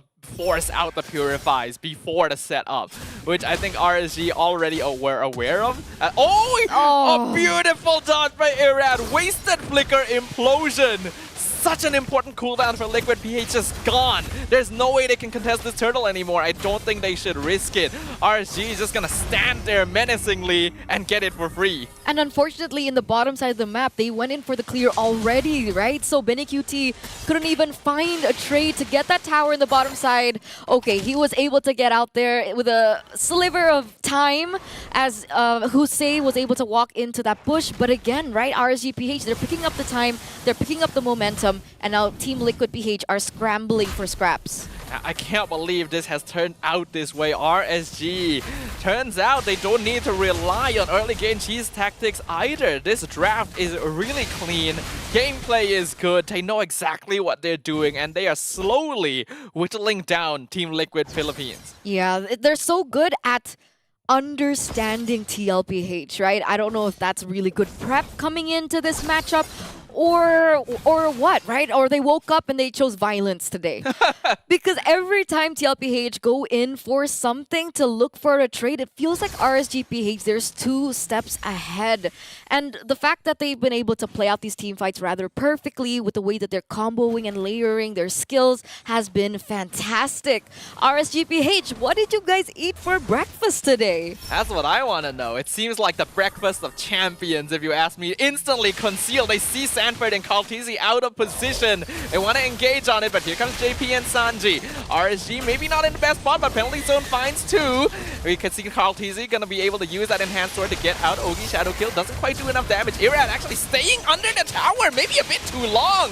Costs him his life. Sanford onward, finds Nibor, doesn't have the Earth Shatter follow-up. Team Liquid low, but they're able to slowly separate RSG, forcing the flicker out from the Edith. Nibor has to get out of here. Zaman Force allows Kusei to pick off Sanford. Light also gonna be picked off, and Kusei gonna be shut down. This could be bad. RSG losing members left and right. Team Liquid finding the opportunity they've been waiting for. The passive on Aqua only delays his demise. And Team Liquid find 4 for 1. Did you see Benny QT, Staffa? Did you see the way that he weaved in and weaved out of that team fight? He didn't have his Holy Trinity, and he was still able to do that. Now he does, though, with those many kills under his belt, with those assists under his belt, he has built in that DHS, and this could be the turning point that TLPH has waited for and has severely needed from the first 9 minutes of the game. A fight like that completely resets advantages you have, and we are seeing that. Team Liquid have already evened up the net worth. And that is what they're playing for. We already know how scary Moskov can be once he finishes those items. So RSG may have just made a massive blunder. Yeah, the Team Liquid PH, they adjusted really well, right? They understood that when things get a little bit chaotic, when these team fights get a little bit chaotic for RSG PH, when they're able to bait out these resources before they go in and commit for it, that's when they shine and that's when they come out on top, and they were able to do that. So there needs to be a way, and there needs to be a situation where they can replicate that kind of success, because the fact that Nibor already used his penalty zone, the fact that Aqua already used in her ultimate as well, allowed Benny QT to come into the team fight able to weave in and weave out and dish out the damage that he was supposed to have in these team fights. I don't know if Irad made like some kind of misplay as well, because he just stayed under the tower for way too long. He was the first one taken out on RSG's side, and that just gave a green light to Liquid to slowly edge forward. And we need to not see that again, because now, just with that single victory, Liquid are able to take control of RSG's jungle. They have a 3,000 gold lead now as well, right? So completely tables turns, right? The tables have turned for the side of Team Liquid PH just over that momentum. And the fact that now we can see Benny QT with the Holy Trinity. Kusei doesn't even have Holy Crystal just yet, right? He only has 2 items under his belt. He's on the way to it. But in these team fights, what do you think, right? Do you think that RSG Philippines still have an advantage? RSG's draft is definitely still better somewhat in terms of direct 5v5, just because of how well Carmilla, Aurora, and Hayabusa work together in terms of doing damage. But if Liquid are able to properly control their approach, we've already seen that they are able to separate RSG and take them out one by one. So it is going to be a bit of a skill matchup here. Yeah, I agree with you. It just makes this even more precarious with the way that they've set up, right? It looks like it's not as straightforward as we would expect for TLPH. I would say that the win cons for TLPH and their composition is a lot more difficult as compared to RSGPH. So they have a little bit of homework, but it looks like Aqua's feeling it, by the way. Do you see his item? I think he went in with the movement speed boots, actually. So very aggressive build. He understands that he needs to be very... he needs to think about the way that he positions in these team fights a lot better. And then he goes in for Sky Piercer on top of everything.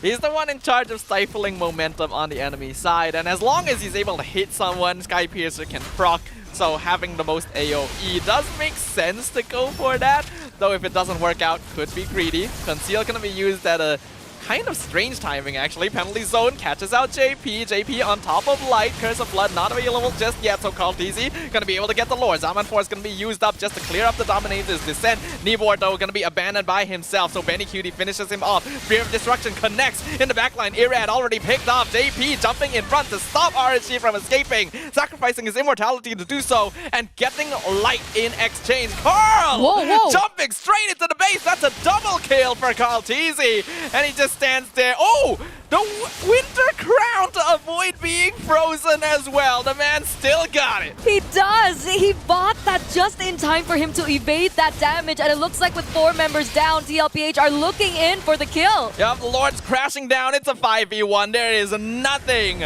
Aqua can do. It is going to be a 1-to-1 as Liquid Echo returns the favor against RSG Philippines.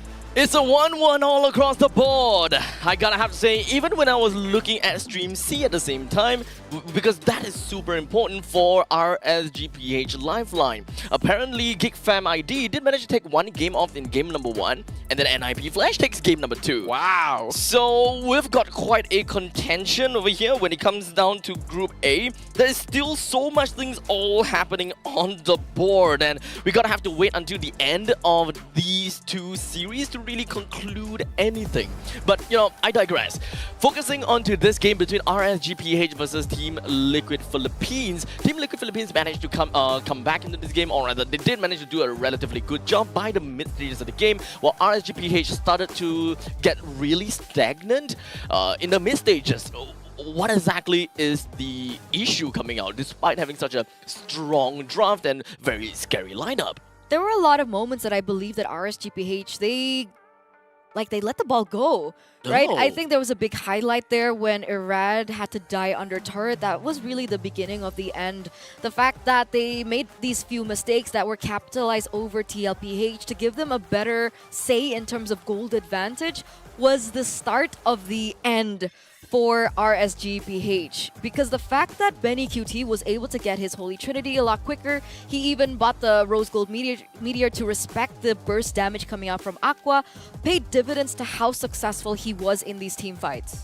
Yeah, I do think that it was a mixture of RSG getting a little bit carried away from playing so well in the early game and desperation from wanting to use that to end the game as soon as possible, because they know that Benny QT is going to scale up to become a monster. But you still have to be very careful, because if you make a mistake, then you end up accelerating that monstrous form of this Moskov, and unfortunately that's exactly what happened. It also kind of seemed like the final fight, right, during the Lords fight, was one of the most pivotal fights for RSG Philippines, where they really want to deal with JP. They respect that the implosion could be the most life-threatening ultimate coming in from inside the Team Liquid Philippines, whereby we saw Light popping on a conceal, running right in the face of JP, while Nibor immediately went in for the penalty zone on the JP. This pretty much means that a lot of their resources were pretty much split between 2 sides, with a lot of these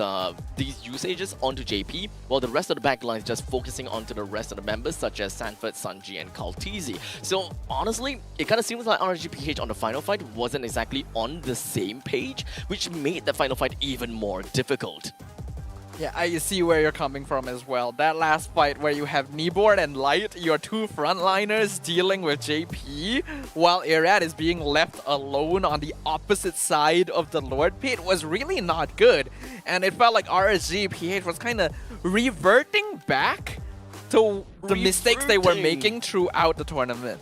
I mean, at one point in time, they have such a good lead. In fact, that is a 6,000 such a gold big swing. lead. Yeah, in fact, this is probably the first time that we managed to see such a big swing from 6,000 all the way down to close to 4,000 deficit, all in technically one fell swoop, right? Because that is the mid stages of the game. They managed to climb all the way up to 6,000, and that was all fine and dandy, but it was just a single team fight that really concluded, like Etana said, the start of the end. I call this the mountain. The mountain. We don't like mountains. We know. Because it means that somebody dropped the ball, right? When we say mountains, that means somebody dropped the ball. And in this case, it was RSGPH. There were so many moments that I think just showed how much experience Team Liquid Philippines has, right?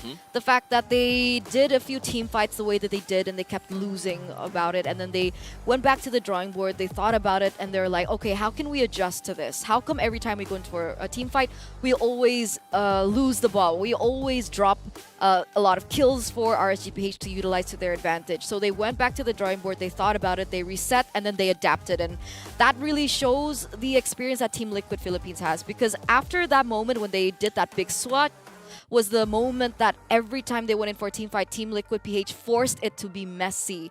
And when it got messy, that's when RG Philippines had to lose everything in these team fights. The 4 kills in the mid stages of the game really just cemented Team Liquid PH to really allow Benny Cutie to get online, and that is the point in time where he completed his Holy Trinity. As such, it wouldn't be too much of a surprise if Benny Cutie to be crowned the MVP. Although it's not exactly an overinflated amount of KDA with 2:0:4, the most important thing is that Benny Cutie stayed on with the team with massive amount of impact, constantly trying to keep up to the curve when it comes down to the goal per minute with 760 GPM. No matter what, Benny Cutie will always be there. He do not want to give any free kills over to RSG Philippines, which kind of gave me the idea that Team Liquid, they were pretty methodical when it comes down to the entire stage of the game. Even when the start where RG Philippines picked up early 6 kills, Team Liquid PH just required one match, or rather one fight, to really turn things around to get themselves 4 total kills. See, this was the moment when everything just really turned down for Benny QT, right? After this, he was able to get a kill and an assist, and that really helped him propel him forward in order to get that Holy Trinity locked in. This was the beginning of the end for RSGPH, and it's important thing to note, sure, his KDA wasn't as brilliant as it usually is, but even from the beginning of the game, the way that he itemized was also very on point, right? He went in for the cloak for magic defense. He didn't build in his shoes just yet. He didn't go in full for damage because he respected the potential that the Harith had in that 1v1 in the laning phase. And all he did from the start was to farm up. He did that gold lane experience that Naisu really loves saying, right? That gold lane experience, to farm as much as possible and to be able to get to that power spike as fast as possible. So he's very patient, and he was also very, very respectful of the Harith. I think that's always been an identifying factor of Benny QT. I still think he is one of the best gold laners the world has to offer, just because of these qualities of knowing when it's time to farm and when it is time to fight.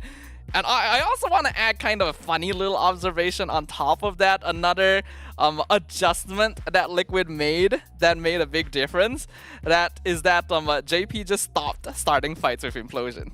Yeah. Like, did you notice that? The moment they started winning, they just stopped starting fights with Implosion. At the final fight for the Lord, JP was kind of holding off using the Implosion as well. And you can really tell that RG Philippines is really respecting the Implosion as well, where Light is just not really looking forward to getting close enough. Same thing I would say for the side of Terizla. Nibor is just kind of like, let me just drop my penalty zone and then make some space. In the meantime, that is more than enough space that JP managed to buy out of that 2 front lines, and that is the consequence of that that final team fight. That definitely was a very obvious pattern coming in from RG Philippines' downfall, as we saw from the mountain. So it's really unfortunate, but it's currently down to the wire. 1-1 is the current scoreline. I'm gonna have to ask the floor, what do you guys think about the final game? Who's gonna take the final? I think now that we've reached this point in the series, logically speaking, it should be Liquid Philippines. They seem to be the team that's a bit more effective at adjusting their game plan according to what the opponent is doing. So unless RSG has another surprise under the hood, that is what I would predict myself. I think it really depends on the draft for me. Damn it, I don't want that answer. There's nothing for me to say, right? Because honestly, with the drafts in game number 2, there was still a way for TLPH to come back. But in game number 1, it was a lot more difficult with the win cons that were given because of the composition. So if in the next game their drafts are a little bit more equal, I do believe that TLPH would bag it, right? But if TLPH goes in with a draft that's a little bit more tricky to pull off, especially with the Lancelot against the Kufra and so on and so forth, then I think RSGPH should be able to get it. Because RSGPH, when they have the lead in the early stage of the game, that's when they get the ball rolling, and that's when they finish it before that there's enough time for TLPH to readjust in the mid game. The ball really needs to always be on their court. And a part of me also really hoping that you would manifest the Eterna's blessings. But, draft ultimately is still very important. It have a very high weightage as to how the game is gonna go. But speaking of weightage, this upcoming game has such a big weightage that we gotta have to go off for a short little break as we clean up the battlefield in the land of Dawn. So ladies and gentlemen, don't go away too far. Stream B of the Snapdragon Snapdragon Mobile Challenge Finals will be coming back to you real soon to conclude the series between RSG Philippines versus Team Liquid Philippines.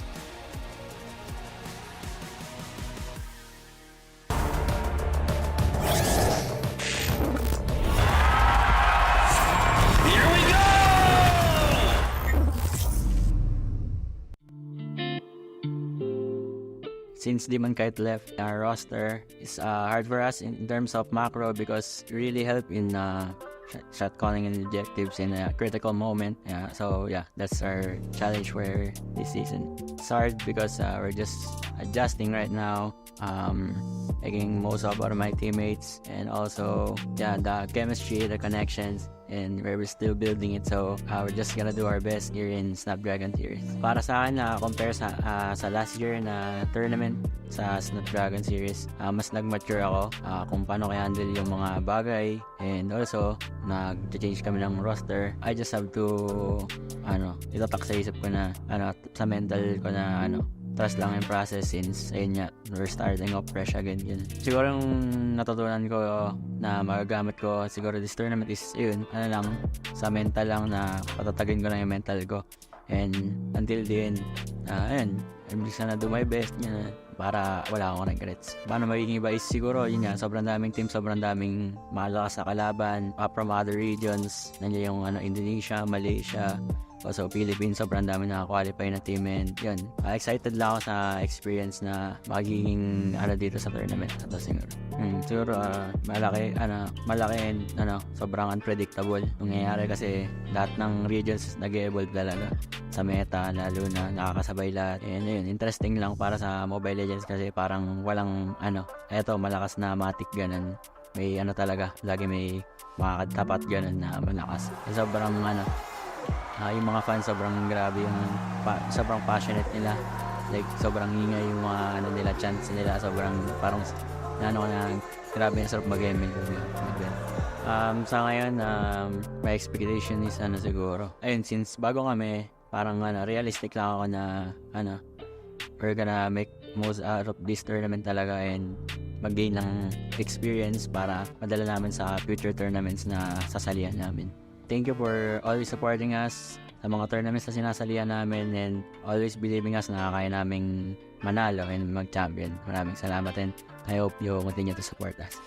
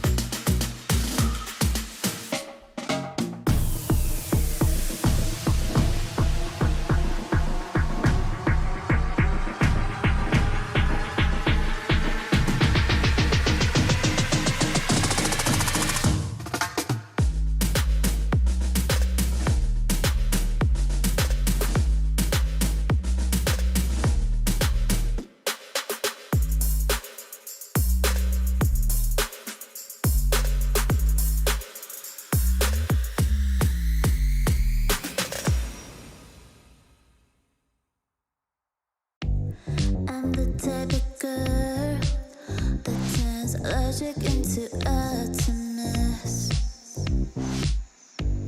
Think you know it all, but then you let me get inside your head.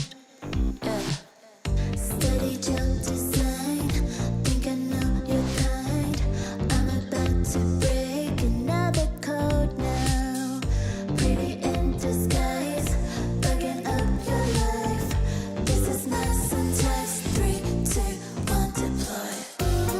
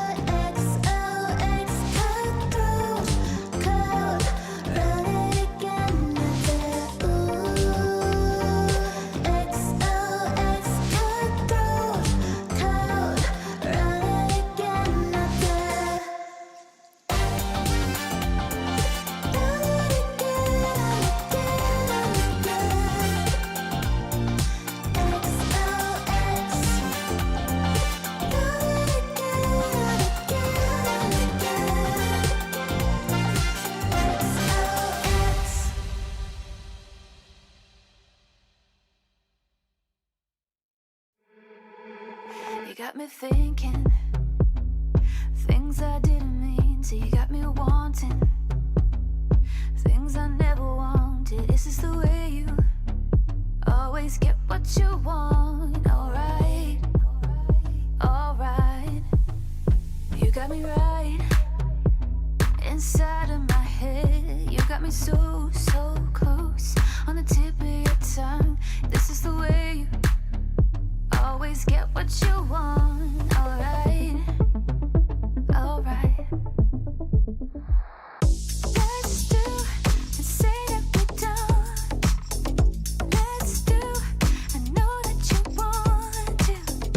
Let's do and say that we don't. Say that we don't. Let's do and say that we don't. Let's do. You got me saying words I've never said. You got me powerless on the edge of your bed. This is the way you always get what you want. Alright, alright. Let's do and say that we don't. Let's do, I know that you want to. Let's do and say that we don't. Say that we don't. Let's do, say that we don't. Let's do, say that let's do, say that we don't. Let's do, say that. I'm powerless to you. I'm powerless to you. I know that I want you, and I know that you want me back, and I know that you want me back. Let's do and say that we don't. Let's do, I know that you want to. Let's do and say that we don't. Say that we don't. Powerless to you. Powerless to you.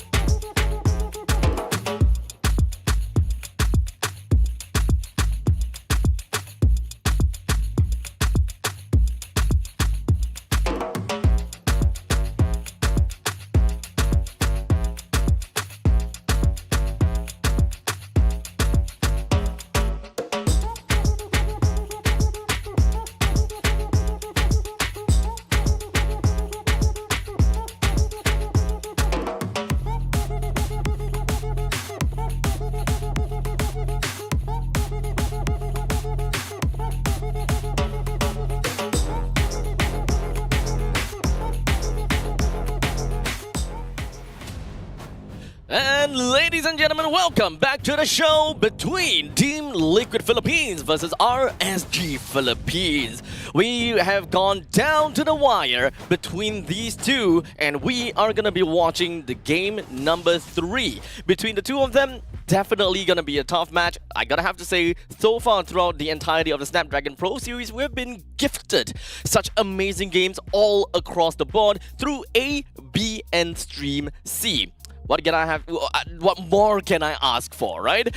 Well, anyways, my name's Abstract. With me here, join in is going to be Sadafa and Eterna. The three of us is going to be covering this very, well, historical game, because this is the lifeline of RSGPH that we are talking about. And we thought that it might be very difficult, a tall order for RSGPH to even score a single win or perhaps a 2-win match win away from Team Liquid Philippines.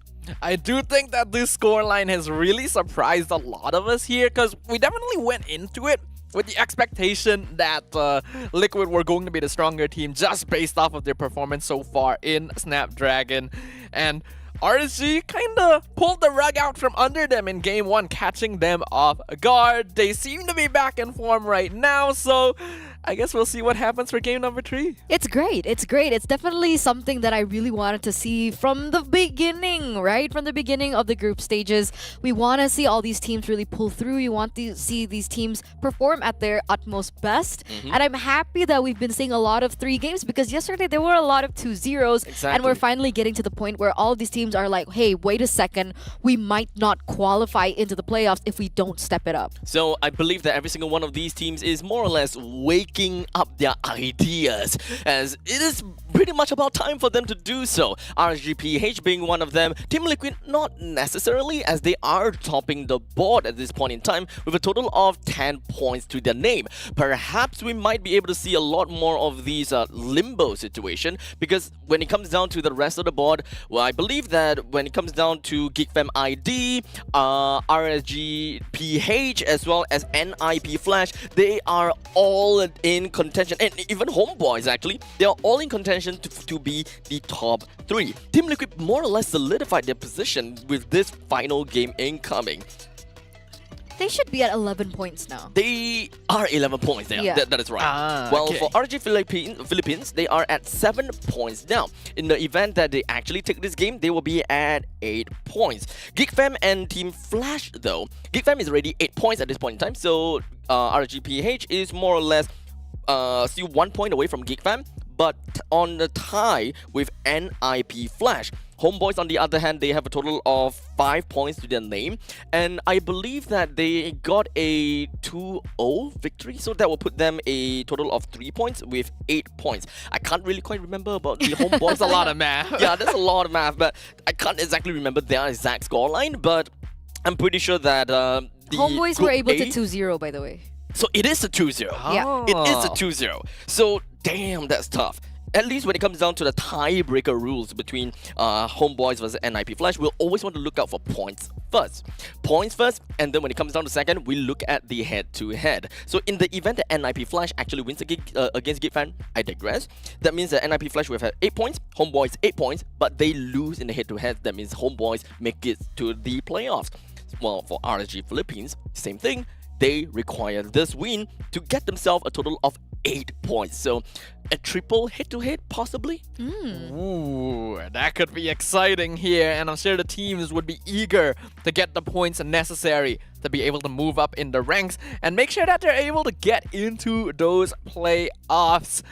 I'm really excited to see what's going to happen. The players already getting ready for things here. It's a 1-1 score. I don't think we were prepared for this, but I am very excited to see what's going to happen. Me too, me too. I didn't think we'd get to this point, but I'm happy we are. Let's see RSG really put Team Liquid Philippines here to the test, right?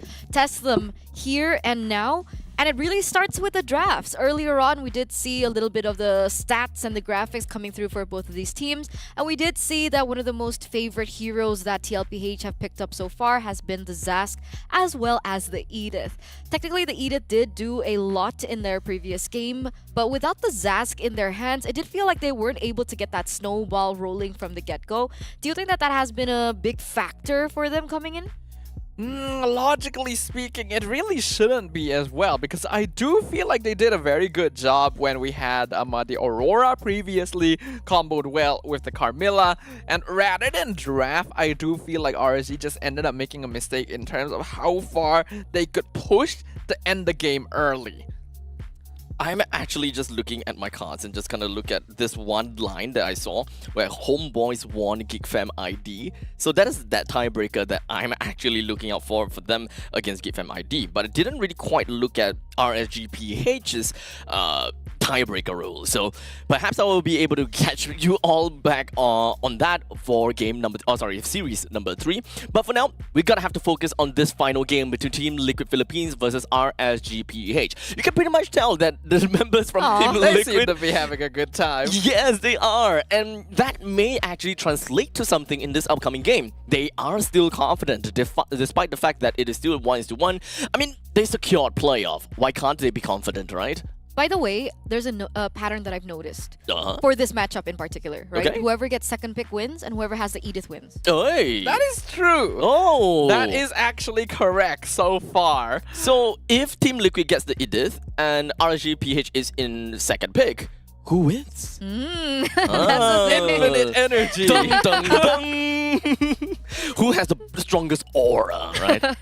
I wonder. But Edith is not going to be joining in with the rest on the banning pool at this point in time just yet, as we take a look at what is exactly thrown right into that pool. We do have Moskov, Julian, Fanny, we've got Ling, Arlet, and Chip that is out. So it's really unfortunate that we will not be able to see all these pesky assassins, and of course the Moskov, which will lead up to Team Liquid Philippines picking up the Roger first. RG Philippines now would have the chance to pick up that Edith plus Zart combination, but it doesn't seem like they want the Edith this time. They want the Hayabusa.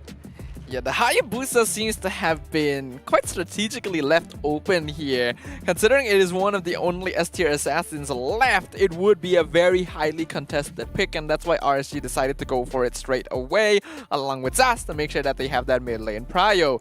It does mean that Edith is available for Liquid, but without Hayabusa, what will be their jungler? So, whose aura is stronger, huh? Yep. This is a game of We whose will aura get is to stronger. see the exact situation you mentioned. Which tiebreaker is stronger? Second pick first or Edith first? Hey! Aurora and Edith is going to be joining in the ranks of Team Liquid Philippines. So they've pretty much fulfilled their role. And technically, there's still a bit of flexibility going on here. RSG Philippines, I want to focus about this, right? They have got the mid lane, the gold lane, and the jungle already settled out with no chance of flexibility. So with this core out, what kind of setup are we looking out for? Because this seems like a pretty good combination between the Zarsk as well as the Harith, whereby they dropped in the Zaman Force plus the Dominator's Descent. Wherever they go, they are getting in control of the entire team fight and wherever the opponent stands. I would say that this is a lot of early game now from RSGPH, right? Of course, the Harith does need a little bit more time to scale, but in the lane against the Roger, the Harith does have a say, right? Assuming that the Roger goes into the gold lane, right? Remember, the Roger can still be flexed into the jungle if Karl TZ so pleases and so chooses. So we'll see what happens in the second phase. That's definitely something that TLPH can utilize to their benefit as we enter the second phase of the drafts. But the Tigreal here has been banned out, and they're really eliminating and trying to put TLPH in a position where maybe you don't go for more team fight, maybe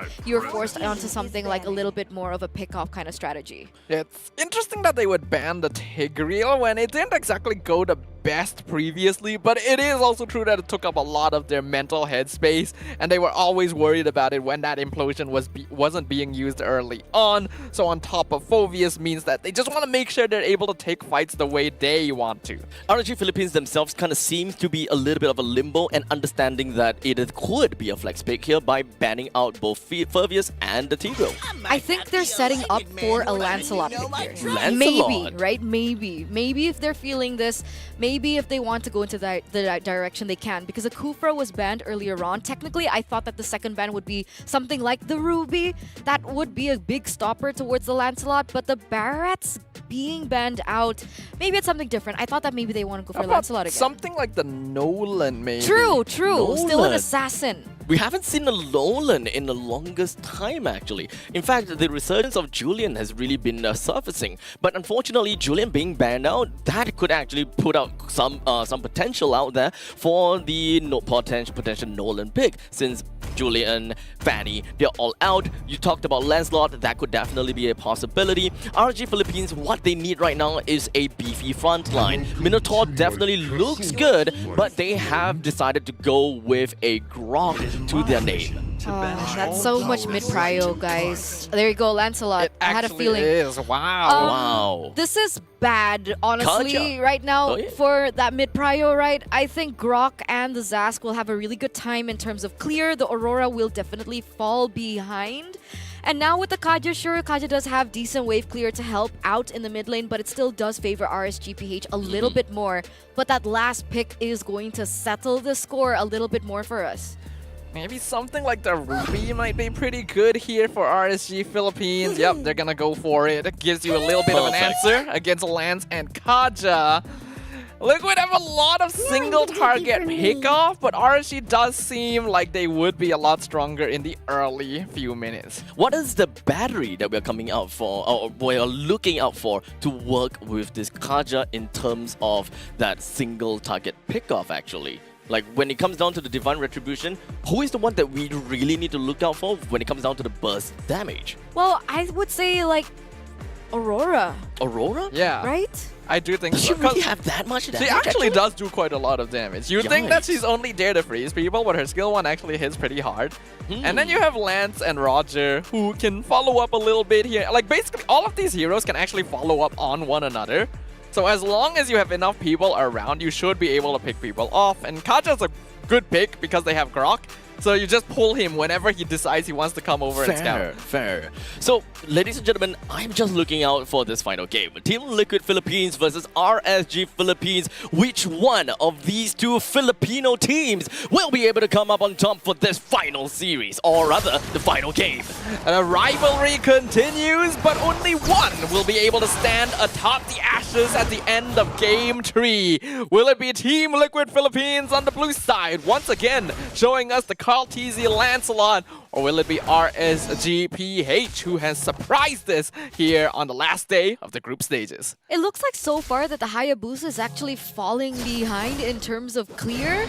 So that's something that, of course, TLPH can definitely work with, as, you know, Carl TZ once again on the Lancelot going to be steamrolling throughout the bushes as well as his own jungle. But again, I'm still worried about this mid trio.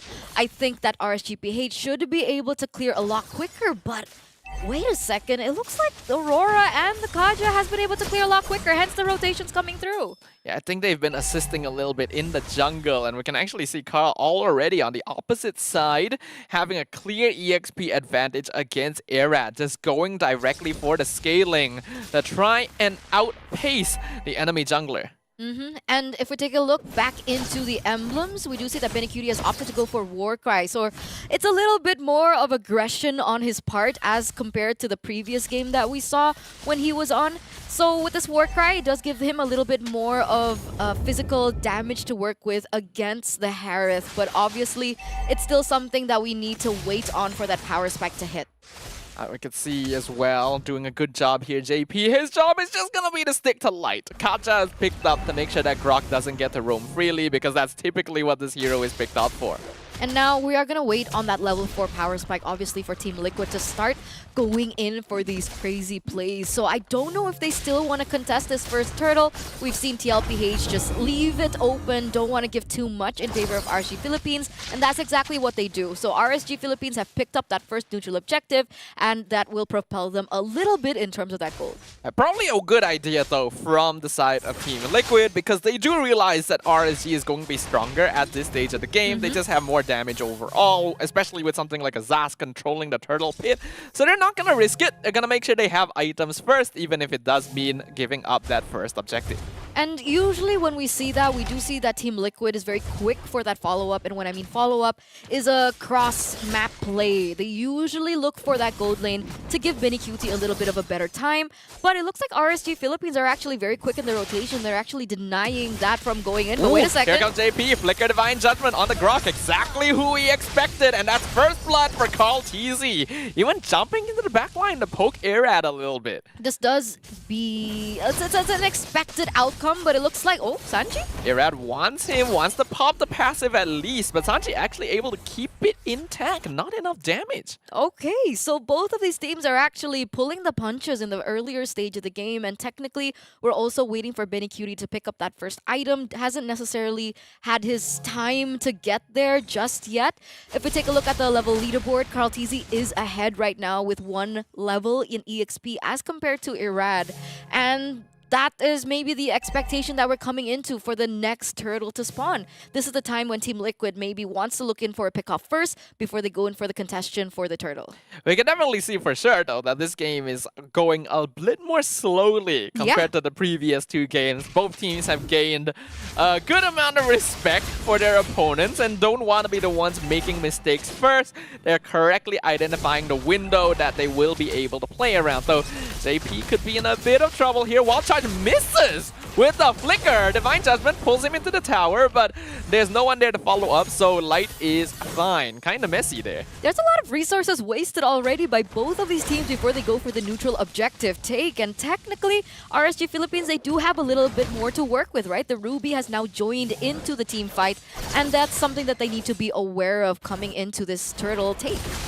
Carl gonna come and arrive here. JP gonna get scouted out. I'm offended. Pulls him back into the Ogi shadow kill. Oh, just barely gets that last hit. Aqua will kill off the Kaja. Carl TZ though able to secure the turtle though. Sanford now stuck behind the Guardian's barrier with the rest of RSG Philippines. Actually holding on to his Primal Wrath, waiting for a better opportunity as Irad jumps onto Sanji once again. Passive still available, so Irad wants to pop that and he will be able to get it. Sanford, maybe a bit far, pops the Primal Wrath, gets stunned and pulled at the same time though, so it does not matter. Aqua even getting double kill onto Sanji. Dominator is sent under the tower. He's gonna get punished for this. The fight continues. Team Liquid just breaks through the ranks of RSG Philippines and returns the favor with a double for Benny Cutie. Look at that retaliation from Team Liquid, right? Initially it was a 3-0, but they were able to get 3 members from the side of RSG Philippines. Granted, with the amount of time that they had to contribute into that team fight, we see that Kusei is going to be able to get that turret in the top side, so that is a trade. But overall, Team Liquid, they're the ones holding on to the gold lead, as it looks like Carl TZ wanted to go and translate that and take away that purple buff. Yeah, looks like he wasn't successful though, as Irad was still able to get it for himself. Team Liquid gonna look for the opportunity to kind of regroup themselves here, because they have been able to find a little bit of advantage against RSG. So now, right, 6 minutes in, there are certain things that we need to keep an eye out for, right? Kusei already has the Starlium Scythe, so he is on his way for that second and third Autumn Pyro Spike that we know and love from the Harith, and technically Benny QT, first item Windtalker. What do you think about that? First item Windtalker. If you go first item Windtalker on a Roger, it means you're planning to scale to late game. You're basically not looking to fight very much in the early stages, and you want to wait until you get like second, third item, then you'll really hit hard, and you'll actually be able to match in scaling compared to some other marksmen. So it could definitely pay off, especially since Liquid knows they're probably not going to be stronger early on. And that's what we're seeing, right? They're paying it very patiently right now. We do see setup, though. Ooh, nice! Divine Judgment on the Ruby. Pulls it into Frigid Frost. That's going to be Nivor down for the count. Wild Charge already used. Not able to really set anything up. Carl TZ on the Turtle. Zaman Force. Kusei chasing down JP. Irad steals the Turtle away from Team Liquid. And now Ogi Shadow Kill is used. He gets the kill onto Sanford. And Benny Cutie. Double kill for the Hayabusa. And now Carl TZ realizing I probably should not be here right now. And backing it off. That was a 4-0 trade for RSG Philippines. And technically, Irad earlier on, he was a level below of Carl TZ. The fact that he was able to steal it was immense, but look at this 1v1. Irad doesn't have Ogi Shadow Kill yet, but he's got a good amount of damage. Nice Torn Rose and the Phantom Execution! Oh, that last hit! Almost! Irad just barely survives. Look at these two junglers. I mean, technically, Irad has lethal ignition, but wait a second. Carl TZ dodged the Wild Charge with Torn Rose, and now Light just dies under the tower. That's insane! What is going on between both of these junglers? They are showing off. They are feeling themselves. And it looks like in the mid lane, we do see a little bit of trades in damage, but not so much as to take someone down. But look how the pendulum has struck for both of these teams. And again, We have a second item down in for Benny QT. He has opted to go for Endless Battle, so the damage is ramping in, but Kusei, on the other hand, is going to be able to pick up that Feather of Heaven too, and he's got a tower in the bottom side too. Let's take a little bit of a replay into what happened earlier on. Man, that outplay though. Actually, such a good outplay, and Carl T's even using the Torn Rose. I thought it might have been early, but it was just nice to avoid that. Though now I'm offended. Carl TZ, again, Torn Rose gets him out of danger, but will it be enough to get away from Irad? The answer is no. Shutdown, killing spree for the Hayabusa, and RSG should be happy with that. And you know, up until this point, nobody's actually built in Sky Piercer, right? There's just been so many trades on the board that getting that item would have been a little bit too greedy maybe, right? So they're going for something that's a little bit more sure. When it comes down to the Lancelot, I think earlier on we did see a Hunter Strike being built in, and the same item does come in for Irad, who's also picked up the Malefic Roar. Wait a second. Flicker Wild Charge from Light onto JP, forces the Flicker out from him as well to be able to get away, as now the Lord dropping down to 40%. Liquid in position, but can they steal it away? Nibor is CCing the backline, and Sanford actually steals it away from RSG. Light gonna pay the price in his presence. Ogi Shadow Kill comes out once again, but Team Liquid are still very healthy, so it's not gonna do anything. Will they actually chase him down? They do! They find him, the Earth Shatter, and Call TZ with the shutdown and a taunt right in their face. Baby 40 though with that Lord Steal. Looks like some more drama's coming. Oh, Call TZ is just going in for this, actually doing a lot of damage as well, but now he's really deep. Hopefully he has ways out of the— oh, Kusei! He just walked into it, the Phantom Execution!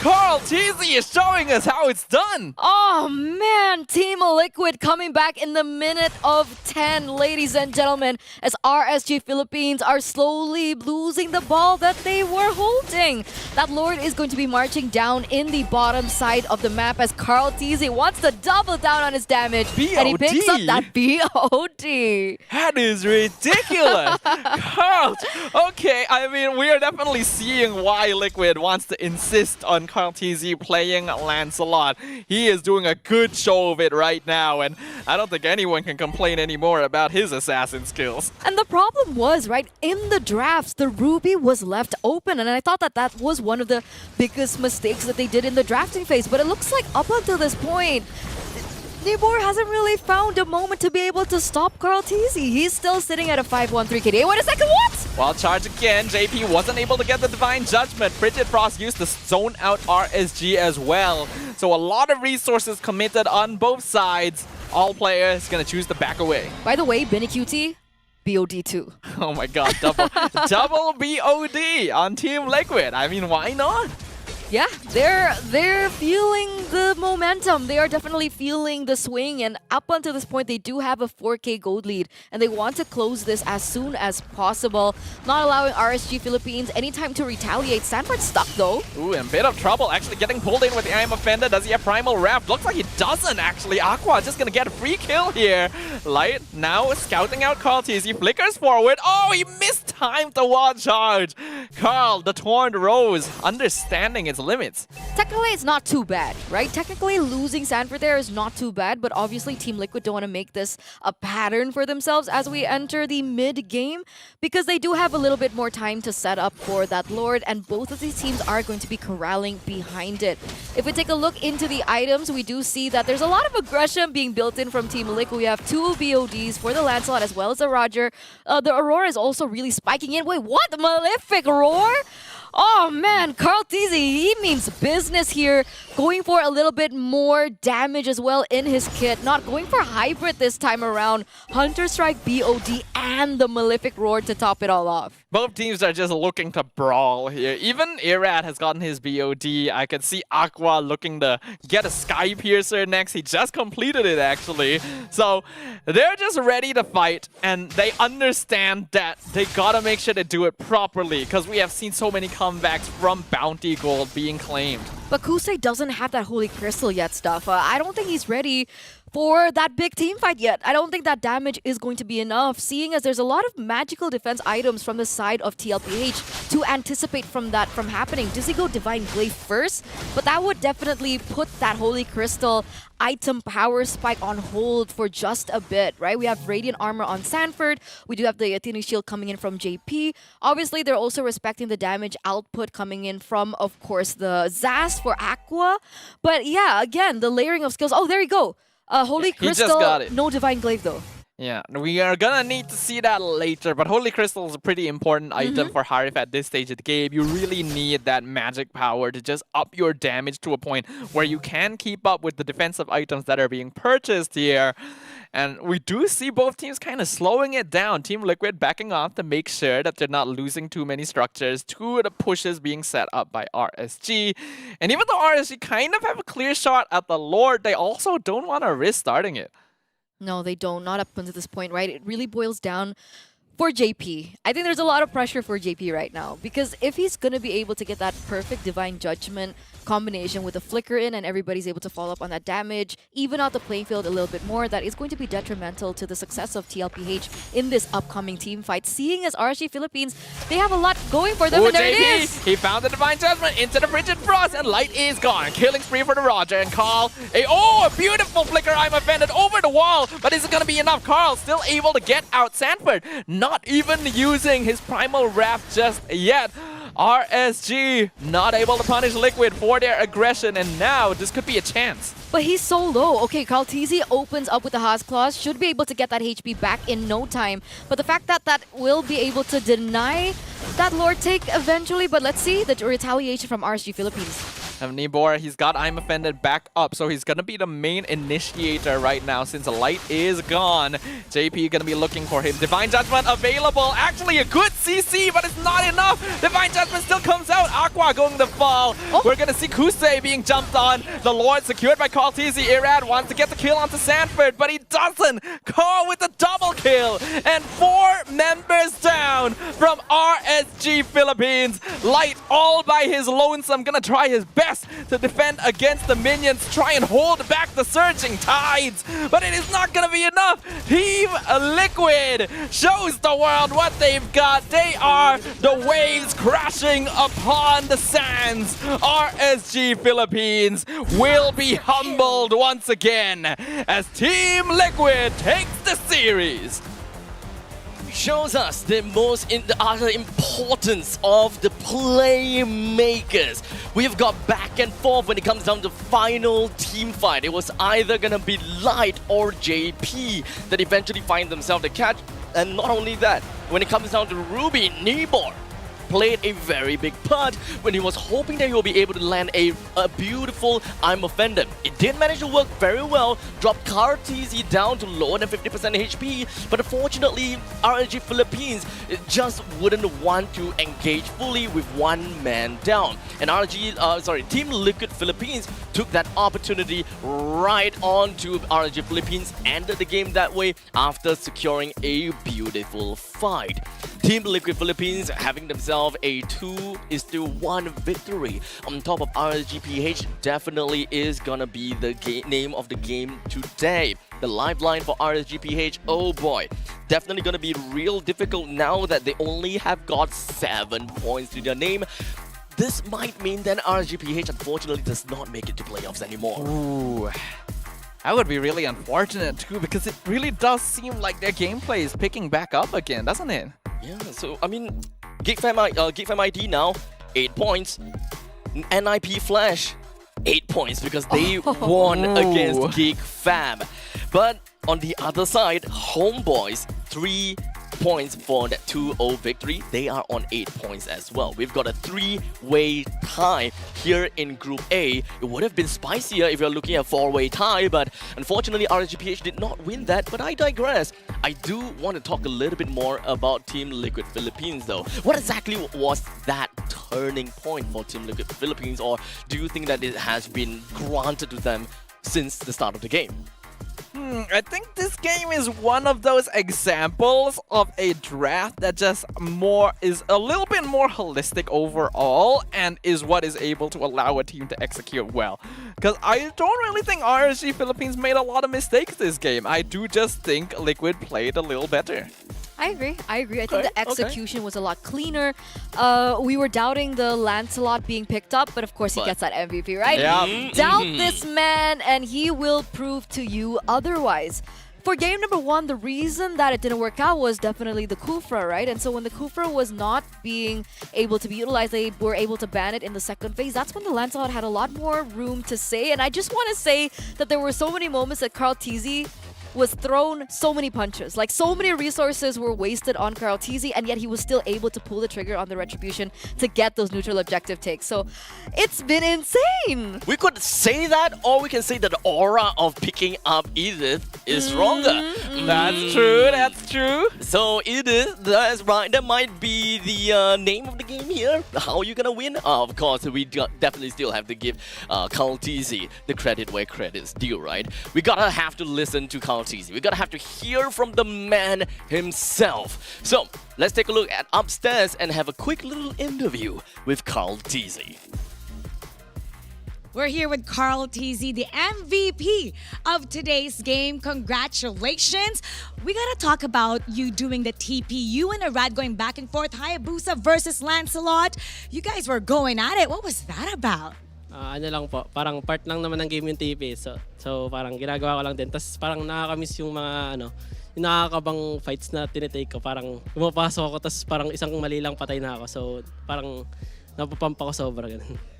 The TP, he says it's part of the game, it's part of the excitement, but what gets him really excited are those clashes, that one move and it can go wrong. So it's really exciting for him, and that really pumps him up with those risky moves. Because you and Arad, you guys have had a rivalry going on, but impressive with the Lancelot. Would you say, because we had the M2 skin, because of Carl, the GOAT, they awarded him the Lancelot skin.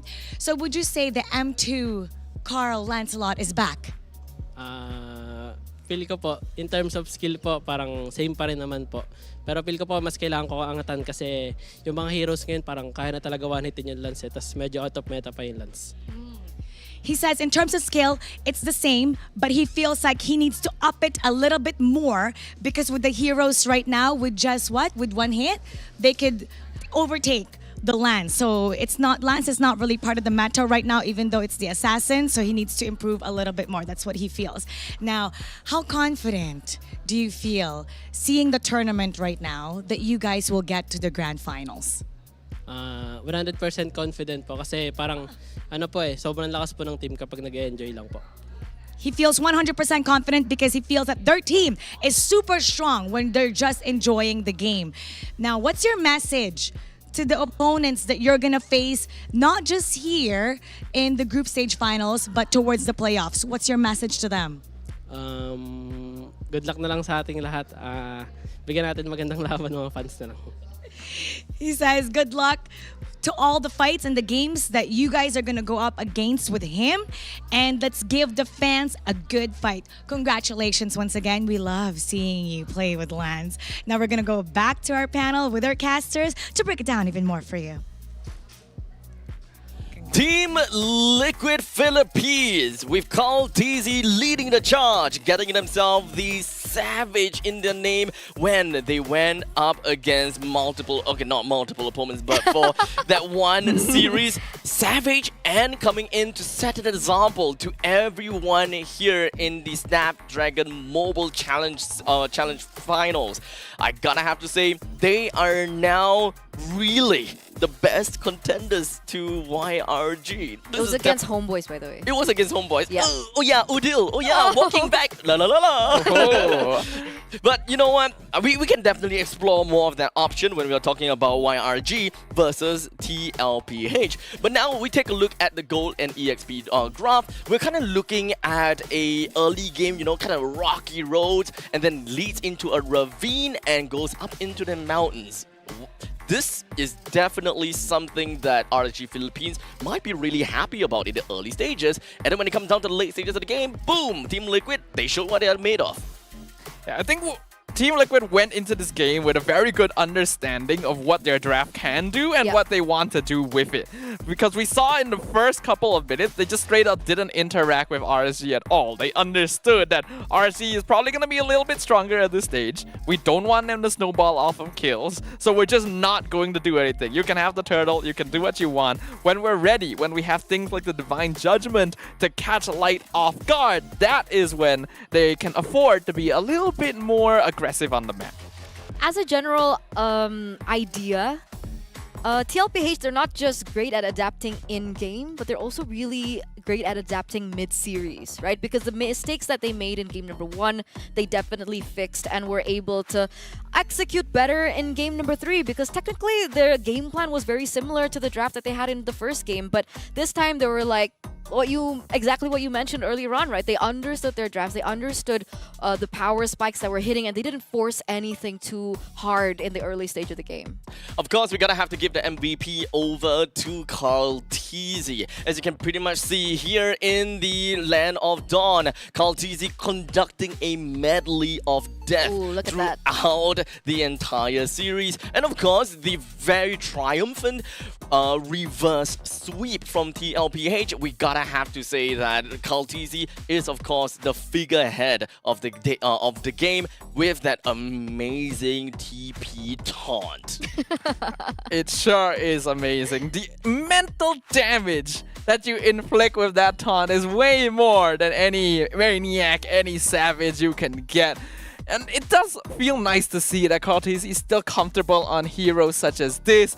I gotta give a shout out. I think that oh wow, he is I would love to find out what he said. He's got stuff to show, that is for sure. I gotta give a shout out though. I think that Kaja pick was amazing. Like, that was the pick that really solidified the win there for Liquid, because there was just no answer for it on RSG side. It's just flicker out for days, and I agree, and I saw just exactly what this Aurora could bring in onto the table, albeit not exactly a great scoreline. I mean, it's still 1:5. It's still a lot of assists and still a lot of damage that Sanji could bring in onto the board together with the Aurora. But one thing that I'm genuinely surprised is the fact that Kaltizi have decided to go all the way through with a full damage build, picking up the Heart's Claws as well, based on the fact that the final team fight, it didn't really have a lot of health to work with. You're gonna have to do something on the fly and to ensure that he's healthy enough to go for that final team fight. But you know, JP essentially made things so much easier with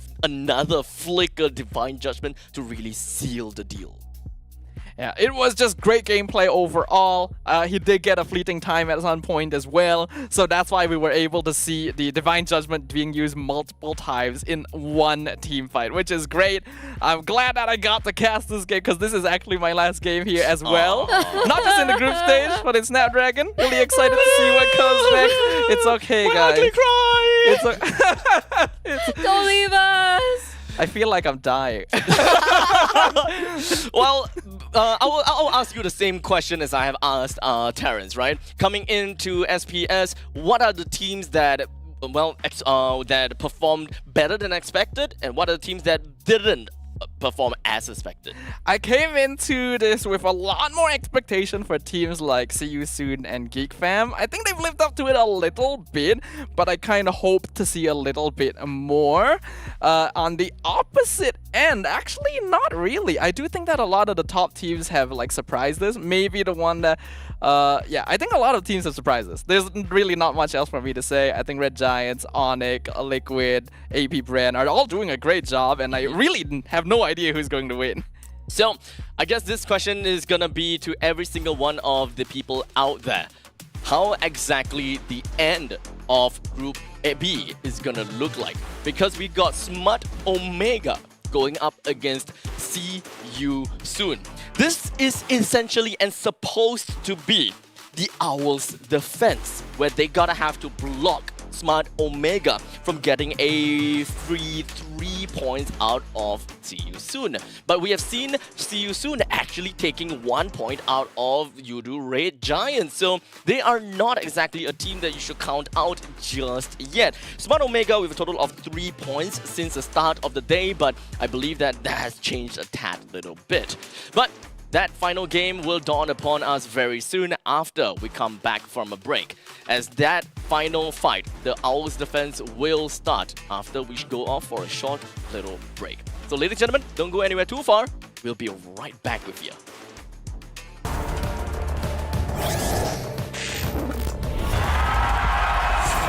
Here we go!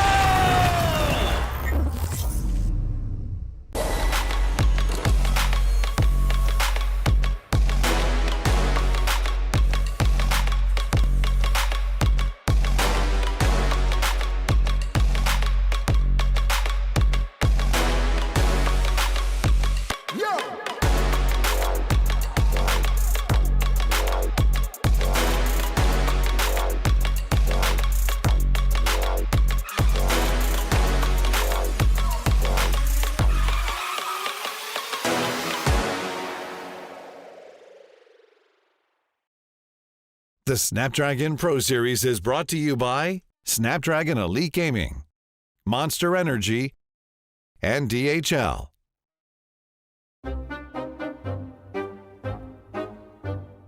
Hey guys, it's Rose, and right now I have with me Jom and Chaknu from Smart Omega. Hi guys. Hello. Everyone okay? Yes. You guys good? How are you enjoying Malaysia so far? Doing good. Doing good? Malaysia's good? Yes. Okay, so I will be playing a game with you guys called Never Have I Ever. Okay, Chaknu, do you think Joe has ever stolen a teammate's buff on purpose? Sinadya? Yes. Yes. True or not? True. True. Chaknu, what about him? In rank game, yes.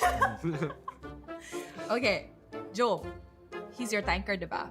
He's a tank. He will say that the enemy is low, and then when you got there, the enemy is not. Does he do something like that? Yes? Sometimes. Sometimes. Rank or scream? Even scream. Even scream. Okay, that's dangerous. Does Joe use a hero for a role it's not supposed to? Example, Yes. Angela Goldblum. Yes? Okay, explain. In rank game, ginagamit niya kung ano nun. Tulad ng mga Cho Gold. Chu Gold and Valentina Gold. Valentina Gold. Okay. He's laughing because he knows it's true. Has Joe ever played a full game in the toilet? Yes. Rank or scream? Rank game only. Rank game only. Okay. Oh, this one's good. Do you think Chaknu has ever ditched you to play with a girl? You guys are playing. You guys are duo queuing. And then a girl invited you to play. You just left him or you left anyone else. Do you think he's done something like that? Hindi pa. So, just now I asked you guys about HP. Like if you guys lie about your opponent's HP being low. What about skill? Do you lie? Like example, you're a rumor, right? You'll tell Jom, already alt T, already SS. Does Jom do that to you? Oh, madalas din. What will he say? Sabihin niya ano, wala nang purify yan. Tapos pag ginuko, ano yun? Mayroon pa. Okay, last question. Have you guys ever stalked your ex-duo on ML? Kailangan honest. Honest, yes. It's never have I ever. Yes. Yes. Ex-girlfriend. Stalking to see who she's playing with. You're better than the guy, or are you better? I'm better. You're better. What about you, Chakno? Wala akong ex-duo eh. Pare. All right, so that is it for Never Has My Friend Ever. Thank you.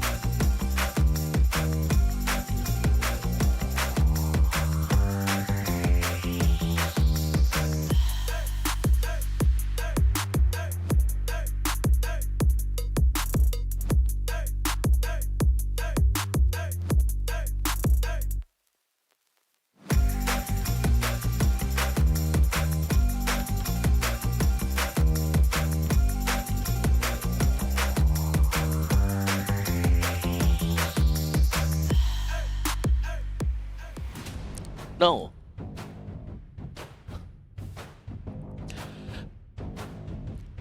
All right, ladies and gentlemen, welcome back in to the final series of Smart Omega Philippines versus See You Soon from Cambodia. This is ultimately the final game that we gotta have to see in Stream B. And how is that gonna conclude the entirety of Group B?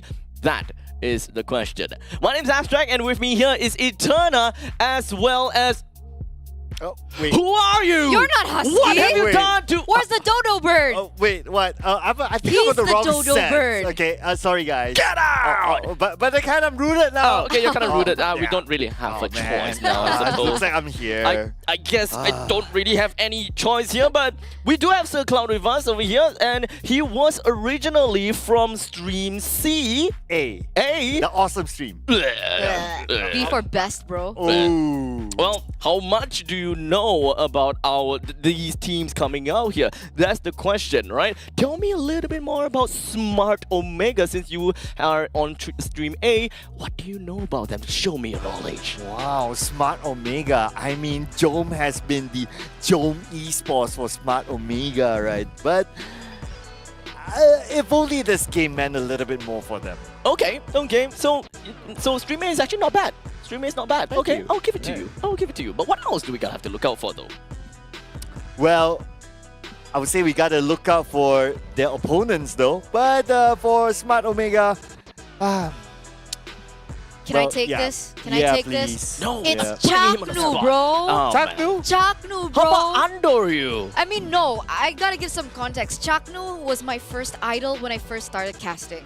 Is it I saw MSC's Execration? Yes, when he was in Execration, Chaknu and Kufra, they were synonymous, right? Sometimes in the drafting phase, I would be like, bro, Chaknu picked up Chaknu because Chaknu and Kufra has been synonymous from that So very basi- start, and we've been seeing a lot of Kufras coming back into the meta. So Kufra is Chaknu, Chaknu is Kufra. Yeah, it's like Cho and Yawi. Like how Sir Cloud is now Sadafa or Terrence. Yeah. Or which one would you prefer? You. Oh, thank you. I mean, you know, I gotta have to cater to my fellow friends that is on the desk right now, right? Hey, I like that. I like that. But you know, I do want to know a little bit about how you guys think about this current game though. Between Smart Omega and See You Soon. As you guys can see on the board here, at least, you know, Sir Cloud and I, we know what we're looking out for. But Eterna. Why Eterna? You know, regions like the Khmer, man, regions like Cambodia, they're always full of surprises. Oh. Okay, so I'm pretty sure they could at least get a single game. Smart Omega, their performance hasn't been as smooth as we would love to see them in, so there's definitely room for a 3-game. Going either way. Okay. To be honest, I would say that there is definitely that probability, especially since we saw See You Soon that actually managed to take one game off of YRG. Like, where did that come from? I don't think that any one of us actually expected that. But in the meantime, before we even jump in and take a look at the rest of the lineup from the side of See You Soon, I believe that when it comes down to Smart Omega, we do have a little bit of an interview coming in from the side of Mara. So I'm very much looking forward to what Mara have got to say for this and what kind of questions she may pose over to them. Over to you. Here we are with Smart Omega, and because they're out of the tournament, we're gonna do something fun with Chaknu and Ryota. So what we're gonna do is play charades. Chaknu will act out the heroes, and Ryota has to guess. You guys can help them out. Help out Ryota, all right? So I'm gonna pull out my Samsung Ultra. We're gonna have the timer. Ready, Chaknu? Ready? Oops. We're gonna do the stopwatch and stop timer. We're gonna resume, reset. All right. Starting now. We have 1 minute. Go ahead, Chaknu. Oh, Franco. Okay, another one. Minotaur. How do you know? 2 points. Okay. Oh my God. How is it so? Dali lang. Basic lang. What else? Sir, I wasn't giving you the mic. Okay, that was good. He said the first one was Franco, Minotaur, Kadita. Again. Another one. You have another 29 seconds using my Samsung Ultra. Okay. Okay, he needs a little bit of help. So right now, Smart Omega is just having a lot of fun right now. They know that this game, there's no more pressure. They have nothing to lose. Game. Hindi, ikaw lang. Okay, you act it out. It's so he guesses even just one. Even just one. Grak. Grak. Rock. But Shaq knew one. Great one, guys. That was so much fun. Now, I want you to say a message to all the Filipino fans who are supporting you. Ayan, shoutout sa mga fans namin dyan sa babawi kami sa MPL. Okay, so shout outs. They're gonna make it up to you guys in the MPL Philippines. Shoutout sa mga fans namin. Babawi kami sa Esports team. Shout out to the fans. They're gonna make it up to you. You just copied what he said. They're gonna make it up to you guys in MPL Season 14. So let's check out how Smart Omega performs in this match. And for the other side, we're gonna have to take a look at See You Soon. But before that, thank you so much over to Mara as well as the boys from the side of Smart Omega. Etana, what do we have here from the side of See You Soon? We'll see here. Sorry, I'm Felix, Tuzura, Boxy, as well as Run. And this is interesting, right? Because we've seen a different flavor of See You Soon.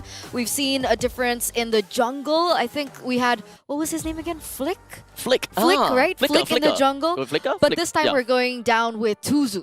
So I don't know what's going on here. Maybe they're reverting back to their previous lineup because technically Flick has been doing a really good time on the Nolan. He was MVP for that performance when they won against the Yudu Red Giants. But with Tuzu coming in, what are we feeling about this lineup? Well, this lineup at this point, honestly speaking, is probably like a experimentation for them, or it's just more of like them giving the other players a good run out at the final game here. But looking at their bans, they are still taking this very seriously by banning out the chip, especially that has a 100% ban rate so far, and also banning out the Zust that's really, really popular, although the win rate is arguable. I don't know. So far in Stream B, the Zaska's been doing pretty good, actually. Like an overall 57%. For certain teams, it's ramped up to 100%.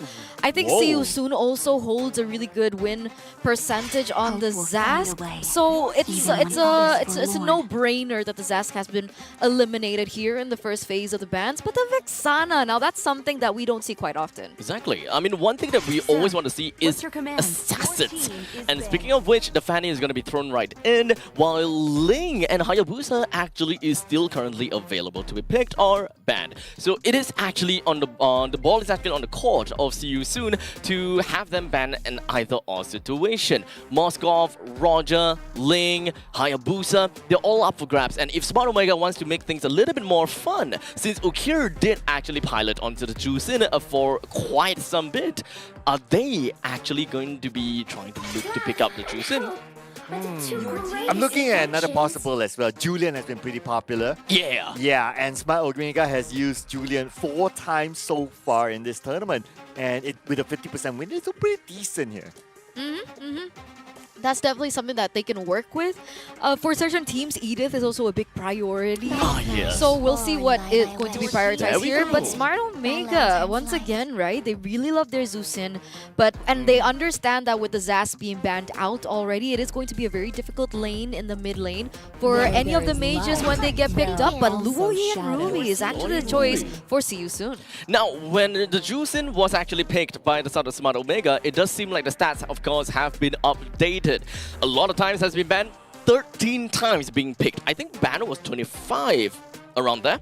However, the most important stat that I want to look out for is win rate. We started the day with an abysmal 38% win rate onto the Juicin, but by now, at this point in time, we are looking at a 50%, more than 50% win rate. So that is definitely something that I would like to look out for. While Smart Omega now have picked up, wow, and Edith and Ling, this is actually a really scary lineup from the side of Smart Omega. Yeah, it's not the first time that we see Ling, right? They have used Ling before this, but then again, Unfortunately, they did not win with that game. But Edith instead, they normally play on the EXP lane. So they might leave the pick open here for one of the other roamers, such as a Minotaur or even a Grok could be up for grabs.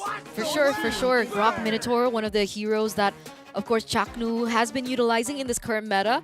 Definitely now a Kufra is a big possibility for them to pick up against the Lancelot.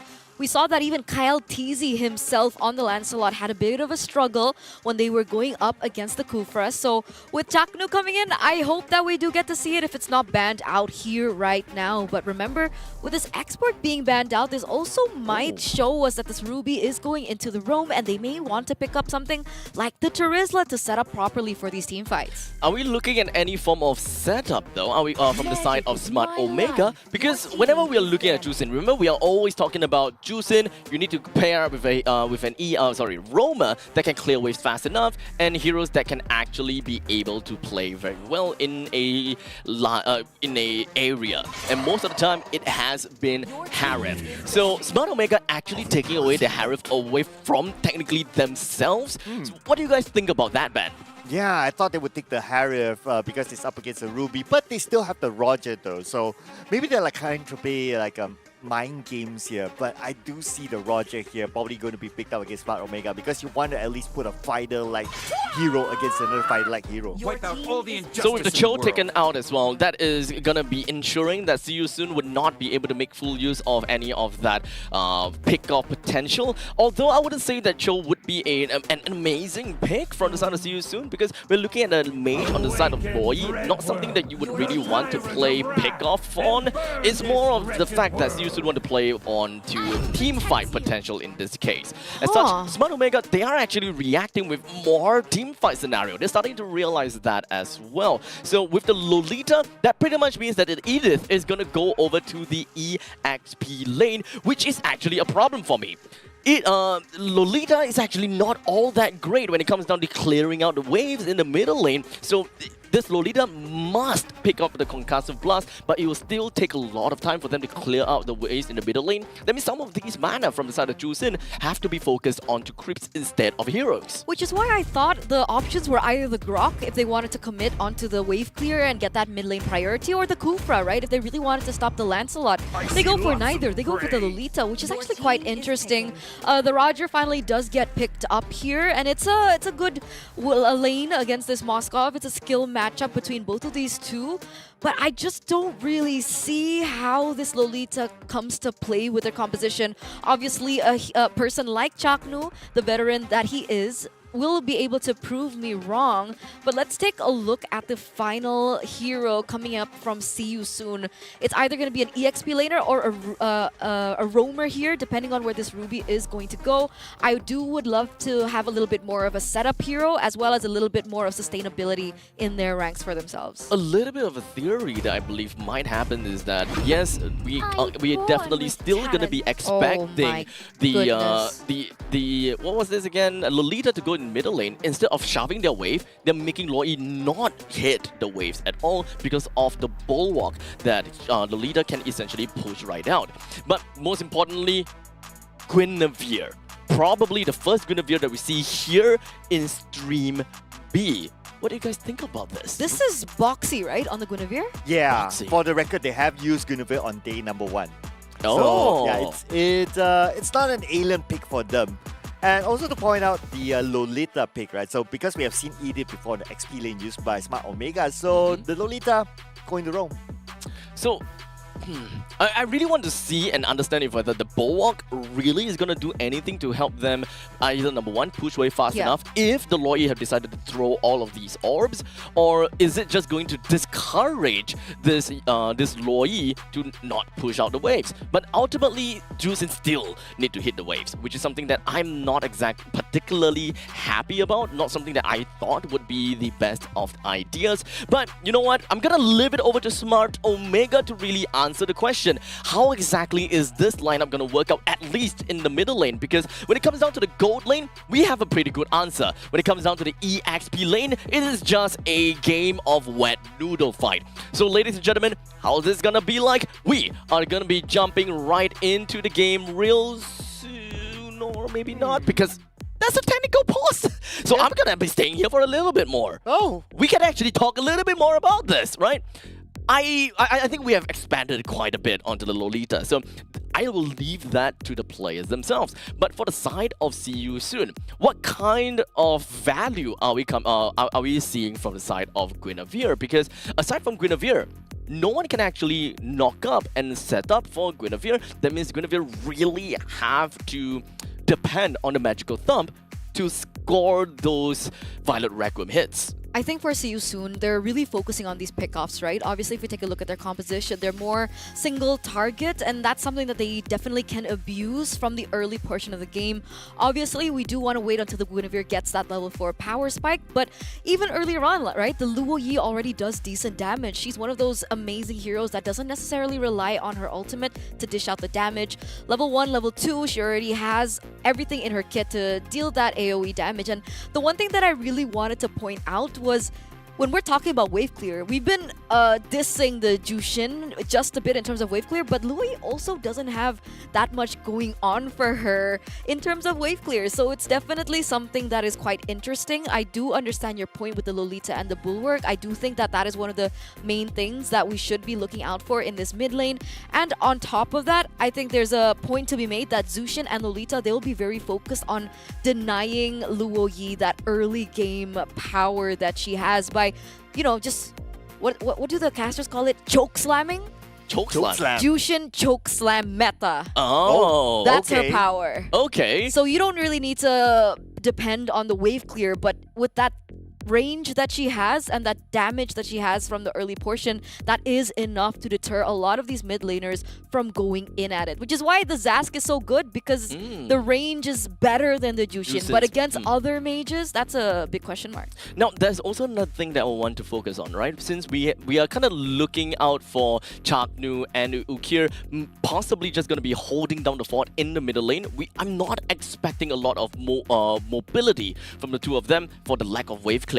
As such, Jome may actually be in a little bit of a tough spot, as he's actually going up against Rune that's playing as the Moskov. We'll leave that out in the air for now. We'll discuss that a bit, because we do have a very interesting top 5 kill leaderboard right here between Smart Omega versus See You Soon. And Andoryu, 27 kills, Jome, 25 kills, Ukir with 19 kills. So it's relatively fair to say that we have quite a bit of dominance coming from the side of Smart Omega. Yeah, and I guess that also answers like what the prediction that we put out earlier on of Petunia, right? When it comes to kills, they do have that advantage. But of course, to be fair to See You Soon, they have been doing pretty decent today, especially winning the first game against Udire Giants. And now, ladies and gentlemen, the technical pause is over. We are gonna be jumping in over to the tunnel, but we have seen the pause once again. Hello, I'm back. Hey, we need time. I'm gonna slowly scoot out, but then come back in anywhere. again. Scoot out, back in again. So this actually is a pretty good setup for me, because the question that I posed is still kind of up in airs. So, Eternal, what do you think about this? Jome versus Moskov. Naturally, we want to see from Smart Omega more mobility to really help Jome out, since it is a losing fight between Roger and Moskov. How exactly must will Smart Omega allow Jome to actually come online? That's the thing, right? That's the thing. I think they're gonna let him try and play the weak side, maybe, if that's what they're going for. Obviously, the Roger needs a little bit more time in that lane. But technically, do you think that this is a losing matchup against the Moscow? When it comes down to Roger against Moskov, Roger will always find himself in a really tough spot, right? Because whenever you would want to poke people, the only thing that you can do is your bullet and your net. That's the only thing that you can work with. One of the main things that you are really good at as a Roger to score first blood is to be able to go for the Lycan pounds, as well as to just going around with your Lycan form. But Moskov is able to kite away from the Lycan form very easily. I see. And even create distance when it comes down to the Spear of Misery. Okay, so maybe Jome in this scenario is playing weak side, right? They're playing weak side. They're playing in for Very Ryota. weak side, actually. That we definitely have seen come out on top, right? We've seen it on Sanford when he plays the strong side lane, that he's able to translate it on neutral objectives. So maybe the neutral objectives is the game plan and the winning condition for Smart Omega here. I'm really trying to theorize a lot out of this. That means that there is a lot of baggage on either Andoryu as well as Ryota to do something. Because if Jom is losing in terms of priority, he can't connect himself to the middle wave to really help the wave clear for Ukir and Chaknu. So it's either going to be going for Andoryu post 5 minutes or Ryota to actually try to do some form of clear for them instead. Yeah, and I'm looking at Smart Omega coming up with the front-to-back sort of strategy, right? So you have two heroes that can protect the front line. So you got Ryota, you got Chaknu who can do that, and then somewhere in between you got Ukir who can also control the situation in case anyone wants to like pounce into whoever's on the back line or whoever the softer targets are, especially like Andoryu or Jom. So it does to me look like the strategy of, okay, protect Jom when it comes to team fights. But here is where CU comes in with the counter, right? Because of the low yi and because of like what you mentioned earlier on, the pick-off potential that they could get, even though it's not the low yi, it's the Guinevere, so they can potentially pick him off before his other teammates get around him.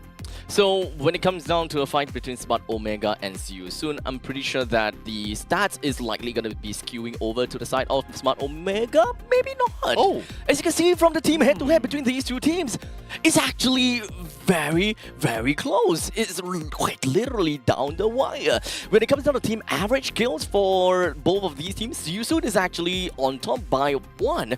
Average damage dealt is actually very close, but CU Soon is the one that comes up on top with by about 200 damage, while average GPM, CU Soon is actually on top.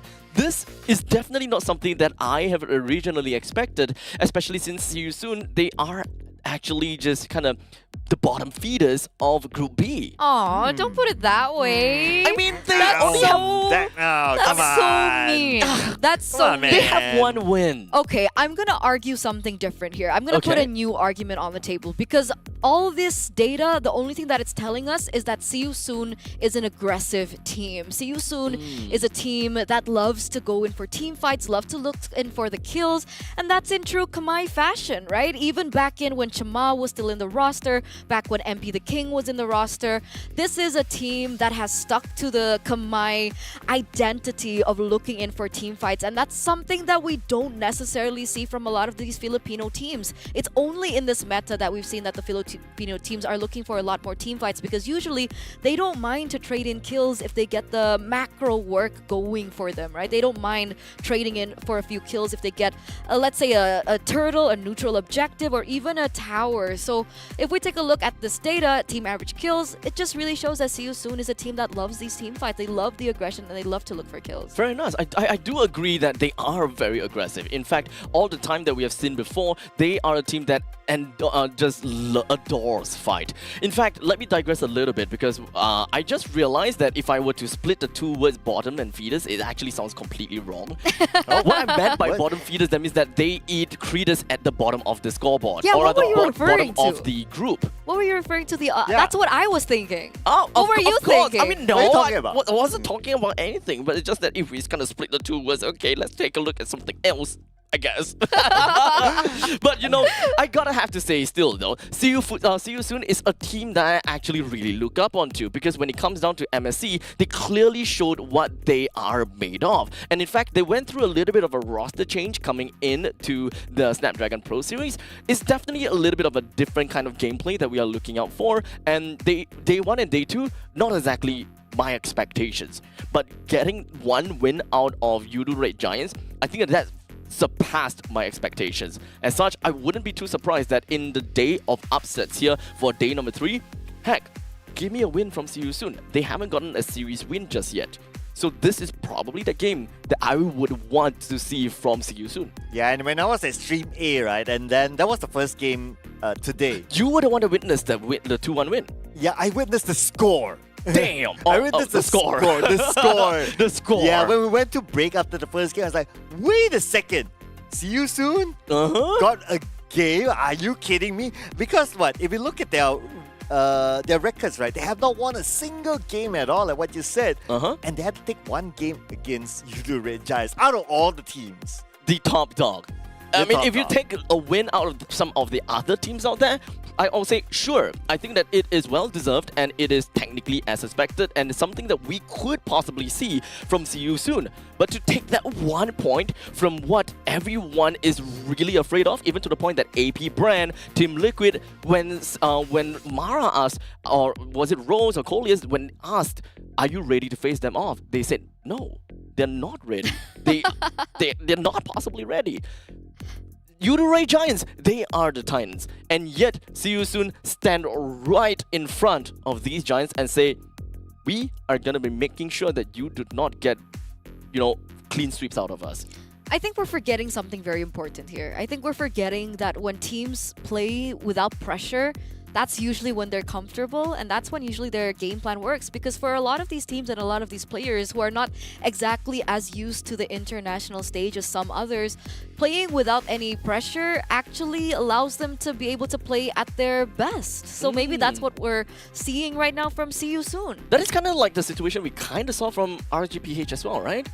They did manage to come up with some very amazing games, although it was still kind of lifeline game for them. But they have this expectation that if they don't win, well, it is what it is. But if they do win, then great, they're going to playoffs. But unfortunately, that is something that is not going to be the case for RG Philippines anymore. But, ladies and gentlemen, it does look like we are going back into the game. All right. As we welcome the first game of this best-of-3 series between Smart Omega and CU soon. The Kamais here coming through without pressure, but the same can be said for Smart Omega from the Philippines. Well, it's a battle of who will actually get the win out of this and get a little bit of those bragging rights. So far, when they talk about some of the stats like who gets more kills, right? It seemed to favor towards Smart Omega, but the general stats favor towards CU soon, so it feels like a 50-50 game. And right now, this is actually quite surprising, right? We haven't really seen a lot of war cries today, but we do see it in the hands of Endoryu. And so far, Endoryu has been that aggressive, I would say, jungler. He really likes to utilize his early game aggression to put some pressure over on the map, and that's exactly what we're seeing. So expect a lot of Endoryus from popping off in these side lanes, maybe giving the Roger a little bit of a good time. The exact thing that we were speaking about earlier with him being in a difficult matchup. Oh, but speaking about difficult, it's probably going to be difficult for Run here as he needs to run for his life. And so far, okay for him. Managed to evade the Tempest of Blades. He gets out, luckily for him, as both of these teams are going to be centering around the neutral objective very, very soon. 20 seconds are on the clock. It looks like Boxy is going to be the first one up to give out some vision for his team. And on the bottom side, and Dario's actually picking up all that gold. So it does give him a little bit of an advantage when it comes down to it. Not necessarily an EXP lead just yet over Tuzu. So it's still a 50-50 when it comes down to that turtle take.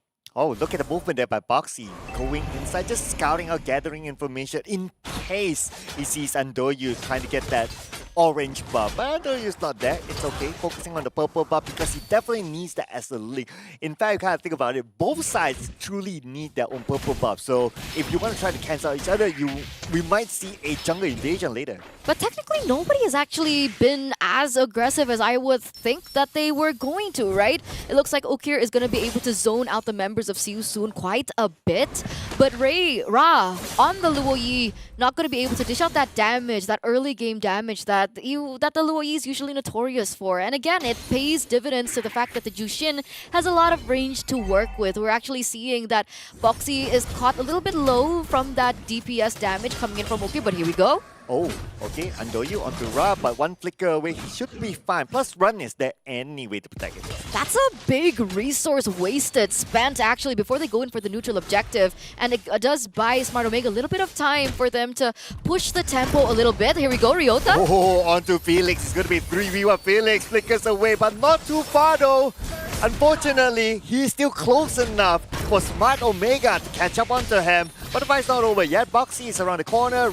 Keep an eye on to Ra as well in case it does something funny, but nah, it's done. Endoryu gets it. Yeah, CU soon doesn't want to go for the contest. We saw that Tuzu was nowhere near that, but look at this. Okir might want to press the issue. Oh, Tempest of Blades and Boxy last hit. Endoryu, do you want to go for it? Do you want to go for it? Nah.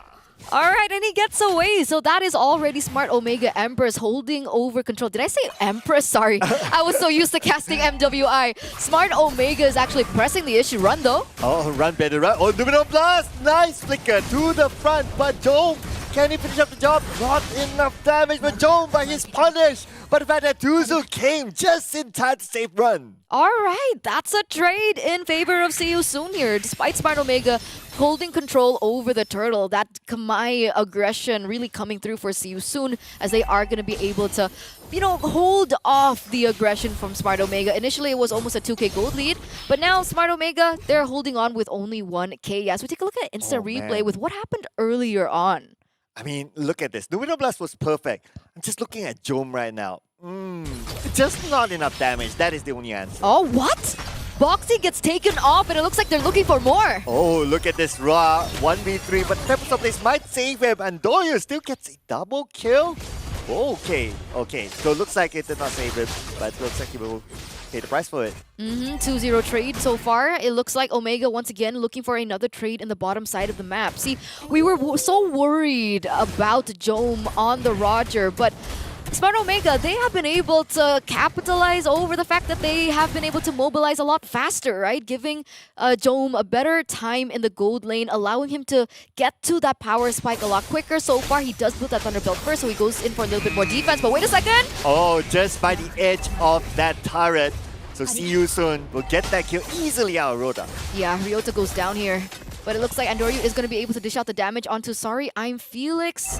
Not going to be enough to take him down just yet. But what's happening in the mid lane here? Oh, looks like UK might be the first target. No, they target onto Jom. Good targeting there. Run will get the kill onto Jom. That's a little bit of a revenge for whatever happened at the bottom lane. But look who has arrived. It's going to be the Tempest of Place from Andoryu to dish out the damage, but they're still pretty low.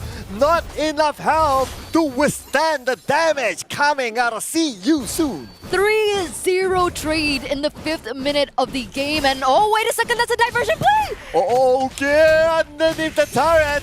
And now okay, hoping for the turret to somewhat help him. Nope, he will not. Instead, it's going to be Ryota helping and coming from the side, but they're looking for the next target. Ra, where are you going to go right now? It's going to be Jom that eats him up, but hang that thought for a second. Tuzu comes in as well.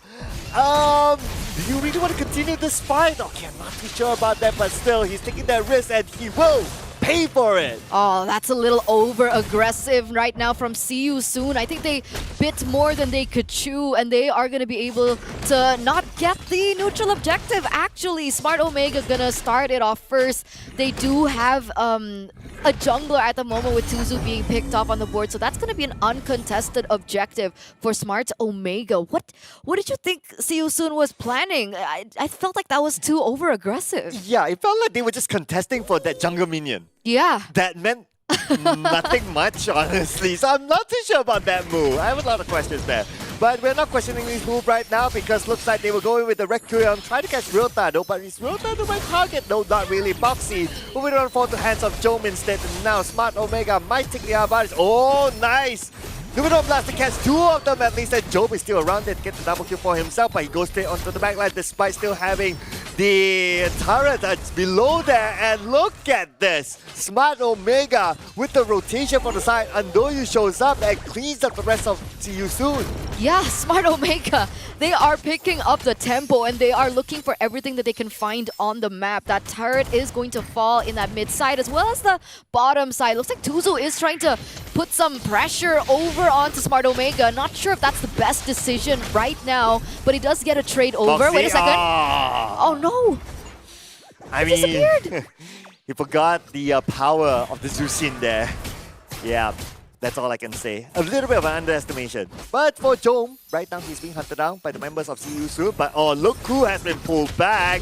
Choke slam, like what you said. Felix will be the next one to fall for sure. And now Tuzu might be the following one. He's pretty low at the backline, but he tries to get Jom instead. Jom Nice kiting there by Joe! Wow! Oh, he double kill now in for Ukir. However, but Smart Omega, they're the ones that are holding that 5k gold lead. And it looks like it's counting. Right now, if we take a look at Jome, he does have a Thunder Belt being built in along with the Wind Talker. So he is respecting the damage output coming through, is trying to look for a little bit more of a defense coming in and a lot more scaling into the later stage of the game. Meanwhile, we see Run on the Moskov picking up 2 items. So he's not necessarily at his Holy Trinity just yet. He is lacking that DHS, but wait a second. Boxy again goes in. Oh, Boxy engages first, and now Boxy might pay the price for it. But look at Run. Run is putting out the free hit damage from the back, but Boxy will go down the moment Joe shows himself, and we might see another sacrifice in the name of Ra so that the other 2 players can get away.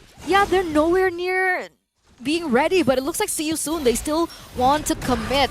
Tuzu does have the right gameplay in mind, is looking for a counter play in that top side of the map, trying to get in that tower for them to play that macro style. But if you take a look at the items, right, we saw that the Moskov was unable to dish out the damage just yet because he hasn't really completed his Holy Trinity yet. He only has a Corrosion Scythe and the Golden Staff. The DHS has not been built yet, so he does need a little bit more time to ramp up that damage for him to be able to come online. Meanwhile, the Endless Battle already built in by Jome, so it does make sense, but it looks like, Andoryu. Okay, he goes in straight onto Tuzu, and now it's going to be a 1v1. Tempest of Blades will be used by Tuzu. Nice move there to avoid the Tempest of Blades, and looks like both sides will call it truce. Why didn't continue that 1v1? We want to see it. Guys! Yeah. I guess they learned something out of See You Soon early on, is that don't overextend, so I'll let that go for now. Okay. Maybe that was a little bit more for me than for the team, but I would have loved to see that 1v1. We've been seeing a lot of that as well, but once again here, Omega with the Lord push, gonna be marching down. Wait a second. Whoa! Nice catch there with the record up by Boxy, but Boxy, health not that big. He might be the first one to fall, and I know you will be ready for that. Luminous Blast will not connect onto anyone, but it will not be a problem for Smart Omega because right now they are in the driver's seat, but together the 2 members of CU Soon and also the turret at the bottom with the Lord still active, but the Lord will fall next. Nevertheless, Smart Omega, this is a nice push by them. Oh man, did you see how aggressive Andoryu was placing? Wait a second, Run! Run! You better run right now. You better run because Jome is still there, but Felix as well as Ra is there. Instead, Felix will be run to fall in the name of Run. Oh man, was that worth it for See You Soon? Was that worth it to get the orange buff that they didn't even end up getting? I believe, did they get the orange buff earlier? I mean, frankly speaking, it wasn't. Probably would be better if they focus on the farming instead. Yeah, but looks like the fight's not stopping just yet. This is a brawl here now, ladies and gentlemen. Are you ready for entertainment? Because the next one to fall is going to be Boxy, and thanks to Jome again. Ruta gets 1 point serve as well. Andoyo to Tuzu. It's only Felix left. What can he do about this? Okay, no minutes, so a little bit time up, but there will not be enough time for sure. It's a 10k goalie, ladies and gentlemen, and it looks like he is not going to be enough to defend that base. Delay the inevitable, as it is going to be Smart Omega picking up game numero 1 in this best of 3. I gotta have to say, this is an outcome that I technically didn't really quite expect. I was definitely saying that See You Soon's lineup definitely had lacked a little bit of synergy, especially since I'm talking about, Guinevere gotta have to land the Magical Thumb, otherwise you have to basic attack for days before you can actually send someone flying with the Violet Requiem. But the main question that we have mostly been throwing over to the side of Smart Omega is, how did that Chaknu plus what was Ukir combination battery really work in the middle lane? Was there really a difficulty when it comes down to shoving the waves? That's the question. I think it wasn't really too much about shoving the waves. I think it was more of like, it felt like a brawl to me, right? It felt like a brawl. It felt like a brawl to me. Like, See You Soon contesting for like what, jungle minions, and then they just went in one after another, and Smart Omega was like, what are you guys doing? Are you handing kills to us? Okay, sure, we'll take it. I would say that Andoryu and Ryota definitely managed to manage their expectations, right? Because when it comes down to mobility as well as lane priority, they definitely don't have a lot working to themselves. So Andorio gotta have to work things out. He managed to get himself a good amount of kills by the end of the game. 8:1:6 is the scoreline, and 11 minutes in with 10,000 gold lead. It seems like See You Soon is just kind of throwing themselves over to a pack of wolves without really having much expectation as to what might come out of it. I have a question. Is this the biggest goal lead that you have seen in Stream B? Actually, Stream yes. B, I think so. Yeah. Actually, yes. Okay. The most amount of lead that we have saw probably was roughly around 6,000, close to 8,000, but it slowly dwindled down. This is probably the first time that we saw such a amassing lead, and it stayed there or until the end of the game. Alright, so this is massive here. This is massive Right. here. And I can see why though. Just look at the stats here. Gold mine, Carnage, Resilience, Selfless. Everything goes to Smart Omega. Everything is just tilted towards the side of Smart Omega, and even when it comes down to standing objectives, Omega is really getting the job done. When it comes down, of course, when it comes down to turret damage, Jome put himself up to the fight and ensured and understood that, yo, I'm the only one that can really siege turret very effectively. Technically, Andorio can technically do that as well, but you wouldn't need this Ling to go out and beyond to do all that. When I myself, as a Roger with crazy movement speed, I can do that all by myself. And if we take a look at the golden EXP graph, it's basically telling of the entire storyline of this game, right? I mean, initially it was a really good trades from happening between both of these teams. Smart Omega were able to get a few more objectives, but See You Soon were able to trade in terms of kills. But after a certain point in the mid-game, it just felt like See You Soon kept going for the exact same battle plan, but expecting a different result. It's like the definition of insanity, right? You do the same thing over and over, but expecting different results. But yeah, Smart Omega just kept capitalizing over it, right? It feels like See You Soon, they were overly aggressive. They overcommitted into these team fights in a position where they were not supposed to. There was a moment that they really heavily started to go in for a team fight, but Run was nowhere near the Trinity yet to dish out the damage, but then they still went in for it despite Run not being capable of dishing out that damage. So that's basically the story that we're seeing. It looks like both of these teams are technically just having fun, honestly. Probably having fun, I guess. I mean, See You Soon kind of understood that they are not in contention for playoffs anymore. So perhaps they're kind of just working their way around, and their coach just like, you know what, let's just have fun. Pick the heroes that you want to pick. Perhaps that is why we are seeing kind of like a lack of synergy when it comes down to the heroes being picked up from See You Soon. While Smart Omega, they understood that, you know what, we can still have fun. Picking up that Jusin coming from the side of Ukir. That is effectively, I believe, the third Jusin that Ukir has piloted today, with a total of 3 kills, 2 deaths, and 18 assists. Definitely pretty darn crazy. And of course, when it comes down to itemizations, we are expecting the main 3 items to be seen. The Clock of Destiny, Glowing Wand, as well as the Brute Force Breastplate. Understandably, the next item would have been the Ice Queen's Wand. Yeah, I really like how he effectively piloted it, whether it's in an offensive basis or a defensive basis, right? So, but we're going to check out some of the highlights here from the previous round. So, keep your eye on to the movement of See You Soon, especially, right? In general, like this part is still okay, but I believe it's like the 10-minute onwards, you start to see that See You Soon loses concentration. Like they go for objectives that is unnecessary. There is so many things that See You Soon, I will say, could have done better in some sense. Even when it comes down to Boxy in that current fight, I would kind of understand that he's trying to open up brushes and perhaps try to get a read out of Smart Omega. Hopefully someone will go up into the air, but that didn't really quite happen. He actually stayed in a little longer than expected by going in for a couple of basic attacks, especially the follow-up passive, but that didn't quite work out. He probably thought that, yeah, I could probably get away with the spatial migration, but that ultimately didn't quite work. When it comes down to the later parts of the game as well, this is where Andorio just went all ham. He managed to get the Testament of Blaze, while See You Soon completely disrespected him by standing in between of the 3 swords, giving Andorio that chance to weave himself back into the play. That shouldn't have happened because Andorio only used 1 sword. He got himself right out, and then See You Soon is like, yeah, you know, I don't think he's gonna be coming back in. They stood right by the swords. perfect opportunity, and Andorio seized all of that. Went all in and just, yeah, I can kill everyone. Boom. That's the win. Yeah, there were just a lot of moments that was quite questionable from See You Soon. Did you remember the contest to the orange buff? Yeah, the last one, right? Yeah, that was Yeah. really weird to me. Yeah, that's all I'm gonna say. It was just weird to me. I guess when it comes down to See You Soon, there is quite a lot of things that gotta have to be ironed out.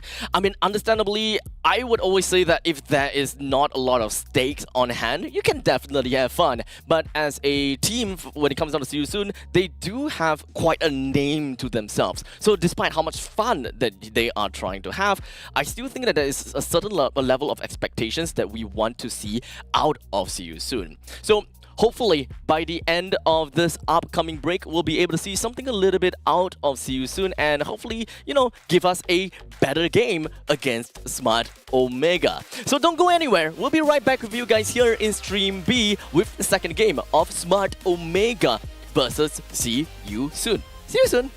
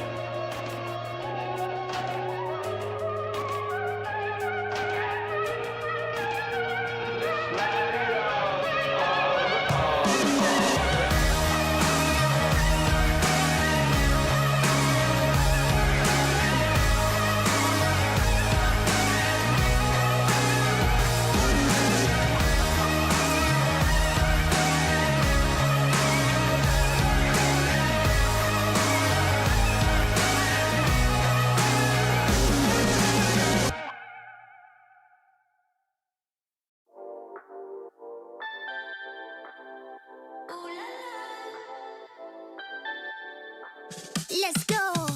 Put it in motion. Baby, we're going faster, faster, faster, faster. Seizing the moment. Baby, keep going faster, faster, faster, faster. Speed on, make that thing rev. Foot on the gas so you got nothing left. Let's drive to the top of the mountain and see the view. Let's vibe, looking back on the journey, just me and you. Ain't nobody wanna go slow. Yeah, I was chilling in the past, I was solo. Now that I got you in my life, I'm like, go, go. I be living for the thrill of it, whoa, whoa. I hear you like to gamble. Let's take the road, let's travel. No one would like to hear Welcome back to the show here for the Snapdragon Mobile Challenge Series Challenge Finals MLBB Season 5 here for the final series between Smart Omega Philippines versus See You Soon from Cambodia. Smart Omega did manage to get themselves the very first win in their hands. Now the question is if whether See You Soon will be able to do better for game number 3, and of course I gotta do a little bit of a half flip. There we go. I love the attitude. I wish I can, but I can't. You can. I mean, just kind of like just flick the mic. Okay, I'll flip the wire. Okay. That's how it feels like. It's been a while. It's been a while, but hey, you know what? You don't need it because honestly, I'm loving the look of the beanie. Ooh. I think I'm used to the caps, but when it comes down to beanie, I'm not really quite used to it, so I'm loving it. Oh, thank you. I appreciate it. I agree. I concur. Okay. Wow. Beanies for the win. I concur. I concur. Wow. When was the last time I have used that term? Well, maybe I will try to find a lot more opportunities to use that. Look out for it because I'm definitely going to keep on going up with that. And I concur with that. And I concur with that concur. We used I it set first. myself up for that, man. Come on. I set myself up for that. But okay, as you guys can see at the bottom side, zero stake, 100%. I mean, technically it's a table. I mean, wait, there's nothing. It's a carpet? No, Are you there referring is something. to the carpet? There is something. The cup that Husky used for the hot sauce. I miss Husky. Oh, wait. Damn, you missed it. Yeah, I didn't see it. Too bad! But Oh, it is should on we stream, make our though. own? Who's the victim? You. I mean, of course. I mean, it's a cloud. Okay, you So know he what? has to be the host, right? Yeah. Yeah. So if See You Soon is able to get game number 2, wait, I'm confusing myself. Okay. If Smart let her Omega, cook. Let her cook. okay, wait. If how Smart do we do Omega this? wins clean, then he's gonna chug. Yeah. Okay. Yeah. Agree. Wait. Okay. If Smart Omega wins, I will chug. Yes. That Yeah. means that See You Soon has to win. I mean, no! it's Yes, very- yes, no, it's fair, no, it's fair, no, it's fair. no Hey, way! It's very simple, right? If the producer agrees, put it down here. Okay. Yeah. Oh, Yeah, That's a wait tall for it. order. That's a tall order. You really think that We they will got be this. able to? Yeah, Yeah, no if way. the producer agrees No. that if Smart Omega wins 2-0, that Abstract will chug. Yeah. I mean, if Chuck that, the chili. if they Yeah, can put edit it down, put it that, down there. you know, because I Yeah, don't yeah. think that, you know, they. Well, you look down on the power of the producer. No, I don't look down to the. Oh, okay. Oh no, actually, it does sound like it. That actually might. Okay, you wait for it to show up. You wait Yeah. for it to show It'll up. show up at some point. Yeah, I'm keeping my eye there. It might not There happen. you Oh, go. You heard the signal. Yeah, we just need an approval. This is the approval document. Okay. No. I can't take something original away from Husky. Okay, you fine. know? What do you want to do then? Yeah. I want What's to the sit. challenge? I want to sit on this chair and be really comfy without any hot sauce. Oh, I know. I heard that Abstract really good at dancing. Oh yeah, I heard that too. What? So I think maybe the stakes is that. So if Omega go 2-0 here, Abstract will do us a little dance. Oh yeah. We have music though. We have good music here. Yeah. Yeah. Production puts out good music.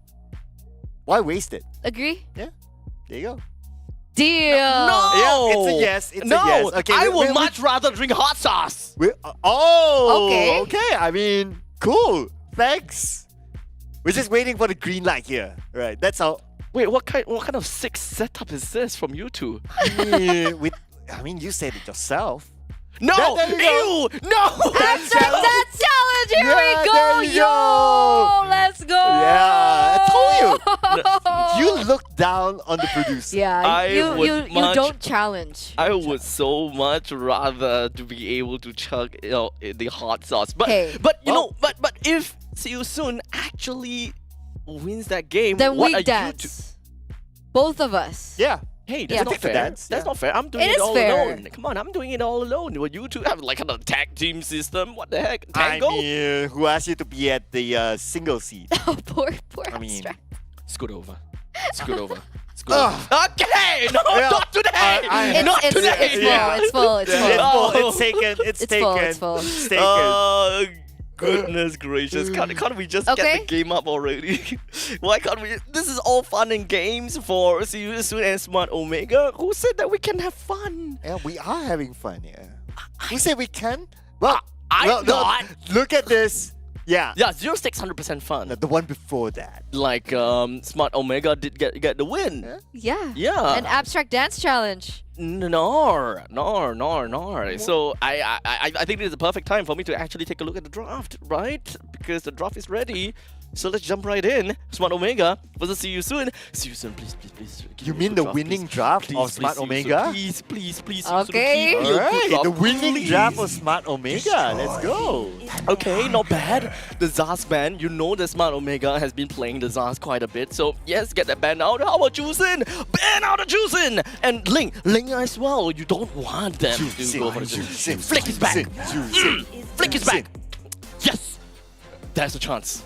Oh, There's a chance. yeah, Flick is back. There's a chance. Oh, it's been a while. Oh. You're right. Yes. See you soon. Yes. Juicin band. Okay. Calm down. They can still work out something. They are definitely working out. If they ban Ling here, I'm their coach. Bro, Roger. They still have Roger. I think Roger's fine. Smart. You cool with Roger? I'm cool with Roger. Jome with Roger? Jome with Roger. Nah, I'm fine. But Andoryu with the Ling just now, I don't think I want to taste that at all. I think the hero that we should be most wary of, Sir Cloud, is Nolan, right? I think Flick had an amazing game on the Nolan once again, right? With him coming back. Who's the coach now? I'm the See, coach. this is the big problem, right? Unless Omega want to pick it up for themselves in the first phase, which I believe is a little bit too expensive. So it does give See You Soon an opportunity to pick up the Nolan up for themselves. So the very first pick coming from Smart Omega. It is gonna be a Roger. There you go. Jome with a Roger, I'm okay with that. So coming right up, we've got Edith that is still currently available for the picking, but there's still quite a lot going on here. Moscow, for example. So See You Soon, there is definitely still that possibility to be picking up these other two core heroes that we have seen up in grabs for the meta. Edith and Moscow. Great synergy for any case scenario. It's a great building block into whatever that you want. It could be picked off, it could be team fights. I'm just looking forward to that. Harif is also available. The priestess of primal lightning. I'm the coach here. Are you getting a new career path? Probably, but if I have to go up against Wolf, no thanks. No TNC thanks. represent. But I do have one wish list though for Smart Omega. As a high loss main. No. As a high loss main. I want to see a high loss. You want to see a high I've been loss? watching at the sidelines, at the backstage, like high loss being played, but I can't cast a high loss game when I'm a high loss main. We did manage to see a bit of a high-loss game here in Street B.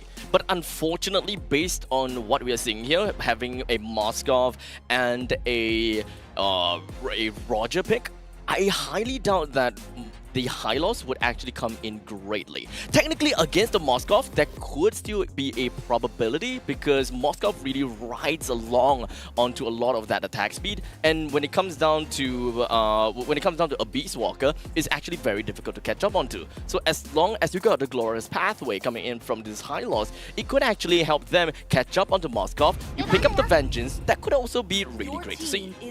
So I'm actually rooting for a high loss for the side of Smart Omega. Thank you. Yeah. Yeah, there's still a chance because the XP lane is still open for Smart Omega. Exactly.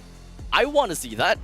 Well, in the meantime, See You Soon. They did manage to pick up an Aurora from for their side. So right off the bat, these first 3 picks from See You Soon is already looking real menacing. Yeah, I agree. Harith is going to be eliminated here. They are trying to perhaps force this Roger into the gold lane to win up in that matchup. I think, again, come on. Minotaur being banned out. Nolan? Do they really want to leave the Nolan open?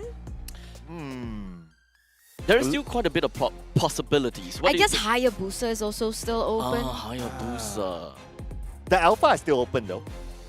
Fair. I mean, Since we are looking at a relatively tanky Lolita, I think that it is relatively fair that we could possibly see an alpha if See You Soon really wants to pivot that way. But at this point in time, Smart Omega very likely will want to lock this Roger down, as Eterna said, over to the gold lane, just so that the Moskov would have a very good time, field day, dealing with this Roger. Especially since Jome is that master of all trades. race, shutting him down is ultimately super important.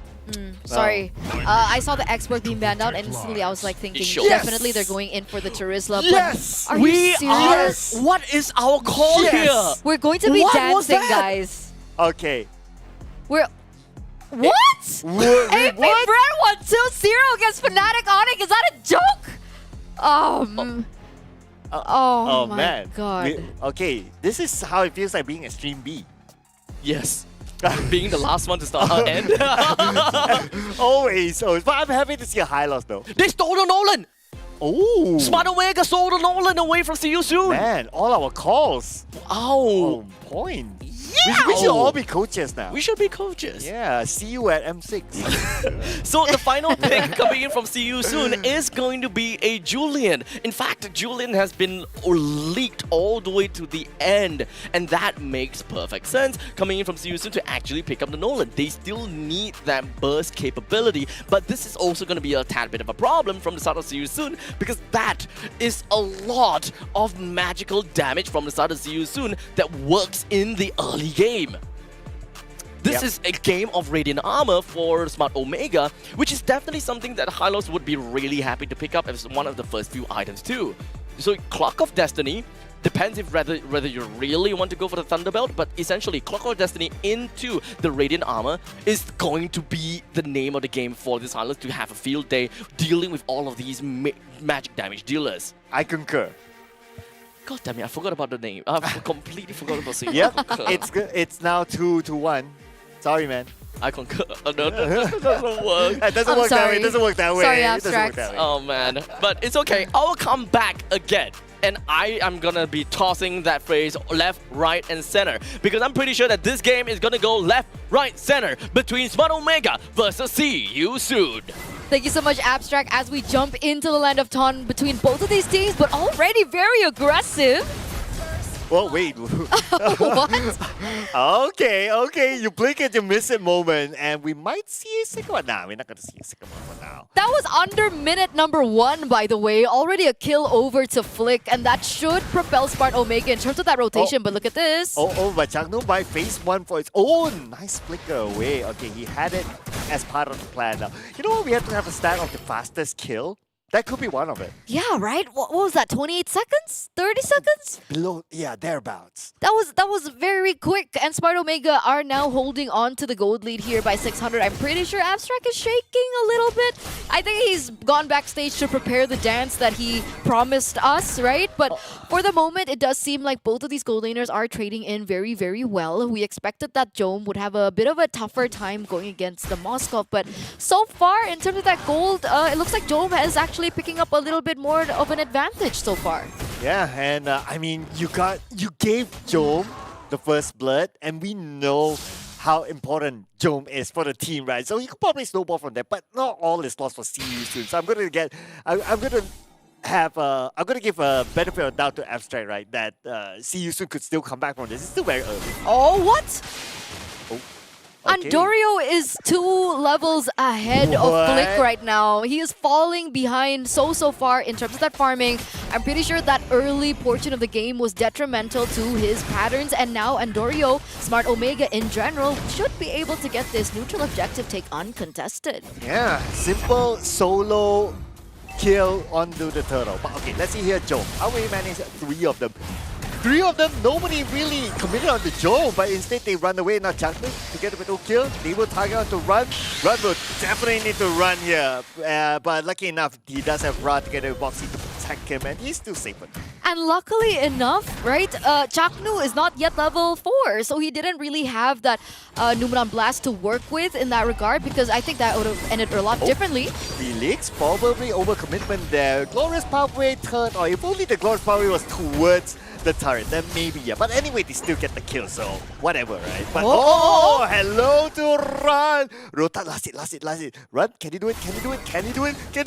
Oh no, he did not! shot. Not enough damage. Oh man, that was so close. It really was, but luckily he was still able to get out. But wait a second, Andorio wants to come back in to get that kill over. Doesn't necessarily get it, but I mean, both of these teams, they're having fun so far, right? 3 minutes in, already so many skirmishes, already so many mini team fights happening. But for the most part, 3 minutes in, Smart Omega still hold control over that gold lead. I feel for a run, right? But because during the early stages of Moscow doesn't really have the best base damage, so that's why he could not finish up the job. And plus, you're going up a tank, so I mean the math, we all know that. Yeah, and he's also not having a really good time in lane, right? So far, Jome already picks up the Thunderbelt, so even if Run wants to try and trade it out in terms of damage, it's not going to be as straightforward as it was supposed to, especially with that early kill being fed over to Jome. But now, again, 12 seconds left on the clock for the next neutral objective to spawn. The turtle should be up in a few moments. Flick is still 2 levels behind of Andorio, and it looks like Flick gonna be... Oh no! Wow, that was almost a straight up 2-shot kill for Andorio. Andorio, did he manage to steal away the pop? Yes, No, he did. yeah. He stole it. He did use the red tree for it. Yeah, Flick's not having the best of times here. I've got to be honest. And now Andorio should be able to get this turtle. Boxy, is he going to be able to do it? Boxy stole it away. Are you kidding me? Only one Earth Shatter, and that's all it takes. But the fight's not over yet. Look at what's happening in the middle right now. Looks like we're going to have a brawl here. Numina Blast will be called upon. Boxy now taking a lot of damage and managed to flicker away just in time. And now the trade is happening here. Rota with the last tick of belt, but Felix is able to get it. Yes, he will get it onto Rota. Andorio, I don't think he had the retribution earlier, but besides the fact that they missed out onto the Lord, they were able to get a kill over to Run. So not only is Flick having an impossible time in the jungle, Run is also having a run for his money, if you get what I mean, ladies and gentlemen. But yes, not the best of time on the Moskov so far. There is some damage onto the turret in the top side, but they don't necessarily get it just yet. Boxy though? I mean, Jome, that is a pretty obvious spot to recall, right? Boxy would have seen him earlier. Oh, Felix! Just missed it. Yeah, flickered out of that. And we are going to take a look at the predictions that you guys had back at home. Smart Omega with 82%.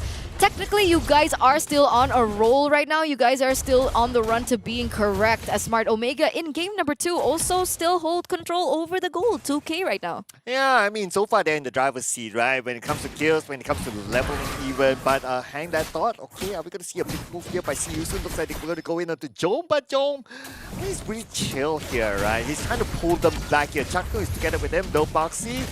Pretty tanky, so okay, Numinum Blast. It will definitely hit onto Boxy, but he is under the protection of the turret.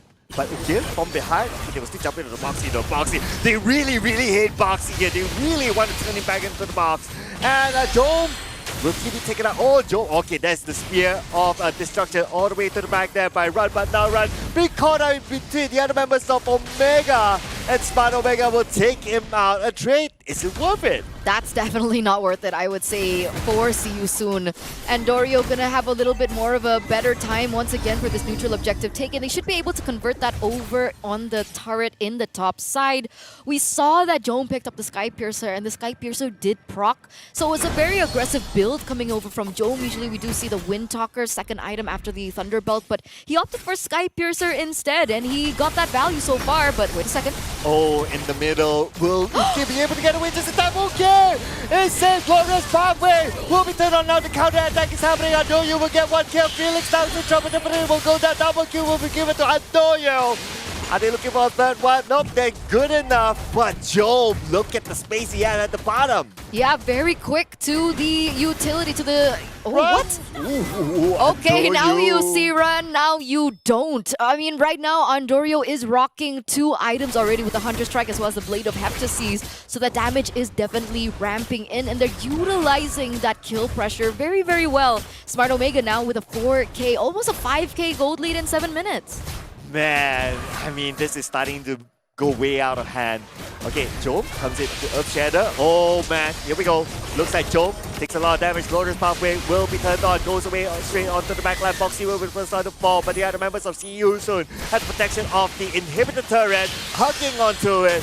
hoping for it to save them, but now the counter attack is happening. Chengdu might be in trouble, and Chengdu will be taken out by Felix. Goes all the way to the front. It is still Felix at the forefront. Ryota will get him, and Jom will be the finisher. Yeah, still a 1-for-2 trade. Andorio though. Oh! Goes out. Oh!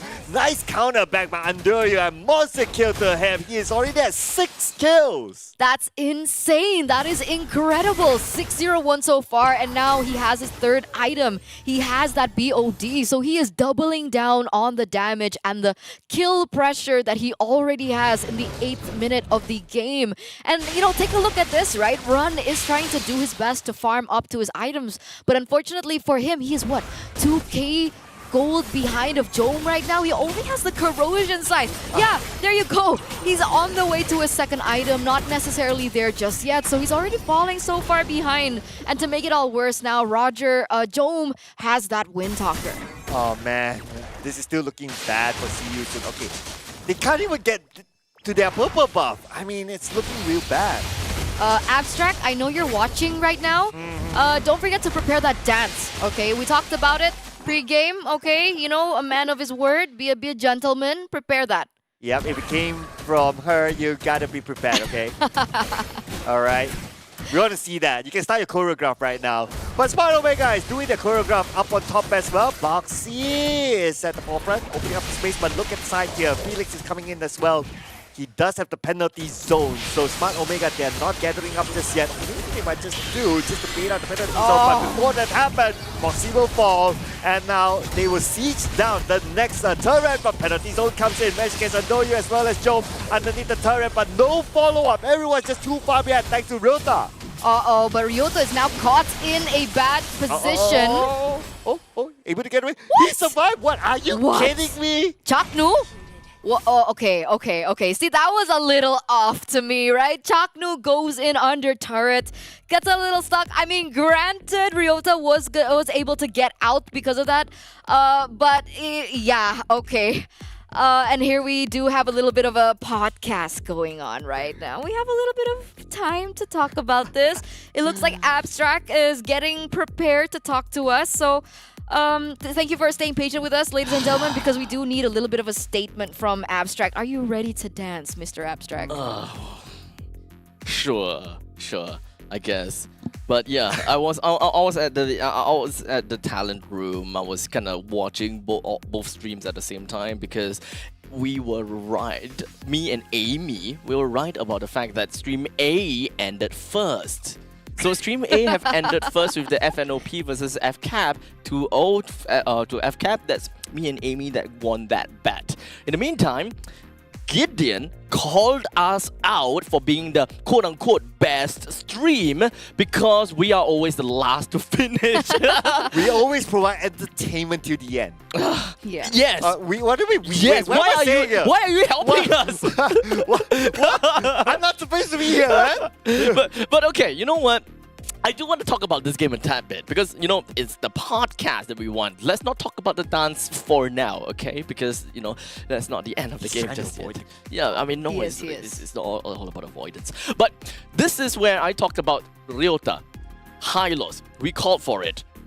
But it doesn't seem like they want to give us that podcast. Let me leave it to you two again. Thank you so much, Abstract. We are going to go straight back into the land of Dawn, ladies and gentlemen. 10 minutes has elapsed, and it looks like this Lord is actually going to be taken off real quick by Run. So that second item really did come into clutch. The Golden Staff just now for Run will help them to be able to defend a little bit more. But granted, they had to lose that inhibitor turret in the bottom side of the map. Yusun is going for it, just like how we saw earlier on. And now Felix, okay, this time around Felix actually gets okay, but Jove is there. They take a boxing, but it almost feels like the ending of round number 1. Yeah, very, would you say deja vu? Deja. I concur with that. I concur with that. So there it is. It looks like against Yusun, they were trying to get something out of that. They went a little bit too aggressive into the jungle. Wait a second, Andorio though. Oh, okay, 1v2, but now he has back out. Chaknu has arrived though, saying hello to Felix together with Flick, and Felix might be running for, but Ra is that side. Okay, here we go. The counter comes in from Felix, and the other members of CU soon have arrived as well. Ryota tanking out the damage, but no casualty. Yeah, they don't even get the inhibitor turret in the mid side. So See You Soon does have a little bit more time to work with now. This is an 8k gold lead for Smart Omega. We're inching towards a nostalgia from game number 1 with that 10k gold lead. But for the most part, See You Soon have actually successfully defended their base. With one elastic in the middle. But honestly speaking, yeah, I think it's still at the stage where it's hard for Smart Omega to truly end unless they get like something big like a wipeout or at least 3 or 4 kills. Yeah, I agree. It needs to be a really big moment from See You Soon. Technically, Run is a little bit far, like a little bit shy of getting that third item, his Holy Trinity. And maybe that's what they're waiting for. It looks like Smart Omega, though, they don't want to wait. They want to go straight for the neutral objective take. They want to go straight for the Lord. Yep, they want to end this game. So, but anyway, this is still one of the earlier Lords. So even if it reaches the doorstep of See You Soon, it should be quick enough for them to take out the Lord. Oh, let's hope, because that's a Malefic Roar being picked up by Andoryu. So above all that damage he already has with the Hunter Strike and the Heptases, with the BOD and the Endless Battle, he now has the Malefic Roar to boot. So See You Soon, they're gonna have to respect that damage output. That's all. What the? Look at the damage output to Raw! Man, the moment he showed himself, he immediately got deleted from the level dawn. And now they look at the damage there up there. Boxy, the damage that he received. I mean, you don't need to take him out. You just need to give him that much damage and he cannot show himself. And now the crystal will be taken out. And we concur that Smart Omega will take home this round 2-0. And we will have extra entertainment. Do not go anywhere, ladies and gentlemen.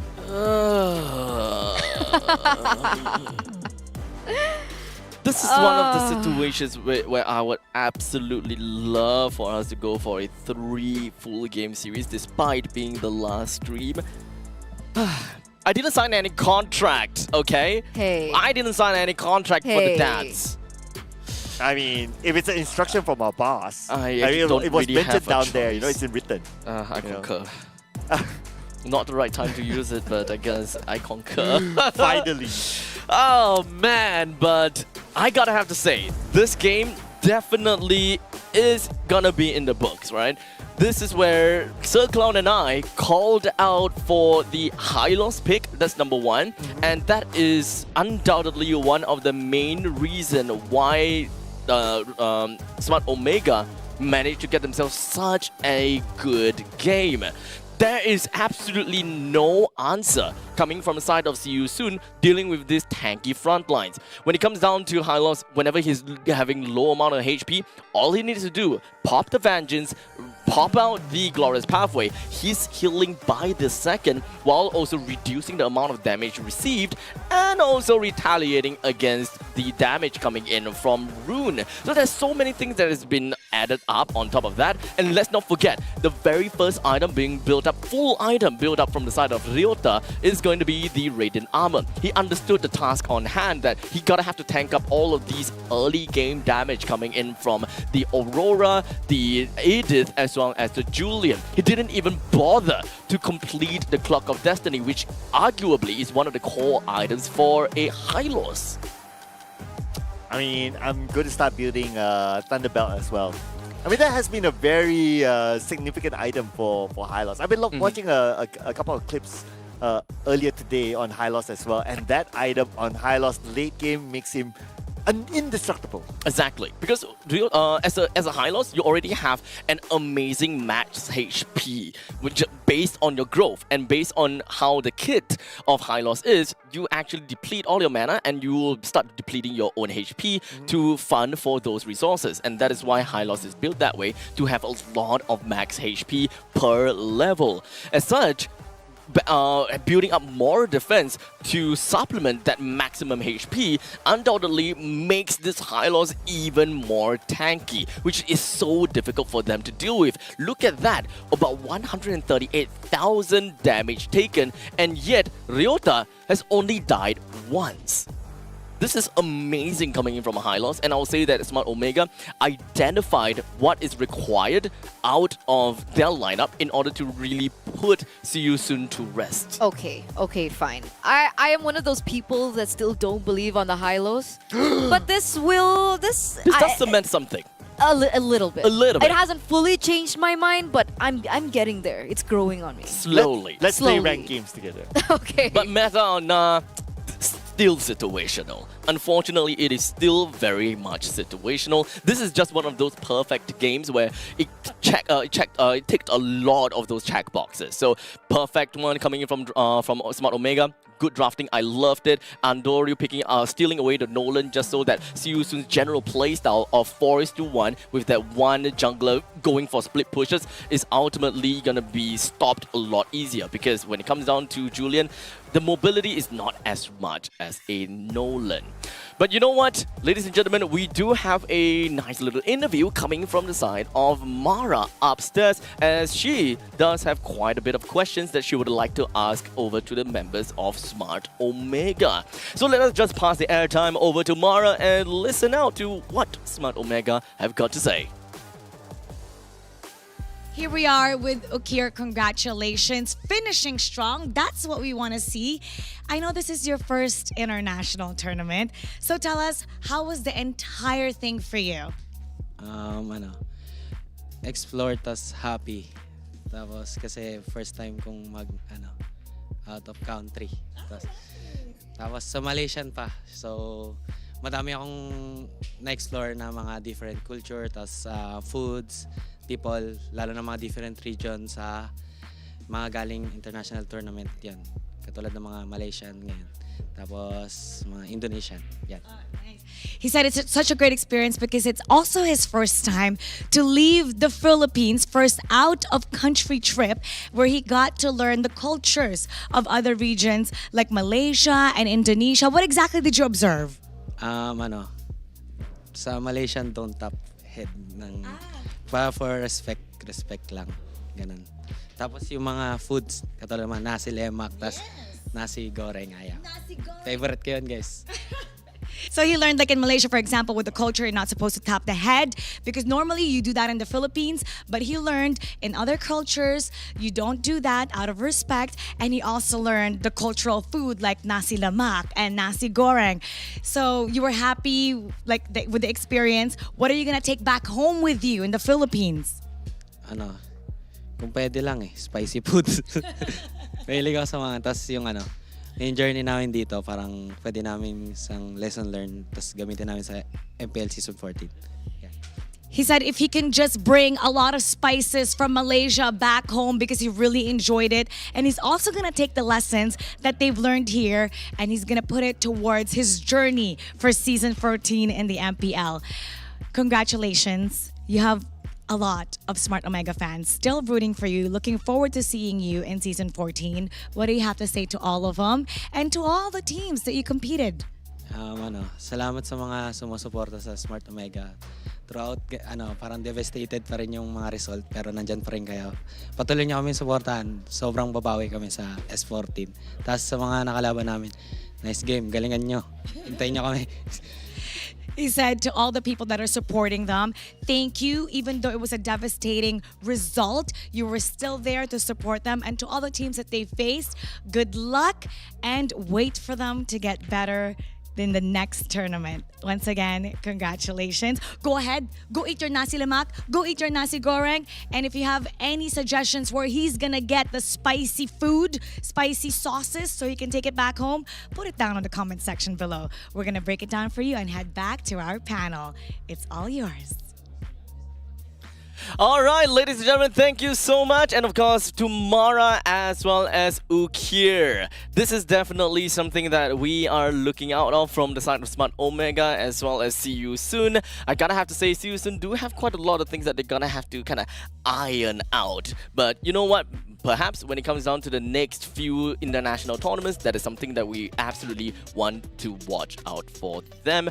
Perhaps, a little bit of a changes to their roster is something that we didn't expect coming into the SPS. But, they're gonna have to work some things out. Since Ukir said nice things about Malaysia, I also just want to put out that the name Ukir itself has a meaning in Bahasa. Okay. It means carve. I believe it's the same Yeah. in Indo. Carve. Yeah. C-A-R-V-E. Yeah, as in like you carve a stone carve. Oh, okay. So at one point in time, Ukir will want to carve his name in history. Oh, I like that. And of course, ladies and gentlemen, I gotta have to say, it's understandable that Andoryu did manage to get himself the MVP with a total of 8 kills, 0 death, 3 assists for a total of 1,006 gold per minute. But in the meantime, I do want to kind of segue over to the hidden MVP, at least in my eyes, is Ryota. Understandably, there was no answer to this high loss. High loss just gotta have to be the front lines. Good itemizations coming from Ryota, and he knew exactly what was his mission, what was his job in order to open things up for Andoryu. So while we look at all of these highlights, it is very important for all of us to be able to watch out for both Ryota and Andoryu. Oh, wow, look at this. Look at this. The flicker last as well? tick and that last hit and the reaction, laugh. Yeah. But in the meantime, up to the top lane, 6 minutes and 20 seconds in as well. There is just so many things that is just working out for them. And Ryota is just being a pure menace together with Andoryu. I love these battery working for Smart Omega. By the way, can we just give Andoryu a round of applause? You know, 1,000 GPM at 1,000. all is already very significant. It's not something that we see quite often. The fact that he's able to pick that up for himself is quite amazing. And I hope to see more from this kid moving forward. I'm pretty glad to see that, you know, despite we're looking at the highlights right now, just have a quick comment as to say that Smart Omega, despite them not being able to move forward here in the challenge finals to the playoff stage, the fact that they still have like that they're all smiles, very light in emotions at the moment is something that I am quite proud of, right? They understand that a lot of them are new on the international stage, and hopefully we get to see more from them next time coming in. So by the end of this entire Snapdragon Pro Series, despite the fact that they didn't manage to make it over to the playoffs, this is still a valuable learning journey coming in from the side of Smart Omega, and I would love to see how their progression is gonna be like when it comes down to MPL Philippines. Season what again? 14. 14! Yeah. Man, that's a lot of seasons already. Singapore is just like at season 8. See, like upcoming season 8. The fact that you're only in season 8 and NIP Flash was able to perform at that magnitude is telling. In fact, they have quite a surprise for us, actually. Huh? They have quite a surprise What do you for mean? us. Oh, what do you mean? What do you mean surprise? I wonder, because we are going to be pulling up the graphics for the qualified teams that have made it over to the playoff. As we can see, NIP Flash from Singapore, Homeboys from Malaysia, Team Liquid from Philippines, Yudu Red Giants from Malaysia, Falcons AP Brand from Philippines, and Fnatic Onyx from Indonesia qualified to the playoffs. Wait a second, this is huge. Wait, you didn't know? No, I didn't. my I wasn't God. thinking about this while we were casting. I was so entranced with what we were going to that I didn't even think about this, right? That means that... Wait, Geek Fam, they got knocked out. They got knocked right? out. Wait, so who from Group A? Homeboys and NIP Flash? And Team Liquid Philippines. Wow, okay. So this is where that triple tiebreaker comes in. If RSGPH were to win their game in 2-1, that would be a quad-way tiebreaker. And it would have made things a lot more interesting per se. So let's just talk a little bit more about Group A. Because Group B, it is telling. 13 points, 11 points, 9 points, top 3, they head over. But Group A, we've got Team Liquid Philippines that cemented their spot at the start of the day already, but they even ended it off with a 2-1 victory, allowing them a total of 12 points. But Homeboys, NIP Flash, Geek Fam, all of which are at 8 points. So how did this work out? When it comes down to a team, to teams that have managed to found themselves in a tiebreaker scenario, the first thing we look out for is their points, which is telling 3 teams, 8 points. However, when it comes down to tiebreaker number 2, we look at their head-to-head results. Who won against whom. In most occasions, like for example, we look at Homeboys and NIP Flash, and Homeboys won against NIP Flash in 2-1 fashion, so Homeboys will win in that tiebreaker. But how does that work in a three-way tiebreaker? Homeboys won against NIP Flash. They also won against Geek Fam. So they are in second place. So now it's just left with NIP Flash and Geek Fam. And in this case, NIP Flash won against the Geek Fam in their own head-to-head game, which means that Geek Fam, unfortunately, despite the fact that they managed to find themselves a total of 8 points, rivaling the Homeboys and NIP Flash takes third spot in Group A. Man, this is definitely not an outcome that I was expecting, honestly. No one expected that. Yeah. I thought it would be TLPH, Geek Fam, and NIP Flash. Yeah, I mean, Slipped in that a little. None of us from the caster's desk would think that both of them together would go. It's Are you either sure? like It's either Homeboys or. NIP. Exactly. Are you sure? I mean, I like, agree with that. Are you sure? before Take a look this- at my talent prediction. You pick Homeboys, TLPH, Yes. and NIP Flash. RGPH? No, I chose NIP Flash as well. Wait, you took both Homeboys and NIP Flash? Yes, I did. No way! This is my prediction on the board. No way. This is hands down my prediction on the board. I thought you didn't take NIP Flash. I wanted to not. I thought that Homeboys definitely would make it through because of their performance in MSC.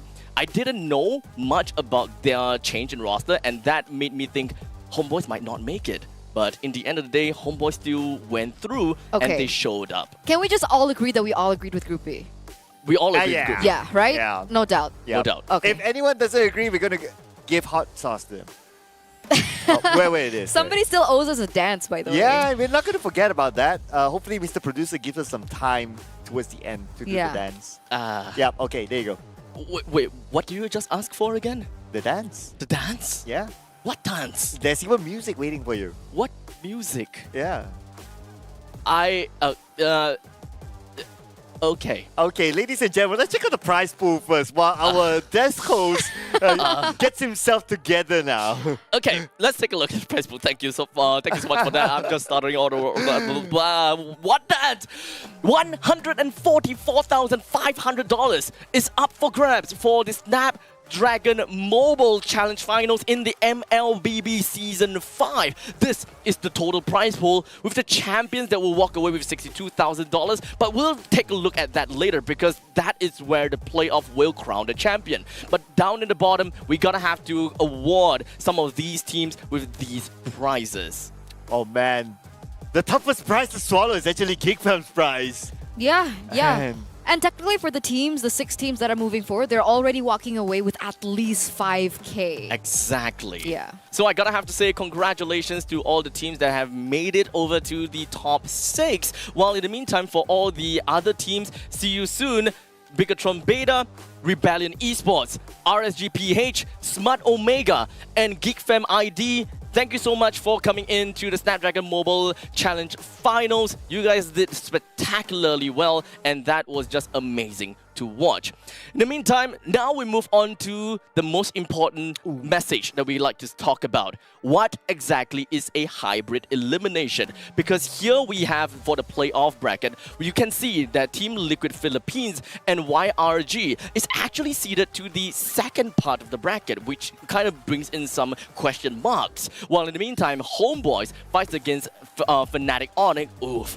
While on the opposite side, we do have Falcons AP brand fighting against NIP Flash. This is a very difficult, tough pill to swallow. But this is what's going to happen.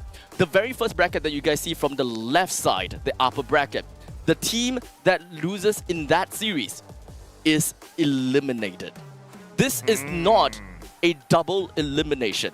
The double elimination per se will only come through from the second bracket onwards. So in the event, let's say for example, FNOC wins against Homeboys, Homeboys goes home and FNOC will fight Team Liquid Philippines. In the event that FNOC were to lose against Team Liquid Philippines, they are knocked down to the lower bracket, waiting for the losers of YRG versus the winners of Falcons AP brand versus NIP Flash. So only from the second bracket onwards, we see a double elimination, hence a hybrid elimination bracket. So this is basically like MPL ID's playoff a bracket system, right? And it really just goes to show how important it was to be number one on the seedings. Exactly. Because technically, you already go in with a second life. Yes.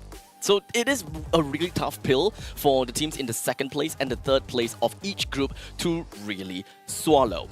Now, with the playoff brackets already available for you guys, you might be wondering when and who are going to be playing first. With day number 1 of the playoff schedule up here, Homeboys will be fighting against Fnatic Onyx first, followed by Falcons AP Brand versus NIP Flash shortly after at 5:30 p.m. And then Team Liquid Philippines will wait for the winners of Homeboys versus Fnatic Onyx. Wow, so they're going straight into it, yeah? Straight into it. Wow. Right from day 1, we will have 2 teams that gotta have to bow out and say goodbye to the Snapdragon Pro Series. So technically between Homeboys and Fnatic Onyx, either one of them will have to play twice. One of them have to play twice if they were to be knocked down. Technically speaking, If they move forward, if they right? move forward, yeah. If they move forward, they gotta have to play twice. Oh my god. So they gotta have to face up against Team Liquid. While from the other bracket for FCAP versus NIP Flash, they gotta have to face off against YRG. My poor babies. Oh. If NIP Flash were to win FCAP, which is quite a tall order, they have to face off against Yudo Red Giants, which in the end is going to be, once again, another rematch for Singapore. While for FCAP to fight off against YRG, that is hands down the MSC 2024 Grand Finals rematch that is happening in the upper bracket semi-finals already. So when is this happening? Well, of course, this is going to be happening on the 2nd August and running all the way through to 4th August. Happening at Quill City Mall here in Kuala Lumpur, Malaysia. So there is a massive stage up in here available in the mall. Everyone can look around the area and there's so many things that is available for every single one of you guys. And of course, when it comes down to watching that playoff, we do have an exclusive free chest for everyone to open. Not really everyone, but only for the first 10,000 people daily. 1,000. 1,000 people. So you gotta have to be the first few people. The early bird gets the worm. Each of these free chests are worth up to 25 ringgit Malaysia. So this is definitely something that you guys would want to, grab for yourself. Tune into the stream early for every single one of these days from the 2nd all the way to the end. Okay, so when do we get the dance? Yep. We're done with all the formalities, right? Here's the thing. Maybe we need motivation, right? Perhaps if we could cue music. Can we get some music? There you go. There it is. There you go. Okay. I have no idea how to dance. This is the perfect way to end the group stage. Oh, yes. Energy, boy, energy. Oh, yeah. Okay, I'm done. That was great. Thank you so much. Oh boy, what was that dance even? Somebody clip that. No! Okay, ladies and gentlemen, this is pretty much the end of the entire 3 days of the group stage. This is definitely a pleasure coming in from myself together Sir Cloud, Eterna, IC Baby 1-2, as well as Sadafa. Before we go off, any last words from the both of you?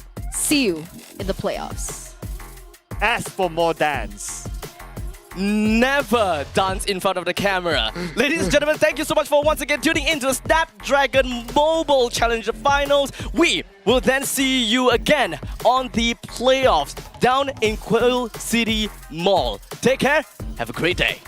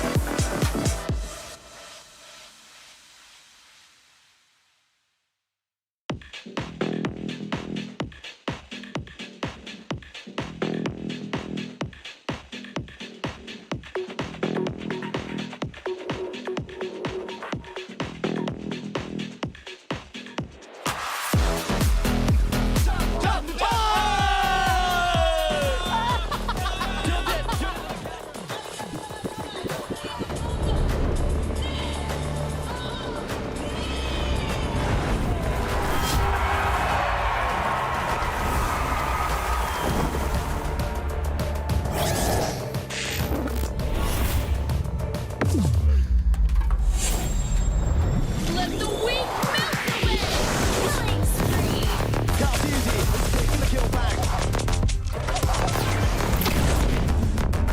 Prime time, baby.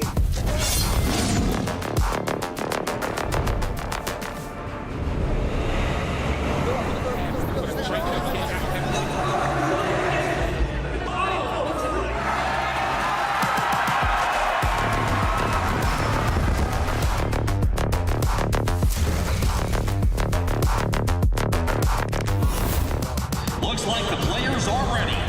Here we go!